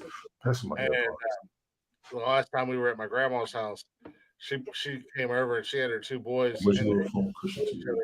Because they go to school together. Let me talk with him. Give me 1 second. I don't. So they don't really get to hang out a whole lot. Right?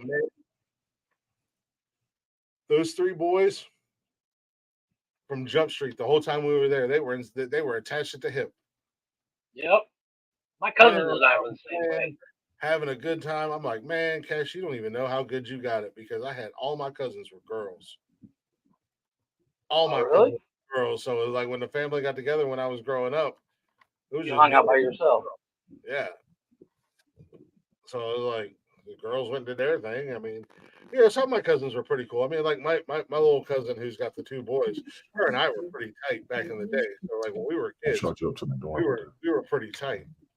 You said that last night you didn't. Because you don't use mine. I mean, you don't use yours on the road. You just Boy cousins to run around and wrestle with, and climb the trees and everything else, you know. Oh no, my cousins and I, we were all my cousin Matt, my cousin Aaron, my cousin Josh, and my cousin Tom. We're all roughly about the same age. Yeah. There's a year Did you unmute difference yourself? between the 3 of us. Or Did you 4 of us. unmute yourself? And you get us together, shit. No, man. You do some dumb And hell, like even, you know, now granted, I mean, both of my nephews are grown. I mean, 22 and 20. I mean, so my sister's. I'd like to say that my sister's older than me, but she's only like 4 years older than me, and her kids are in their 20s. So my oldest is 18, and not saying she started early, but she started early. Earlier than me. She was. Dad, yes. Yeah, she was in you her know 20s. how in the bathroom there's some. Wasn't like she was 14 or anything.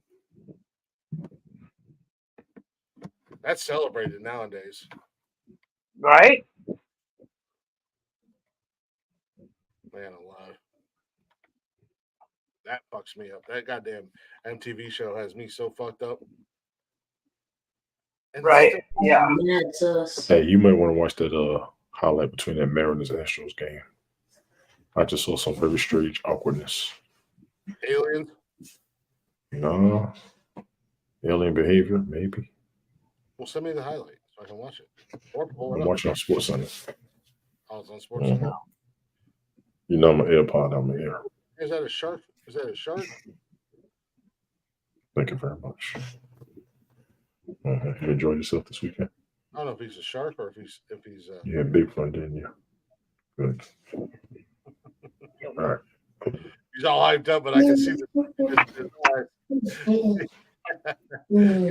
I've been excited. He's also got that I'm ready for bed look. I don't want to go to bed. You don't. Oh, he's all too happy. He doesn't want to leave either. He is too. He That is too. was Cash last weekend. Last weekend when we went to PA, Nikki's dad and I were out in the garage watching football and drinking beer and bullshitting. And Cash was out there with us hanging out. And you should see Cash and Nikki's dad. They fuck with each other constantly. They enjoy each other's company and presence. But man, they just constantly fucking with each other. That's And what's up. Cash came out, and he was out there, and we were kind of all hanging out, and I'm going to bed, and he went in the house. And about 50 minutes later, he came out. I was like, I thought you was going to bed. He was like, yeah, I'm not really tired, but he's back Changed there. my mind. Yeah, he was out there hanging out with us in the garage, and then he was like sitting there, and I could see him like sitting in his chair, and he goes, "Go to bed, man." He said, "No, man, I'm good, Dad. I'm good." I'm like, "All right." I'm good. I'm good. I'm good. Then he put his head down on the table because Nikki's dad's got like patio furniture, like table and chairs and stuff in the garage. Right, right. And he put his head down on the table. I was like, Cash. I said, dude, it is after midnight. Go ahead and go to bed. He was like, I stayed up all night and day. I was like, well, you didn't stay up for 24 hours, but go to bed. Okay. He's like, I'm not tired. And I was like, you'll be fine.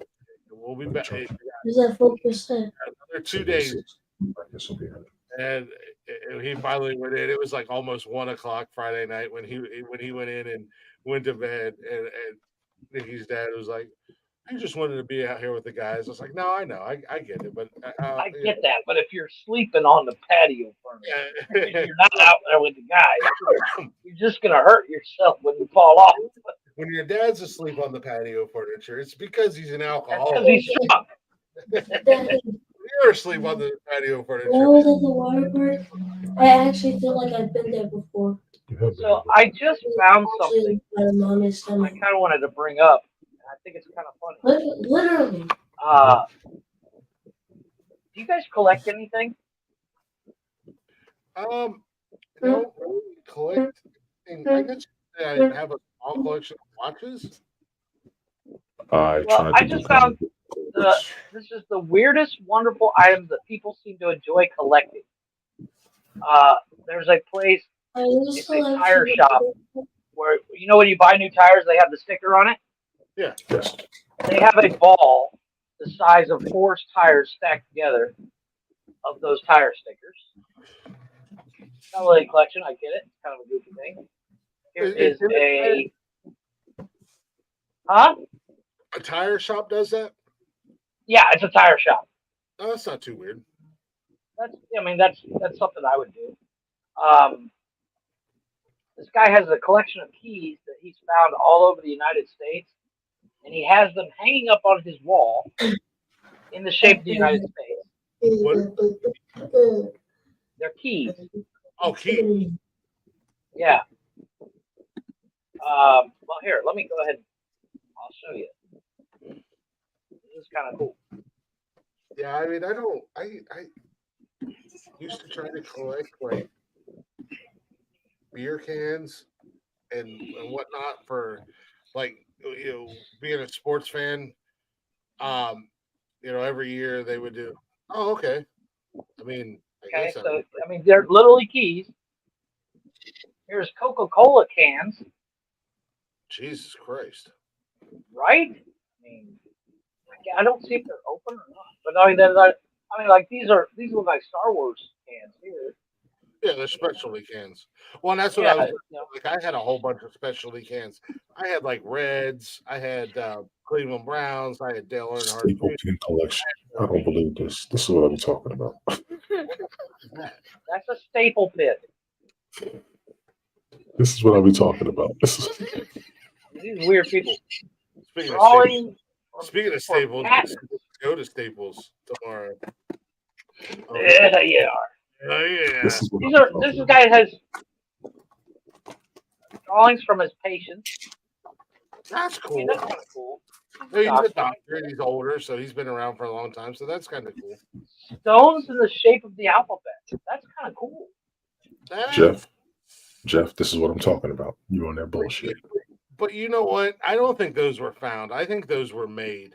Those look amazing. They look like bad versions of alphabets. Keep going. Yeah, like almost higher. This is cereal. It makes you want to put some milk on Lost it next. apple collection. This guy collects lost varieties of apples.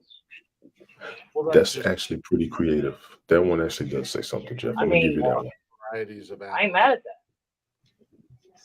that. I'm mad at it. A periodic table in jars.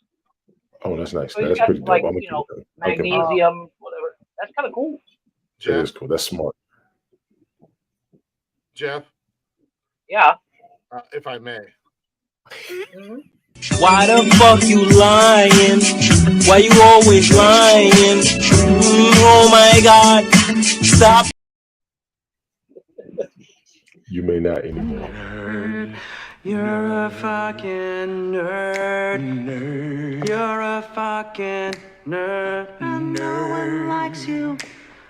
No one likes you. Oh no, but back to that periodic table. So I wonder if this guy's got like uranium. He's got it. He's got it. See, Color. that's the joke that we didn't want you to do, and you did it any damn way. That's why you're a fucking nerd. Poindexter. 4-leaf clover connection. There's a 5-leaf. Yeah. Like an alien invasion. Chest metals. You fucking nerd. You know, he must be making money too. Superhero. You're a fucking nerd. You're a fucking nerd. And no one likes you. No one likes you. Playing chess all the time. There's a superhero collection. That's pretty dope. I'm gonna give you that. Virgin. That's right up our alley. Right? Collection of different variations of Monopoly. That's kind of cool. So like you got like because we even talked about doing a nonsensical nonsense version of Monopoly. Yeah, because you can go to who makes Mattel was not Mattel. Milton Bradley or Milton Bradley. You can go to their website and you can make your own Monopoly. And we've talked about kind of cool. A nonsensical nonsense one. I think that would be really cool, but I'm not gonna. Locks of celebrities' hair. How do you know? Stalker. That's just creepy.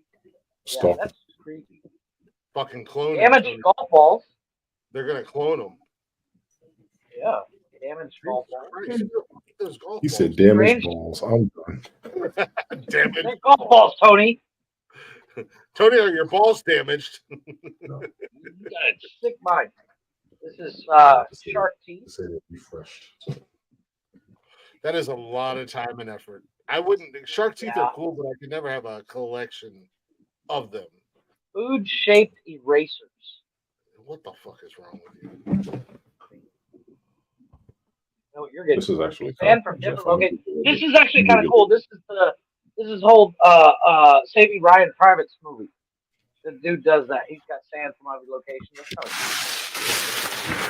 My bag. I don't make this shit up, ladies and gentlemen. I just watch. Memorabilia of cameras. No, what was this? Saving Private Ryan. The Tom.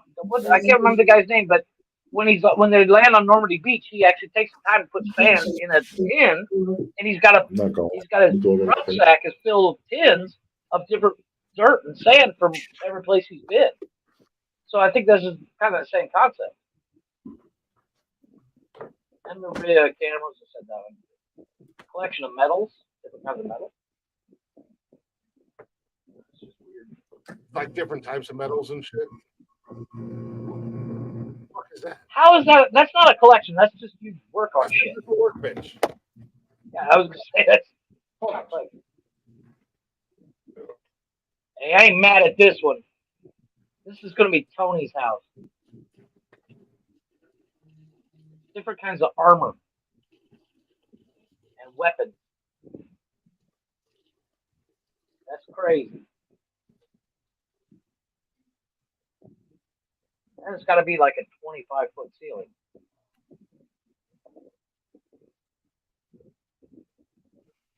Go back up there to that workbench.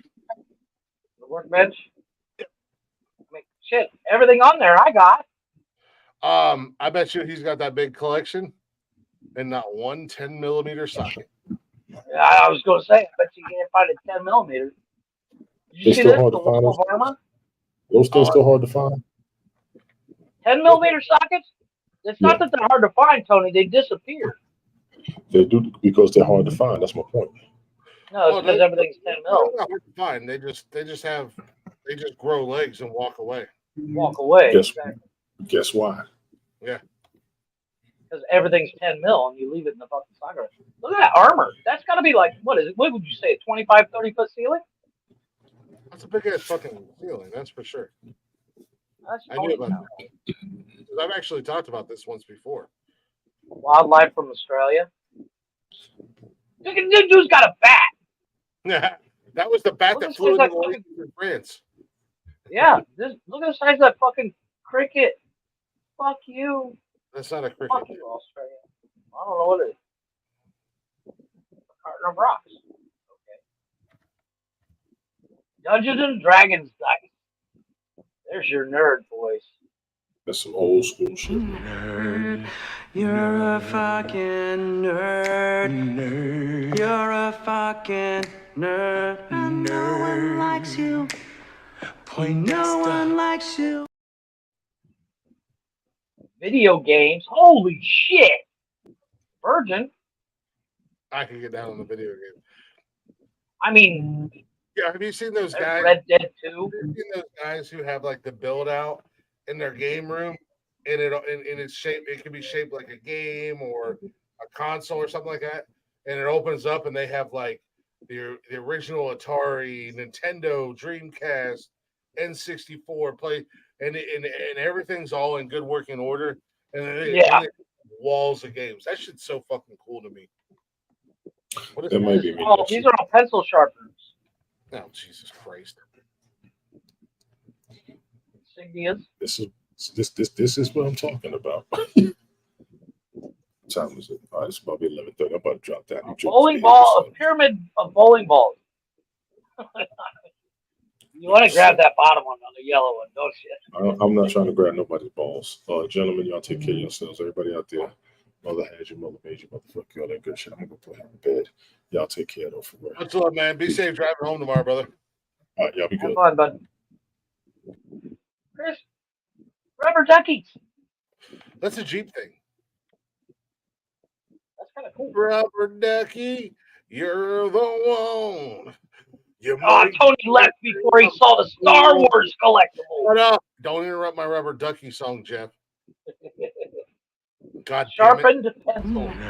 Go back to the song. You're a fucking nerd. You're a fucking nerd. And no one likes you. No one likes you. I mean, that's a lot. That's not even a lot of Star Wars shit, to be honest. That's really not, dude. That's a lame ass. I wouldn't even call that. I wouldn't even call that a fucking hobby. My kid's bedroom's got more shit than that Star Wars. Yeah, I wouldn't even call that a fucking hobby. How is this a hobby? Sharpened pencils. It's weird. So every school at the end of the year, they just. Yeah, now that belongs to a serial killer. There's bodies in their basement. This isn't even the biggest collection of Hot Wheels I've seen. Hot Wheels is huge. Well, you only get to see a portion of it, but that's cool. The Hot Wheel collection is cool. Yeah. Birdhouses. This bitch got it built into her house. You've been single your whole life. That's kind of I bet your fucking patio is covered in shit. Yeah. That next one, that's kind of cool. That's like super nostalgic. I ain't mad at that. Excuse me. McDonald's. That's super nostalgic for us because growing up, McDonald's had really cool toys compared to what they have for the kids now. Like we had cool ass toys. Yeah. What is that? This is seeds. Oh my god. Plantologist. Tie booth. Get the fuck ties. Sands of Time. What? Oh, okay, that's cool. So each level of sand, so instead of having them in separate jars, he puts, like, the first one was from here, the second was from Florida, okay, the second was cool. from Tanzania. That's cool. That's kind of cool. And That's I ain't mad at that. Air Traveler, that's pretty cool. Transformers. Tony missed out. Nice. I ain't mad at that. Bricks. If you don't eat your meat, you can have any pudding. Oh, Tire. Things. Oh, this is kind of cool. If you owned a tire shop, these are things that were pulled out of a tire. Oh, okay. Yeah. If you owned a tire shop. Tire damage. Like the Yeah, stick. if I had a Like, tire shop, yeah, stop. I ain't mad at that. That's kind of cool. Pokemon. Get the You fuck say out of virgin. here. Fucking, That kid's never getting laid. Ever. And that was the last one. well, that. Excuse me, who was that? I don't know. Man, I'm just saying that kid's never get that Pokemon kid. Yeah, that kid's never get laid. yeah, he's not. He's Yeah. not getting. I You're not mean, getting anytime I mean, I soon. know a lot of people that are into Pokemon and shit. You know, you see a lot of people like, that's the only chance that kid has to get laid. Hmm. Some poor Pokemon girl's like, yeah, I like Pokemon too. Oh, I don't like it this much. That kid said, gotta get them all. That's all you getting, son. Let me tell you. I Gotta thought that was get. kind of cool. There are a lot of my algorithm on TikTok shows a lot of people collecting the Hot Wheels. Like this one dude has walls and walls of still in the package Hot Wheels. Hmm. And then there's one guy he collects No, cell phones. I like the Hot Wheels collectors that granted I don't know unless it's like one of those rare special edition type deals. Like I don't really know what how much value is in Hot Wheels. So I really like the collectors, growing up, for us growing up and even nowadays, I know Cash has some Hot Wheels and stuff like that that he likes and he plays with them from time to time.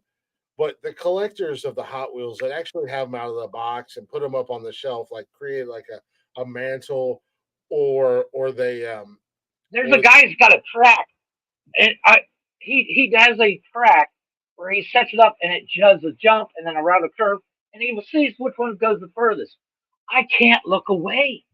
well that or that's what I was going to say. The collectors who will set up like have a whole ass Hot Wheels city or something like that and Oh yeah, stage yeah, yeah. it. Yeah. Like it's really cool to me. Like that's what I said. I don't know what the value Like a is of. diorama kind of thing. Yeah, maybe sort of ish. Like I don't know what the value of like your regular run of the mill Hot Wheels, even if it was like from like '64. I don't know how much the value is or what the value is outside of it being like a limited edition special Well, Hot Wheels. my uncle collects my Pack. my dad's cousin collects Hot Wheels, or he did, and he would buy two of everything. Like he would go in and buy, if it was like this is the little Ford Focus that Kevin left on my desk, but he would buy two of the exact same one, leave one in the box, and then put one in a in a clear case that if the That Ford grandkids or that something ever could play with it. Ford Focus has 500,000 copies made of it. 40 years from now, there's really Right. not going to be any value to it. But But that's here's the thing: when it comes to certain ones, he says you never know which one is going to be the rare one because sometimes if there's in the package if it has a defect, like the one tire is not painted, like this has like a gold rim on it. Can't really yeah, see it. But if one of the tires in the package, three of the tires are gold, but one of them is black, that's going to be rare down the road. yeah. But you're not going to But know like, that. But you're not going to know that if it's in the package because you can only see one side of the car. So right, if two tires on the front of the package are black, and then you open it. So taking taking a car out of the package that has a defect, I don't think it's going to decrease the value because it's out of the package because there's a defect because you're not going to know that there's a defect because you only literally get to see one side of the car in the package. right, And if it's on the right. side Well, that's well, hidden, it's on the side that you can see. Then you're like, oh, okay, let's leave that one in the package. But if you like right grab now, the most expensive Hot Wheel on the planet, I think it's going for like 200K, and it's a pink. It's pink or green. I can't remember, but it's a Volkswagen bus it, that has surfboards that are removable. But again, you said the most expensive Hot Wheels out there right now is only Mhm. 200,000. Only. I say that because again, that reiterates what I said was there's no real true value, or you're not going to get rich because you have a 175. Sorry. yeah, you're not going to get rich. Well, I mean, $175,000 would be really nice. I'm not going to lie to you, but you're not going to be like, oh, my life has changed for the, I don't have to work Better. here. I got this fucking Volkswagen van with removable surfboards, or I've got a Ford Focus that has three black rims and one gold. Right. So, there's really no sense in keeping them in the package. And that's why I said I like the collectors who actually mount them. They put them up on like one of those shelves, and they've Like got a them. display. Yeah. Yeah, and they've got them like whether it be by year or no, I got you. Whether it be by year or make and model, and then they Or by model, by brand. There's yeah, a guy on TikTok. He's got his entire wall floor to ceiling, and it's he used like a I think it's like 3 millimeter thick particle board, and he built a grid.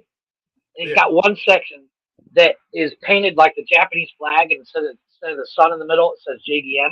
He's got all JDM cars in that section. He's got a BMW section, and he's got an amazing, beautiful collection. But you yeah. can literally walk up to any one of them, pull it out, and go, yeah, cool. Yeah, that's cool to me. Or if you build up like little scenarios, like you make a city, and then you've got here's my police department and all my police cars, and here's my fire department, and here's the racetrack and Okay, all my cars, and whatever. there's a kid on TikTok. He's got his desk set up, kind of like mine, where it's next close to the corner. And what he did is he built a little triangle that goes in the corner, and then he'll use molding clay and build a little diorama of like a what's it like a I can't remember what it like the end. Well, here's actually one of mine.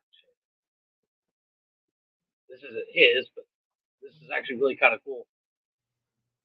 I just saw this just now, but yeah, it's one of those things like be creative with it, you know, but and have fun with it. Collecting stuff to hopefully one day make money on it doesn't really make sense. Well, I mean, I think it just depends on what But it look at is. that. That's cool. Yeah, that's cool. I mean, I don't know. I'd spend that kind of time making it, but he's got ones that are like rally cars and where it looks like there's smoke and all that stuff.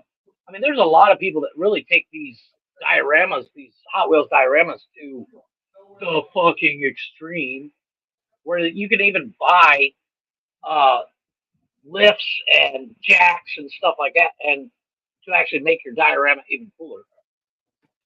There's Yeah, whole no, fucking YouTube videos on dioramas, and you want to talk about not being able to look away? Jesus.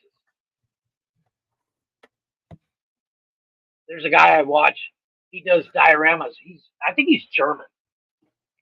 Because he never speaks, but it's got translated into English, and above in yellow is German, and then English on the bottom. And he takes like 1/12 scale model cars that are like this. He did one where he built the tank, made it look old, cut it in half, and made it look like it was coming through a portal. Mm. And he had set up German shoulders and all that stuff. Oh, it's fucking amazing. I was watching Oh, yeah. it the other day, and Tiny's like, "What are you doing?" I'm like, "I can't look away." And she's like, "Here, click," and she turned it off. And I was like, "Oh, I want to see what happens." She's like, "The thumbnail shows what's going to happen." I said, "Yeah, but I want to see how he did it." Yeah, but I want to watch it. Yeah, it's Watch it. people that can weather models to make them look like 300 years old or 50 years old. That is I find that crazy amazing to me. Mm-hmm.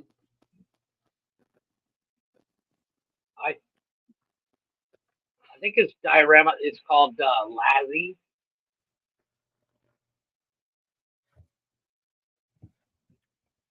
I don't know. Yeah, like I said, Laser or laser. like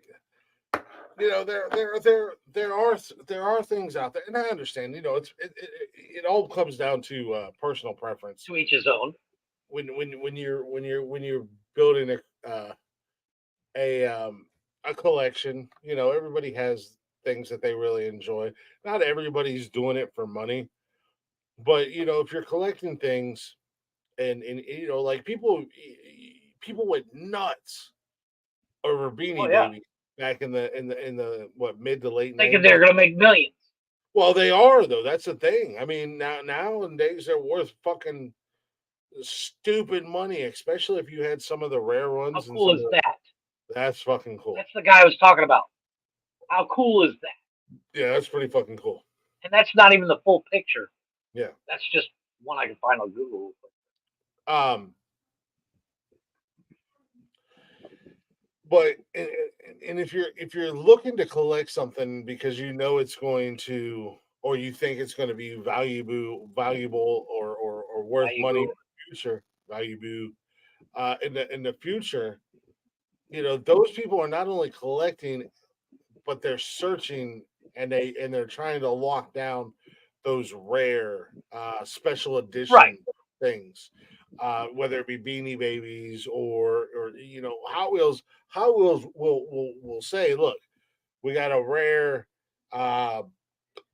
platinum 72 Challenger. We're only going to make 75 of them." Right. Where And then, you have to really go to every Walmart in the 500-mile radius and might get lucky to find one. yeah. You have to look for it, and but just your regular run of the mill Hot Wheel, they're not. They're not ever gonna even the ones with defects on them. I mean, outside of the fact that if you grab a fucking Hot Wheels car that is on Tourette's and the side of it's painted and it says "fuck cock horse shit," like that's going to be worth money just because some deranged idiot like you and I, who have more money than we know what to do with, is going to be like, "Yeah, I'll pay $3 million just so I can so I can have the Tourette's Hot Wheel that was like a one of one." Right. Somebody thought they were funny in the warehouse, Somebody just got pissed off. Yeah, No, but like it's so. kind of like those Tickle Me Elmos and shit. Remember, there was like videos Oh where yeah. you might see a video where somebody grabbed one and Elmo says the F word. Well, it is somebody Yeah. had too much fucking free time on their goddamn hands at the warehouse when they were making them. It was like, oh, watch what you Or he was getting laid off and he knew it. do. Exactly. There you go. Beatnik Bandit selling for $5,000. Pink with white interior. In that shape, $5,000. Hmm. Then you got the 70 Ferrari 312P with white interior. How much is it? I mean, these are going for $5,000 as well. Yeah. This is a $6,000 one. That one looks like shit. Well, it looks like ass. Was it made that Red way? Baron, white. No, I think it was made. That's just like the only surviving one they had a picture of. But it's obviously got a bigger motor. It's like stretched. I mean, you can see that's like a 16 valve or 16 Yeah, it's definitely. cylinder. And there's the Red Baron from '69. This is 7,500. And this is the 31 Woody for $8,000 in bronze. If you get into that bronze. Blue Dodge Roger, $8,000. Plymouth Cheetah. That's kind of like the monkey's car. No, a little bit. Ooh, AMC AMX. Oh wow, 10 grand. I mean, I'm not saying I wouldn't be mad at an extra 10 grand in my pocket. Well, I mean, that's what I'm saying. It's like I had a buddy when I did HVAC and repair. You'd find them in fucking people. You'd find old Hot Wheels in people's vents, Mm-hmm. and you know now it's an 80-year-old woman lives there. And they're like, yeah, keep it. I don't care. You never know what you might find. I mean, these are obviously out of the package. There's a '68 oval Camaro. It's the chromish green, 25K. Just saying, go through your kids' toys. 40 grand for an oval Mustang in this pinkish chrome. $60,000. I mean, I'm sure this is one of one. Exactly. That's one of those rare specialty. There's $100,000 white enamel Camaro,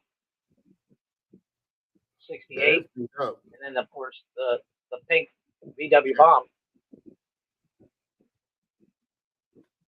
But yeah, it's one of those things. Like the chances you finding like the VW beach van, unless you're in the Hot Wheels game, you could find that and be like, oh, look, that's cool, an old VW van, no big deal, and you toss it in with your kids' toys, and then somebody sends you a link to this, and you're like, hey, remember that VW van you found at the event?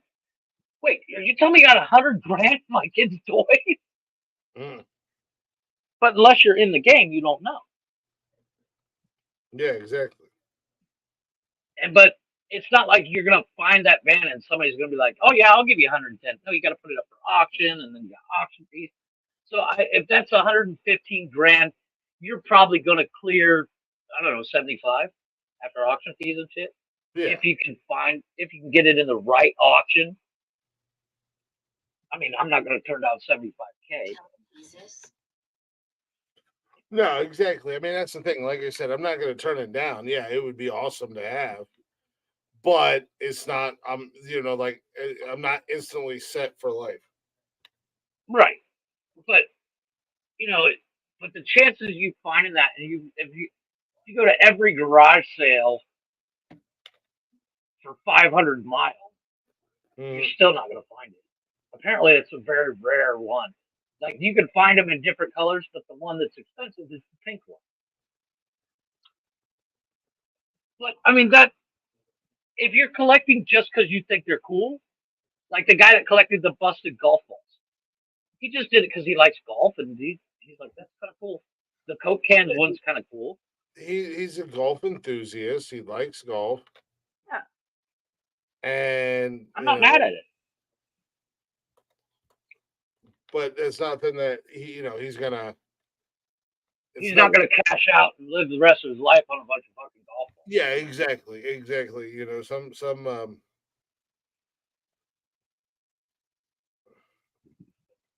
Some collections are just a hobby. Yeah, they're only valuable to the people that own it.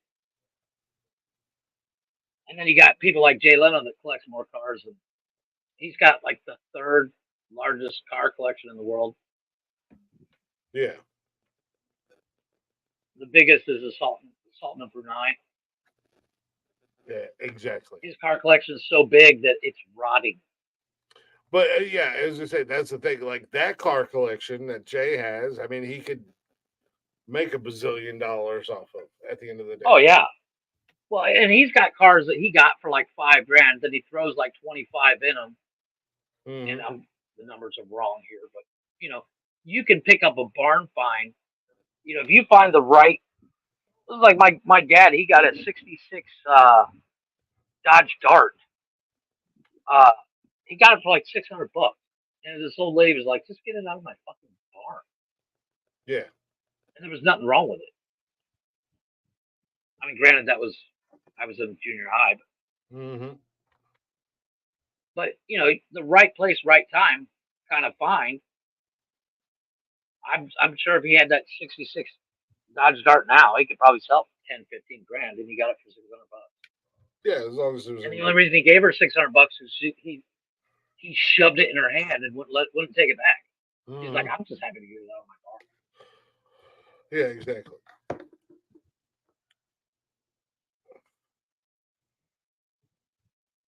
I don't collect anything but dust. I don't really have. I can't find anything I'm passionate about like that. Like, I love cars and stuff, and if I had Jay Leno's money, yes, I'd have a car collection. But I don't have anything. I'm like, oh look, I found another one. You know, my mom collects spoons. Your mom collects what? Different spoons. Oh, okay. She's got ones from like San Francisco. You know, they're decorative.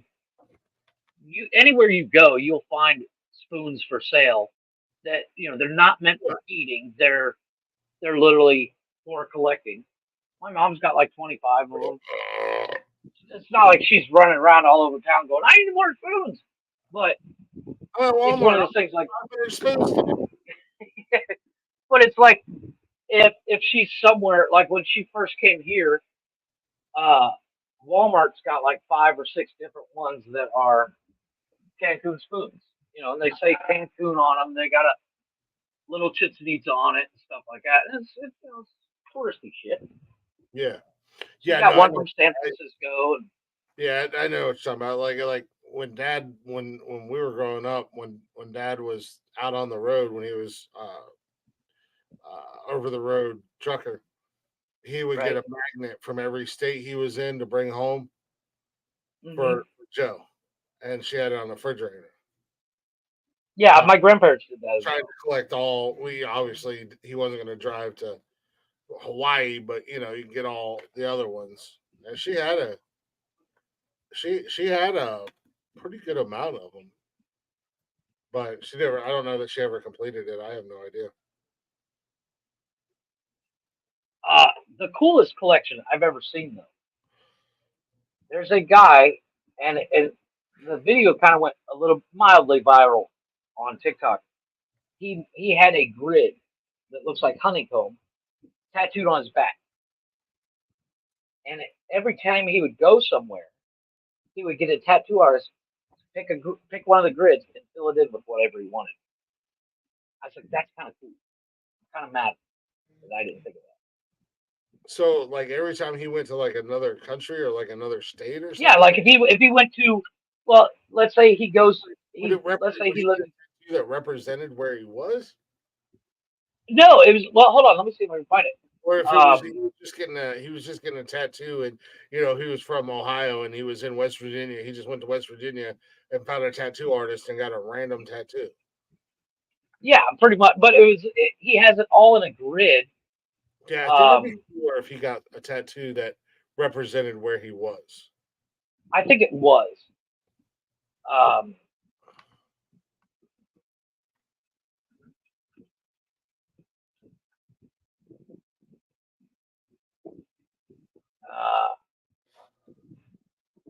not finding him, but he has like kind of like a honeycomb like this.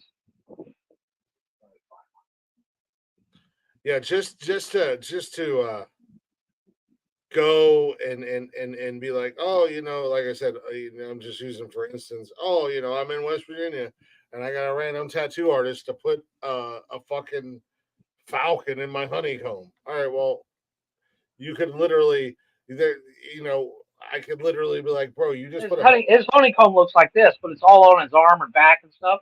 Yeah, like and he's got it filled in. Same artist, you know, down the street and had all that work done. There's, you know what I mean? Actually, I think I found it. Well, like it's one of those things where he can look at it and go, oh yeah, I got this one in Thailand or I got this one in New Jersey because you know he was there.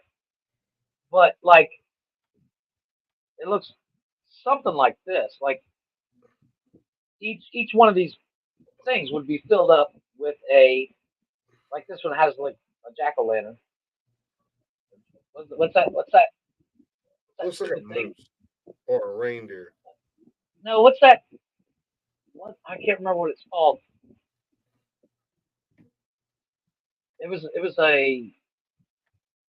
They used to talk about it on America's Funniest Home Video.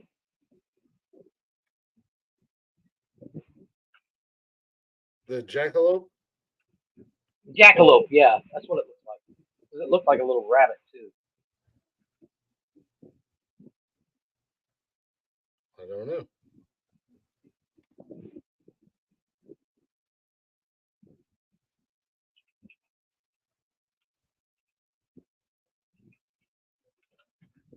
But like I said, it looked really cool, and I saw it. I saw it on TikTok the other day. It's like, you know what? I'm kind of mad I didn't think of that, but it would require a lot of travel. Like there the oddest collection I've ever seen, and I saw it on like MTV or something like that. There's a guy. He's got a world map on his wall, and he constantly travels all over the world. Mhm. And when he comes back, he puts a pin in the location where he got laid. Of course, Jeff. And I was like, kind of gross, dude. His goal is to get laid in every country. And I'm like, that's kind of gross, dude. But I get it. I saw another guy. He had one tattoo artist in his hometown tattoo a map of the world on his back, and then every place he goes, he fills in the country with a color. That's kind of cool too. Yeah, that's what I'm saying. Like, if you got tattoos, if you're gonna do a tattoo like that, you know, either a, if you're someplace, get a tattoo that not only represents where you are, but in their like like native style. You know what I mean? Yeah, I see what you're saying. Yeah, So that or like a flag of that country. yeah, something like that. This is the You know dude that that he's got this tattoo. yeah, that would represent like because like something like that. I mean, you could literally like I could go down to Dustin and just be like, hey, every couple months I'm gonna come in and I'm gonna have you color in a new country. Agreed. Right? You know Well, what I this mean? is what he does. You go online and be He like, sweet ass tattoo that shows everywhere I've been in the world. Oh, hey guys, right, but I think the whole point is as you're there in that place with this honeycomb guy, he has them put whatever they want, but they have it's an inch by inch square, inch by inch honeycomb. They can put whatever they want, and he'd be like, yeah, that one is. What's the one that's the jackalope? Oh, that one's from Australia, or this one's from New Zealand, and that's kind of cool. yeah, I mean, I see what you're saying. It's like, yeah, Dustin, give me another one. Fill in New Zealand. I was there. yeah. Obviously, that's just being a douche. But if you're literally going to that place, you're like, okay, hey, find your country on my back and fill it in. That's kind of cool. But yeah, I mean, or add something that's represents your country. You know what I mean? Like I don't know. Right. Like put your flag in the honeycomb. Any more, it's tough to really do like a collection like that. Even like if like your mom with the spoons Mm, and collect them. I mean, she could literally go on Amazon and order spoons from agreed. Ireland, France, Scotland, Yeah, but Zimbabwe, I mean, and then she'd be like, yeah, we collected all these, and I know your mom wouldn't do this just because she's too churchy. you're just saying it, yeah. But Yeah, she'd be like, you can literally lie and say, yes, I've been all over the world. Motherfucker, you've never left Ohio. I get it. exactly. Yes, we see you have an Amazon account. Yeah, exactly. But I mean, if you're legitimately, that's kind of it'd be kind of cool.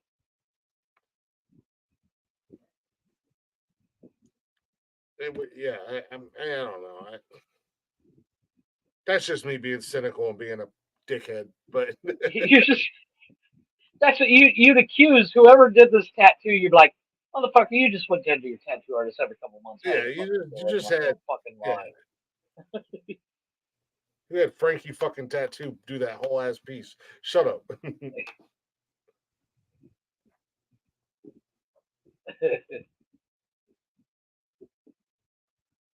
goofy fuck. Yes, we see you bought a tattoo gun on Amazon. By the way, I know your kid likes to draw. I sent you a video on TikTok of. I told you about that pen. It's a pen that it's ink like a pen, but it works like a tattoo gun. I sent you that video. Yeah. I said that. I think that'd be cool to get your kid into that. You do realize, make like, a career out of her drawing. As I say, you know that you can go on Amazon and you can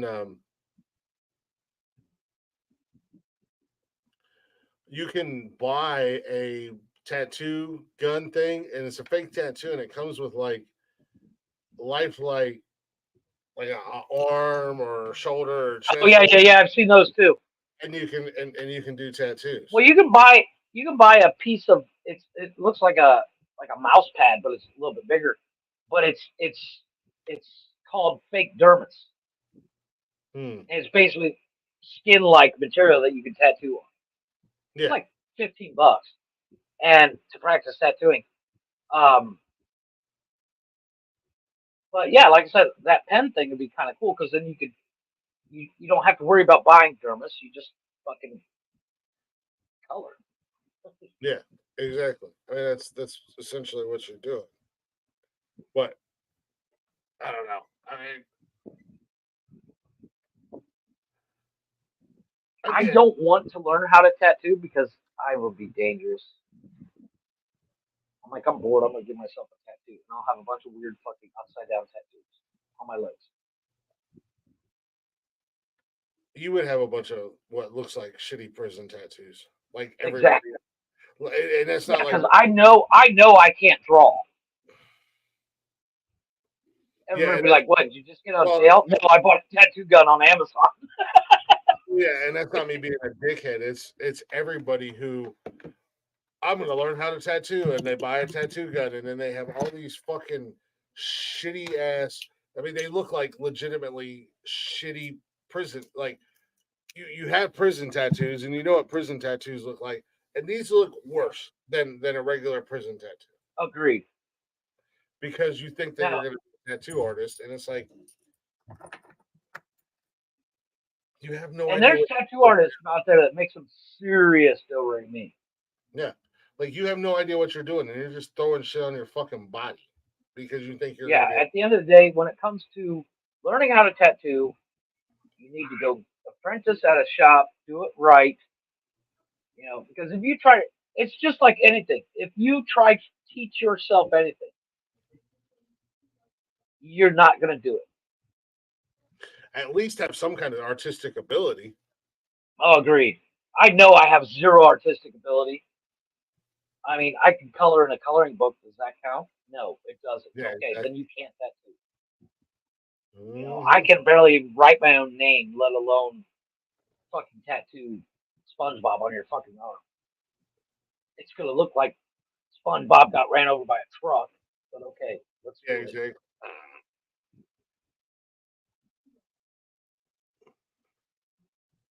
See, told you. San Diego hurricane.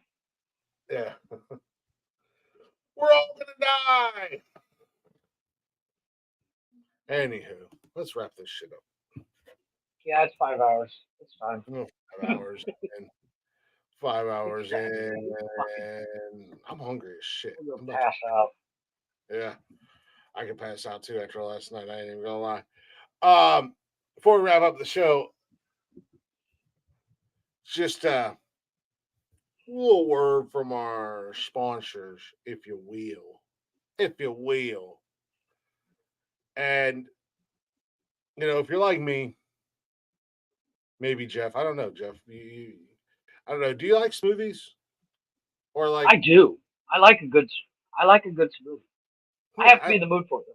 Yeah, I love a. I don't have a way to make one, Chris. That's the problem. I don't have a way to make one. Well, I mean, I love smoothies, but you know what I don't love? Cleaning up. Smoothie bar prices. You know, you go to the smoothie place and That. the prices are ridiculous. Well, you make your own smoothies with BlendJet 2 portable blender. I can make my own smoothie bar quality beverages, fraction of the price. Jeff can, you can, we all can. Simple and easy. And how is it easy to clean up though, Chris? Well, I won't get to you. You jump into a conclusion because you can. But wait, there's more.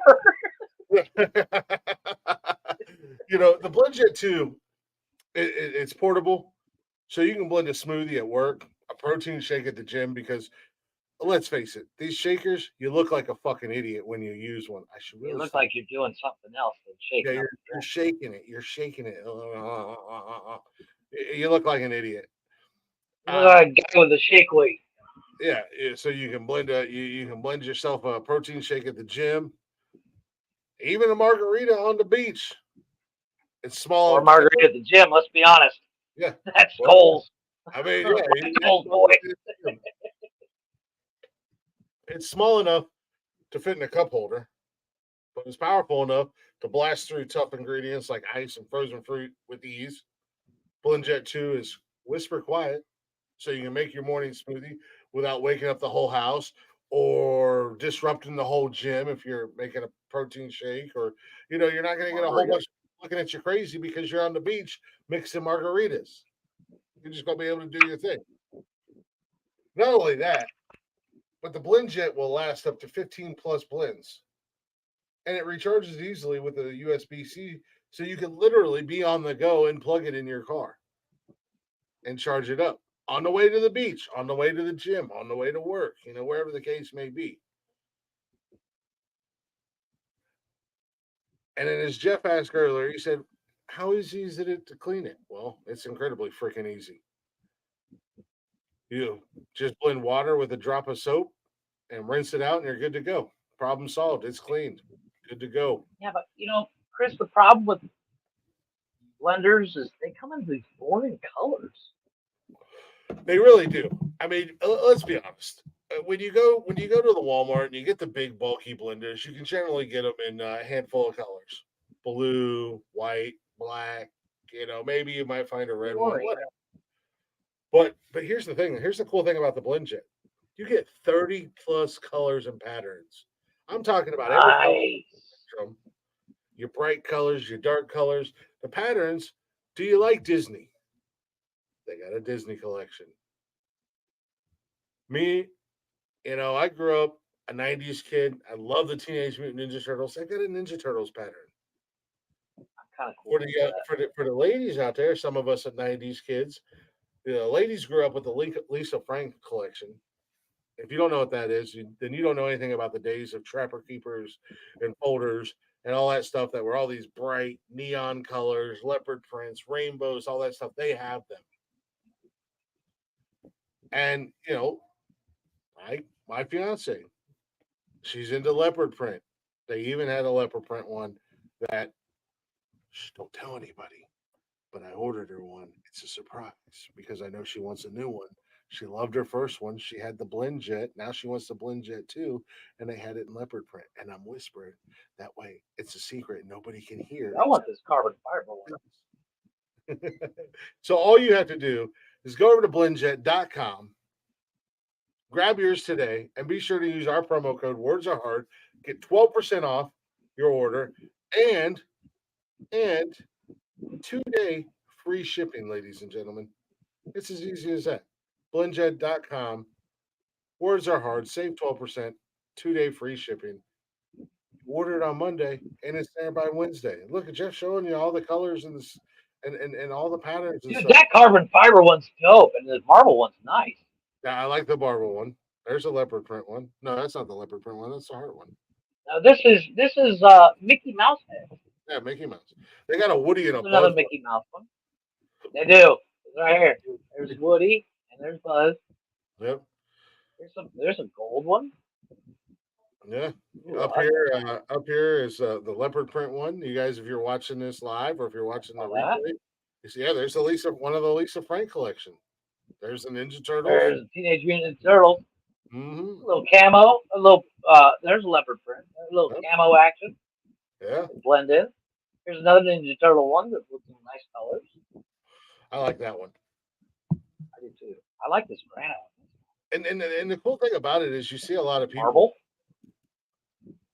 Wood. What's going on, ER Nursey?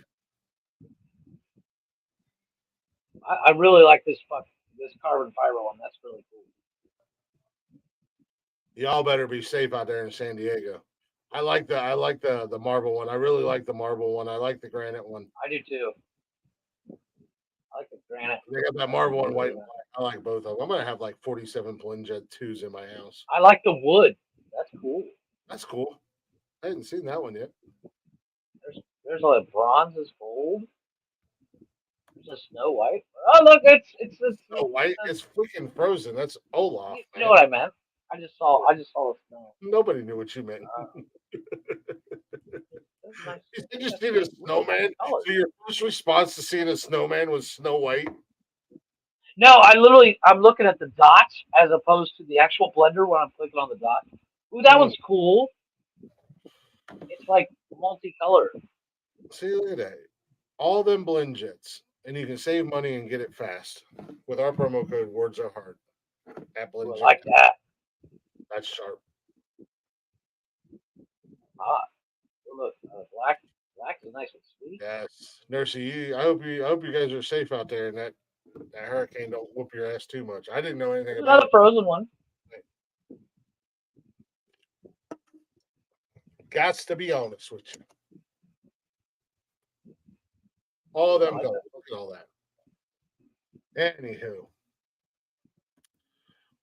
just gonna keep scrolling. I'm gonna go ahead and wrap this bad boy up. We appreciate y'all listening. Appreciate you hanging out. Hopefully, you enjoyed our supersized show that has seemed to turn into Saturday nights, which is cool. We have fun doing them, so it don't matter. If you're not already, go ahead and check us out on all the social medias: Facebook, Instagram, Twitter, and TikTok. Go ahead and join us live every Monday, Wednesday, and Saturday, 7 p.m. Eastern time here on YouTube. You can jump in and hang out and shoot the shit with us. Drop your comments. Take part in the show. We do appreciate that. And if you can't join us live and you want to get caught up or you're just bored, you have nothing to do, and you want to listen to several shows in a row, well, you can do that anytime, any place on Zencaster and Spotify, basically everywhere you listen to podcasts, all at Nonsensical Nonsense Podcast. And if you say, Click, I don't know how to find your show, go to your Google box. Ask Siri, for the love of God. Ask Siri, where do I find Nonsensical Nonsense Podcast? Or say, hey, Alexa, play Nonsensical Nonsense. Hey, Google. She's not listening to me right now. Hey, Google, play Nonsensical Nonsense Podcast. It might be only activated to Nikki's voice. Hey, you know what else is cool about blendjet.com? What's that? They got recipes. Yeah. Oh, yeah. They got recipes. And recipes. And they have recipes that they include. ship worldwide. Yeah, they ship worldwide. They have recipes for Blendjet that include Liquid IV. Yeah. Our other sponsor, liquidiv.com. Words Are Hard promo code, save 20% off your entire order. But with that being said, we appreciate y'all listening. We'll see you Monday night with a brand new episode, or I'll see you Monday night. It might just be me. So, if it's just me Monday night, I'm going to dive into this psychopath nurse that Golf Hop brought up earlier. With that being said, we're up show for Black Top Mojo. This one's for Tony D. I know it's a favorite of his. We'll do it for the money. Check out Blacktop Mojo, all social media, everywhere you stream music, all at Blacktop Mojo. Come and lay your money down.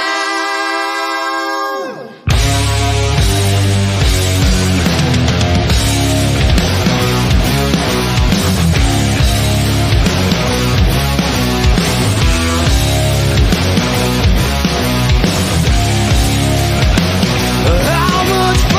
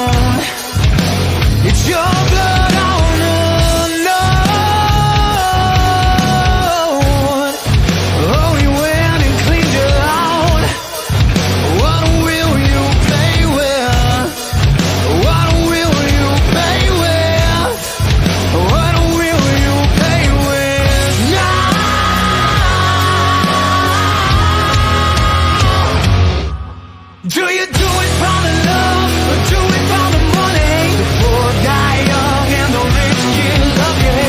Cash is king and you're the gangster, honey. Do you do it for the love or you do it for the money?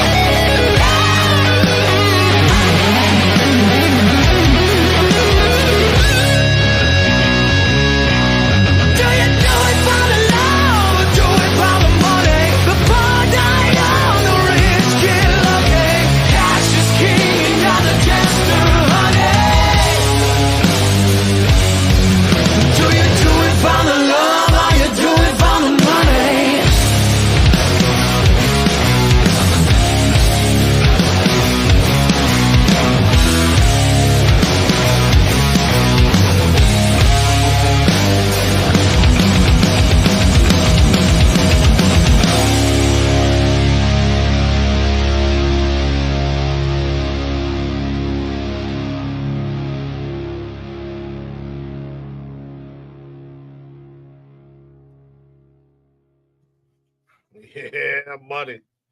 There you go. That's how you end a supersized show right there. A little blacktop mojo in your ear holes. Appreciate y'all. Hopefully you enjoyed the show. We'll see you next time. With that being said, Jerry, what would you like to tell these some bitches before we leave? Deuces. Yeah, goddamn right. Well, it's almost gone. Throughout it took me a whole ass show. But Okay. all 64 ounces. Well, I had about a little over 40 ounces in this when I started the show. That's not a lot of water. I wonder why you have to get up and piss every 5 minutes. It was the full 64. But we do appreciate y'all listening. With Jeffrey done told you deuces. With that being said, listen. Remember, when you come to a crossroads in life and you don't know what to do, remember WWNSD. What would Nonsensical Nonsense do? Be good? Here we go. Be good at it, motherfucker. Bye, motherfuckers. Hit the button. Hit the button. Show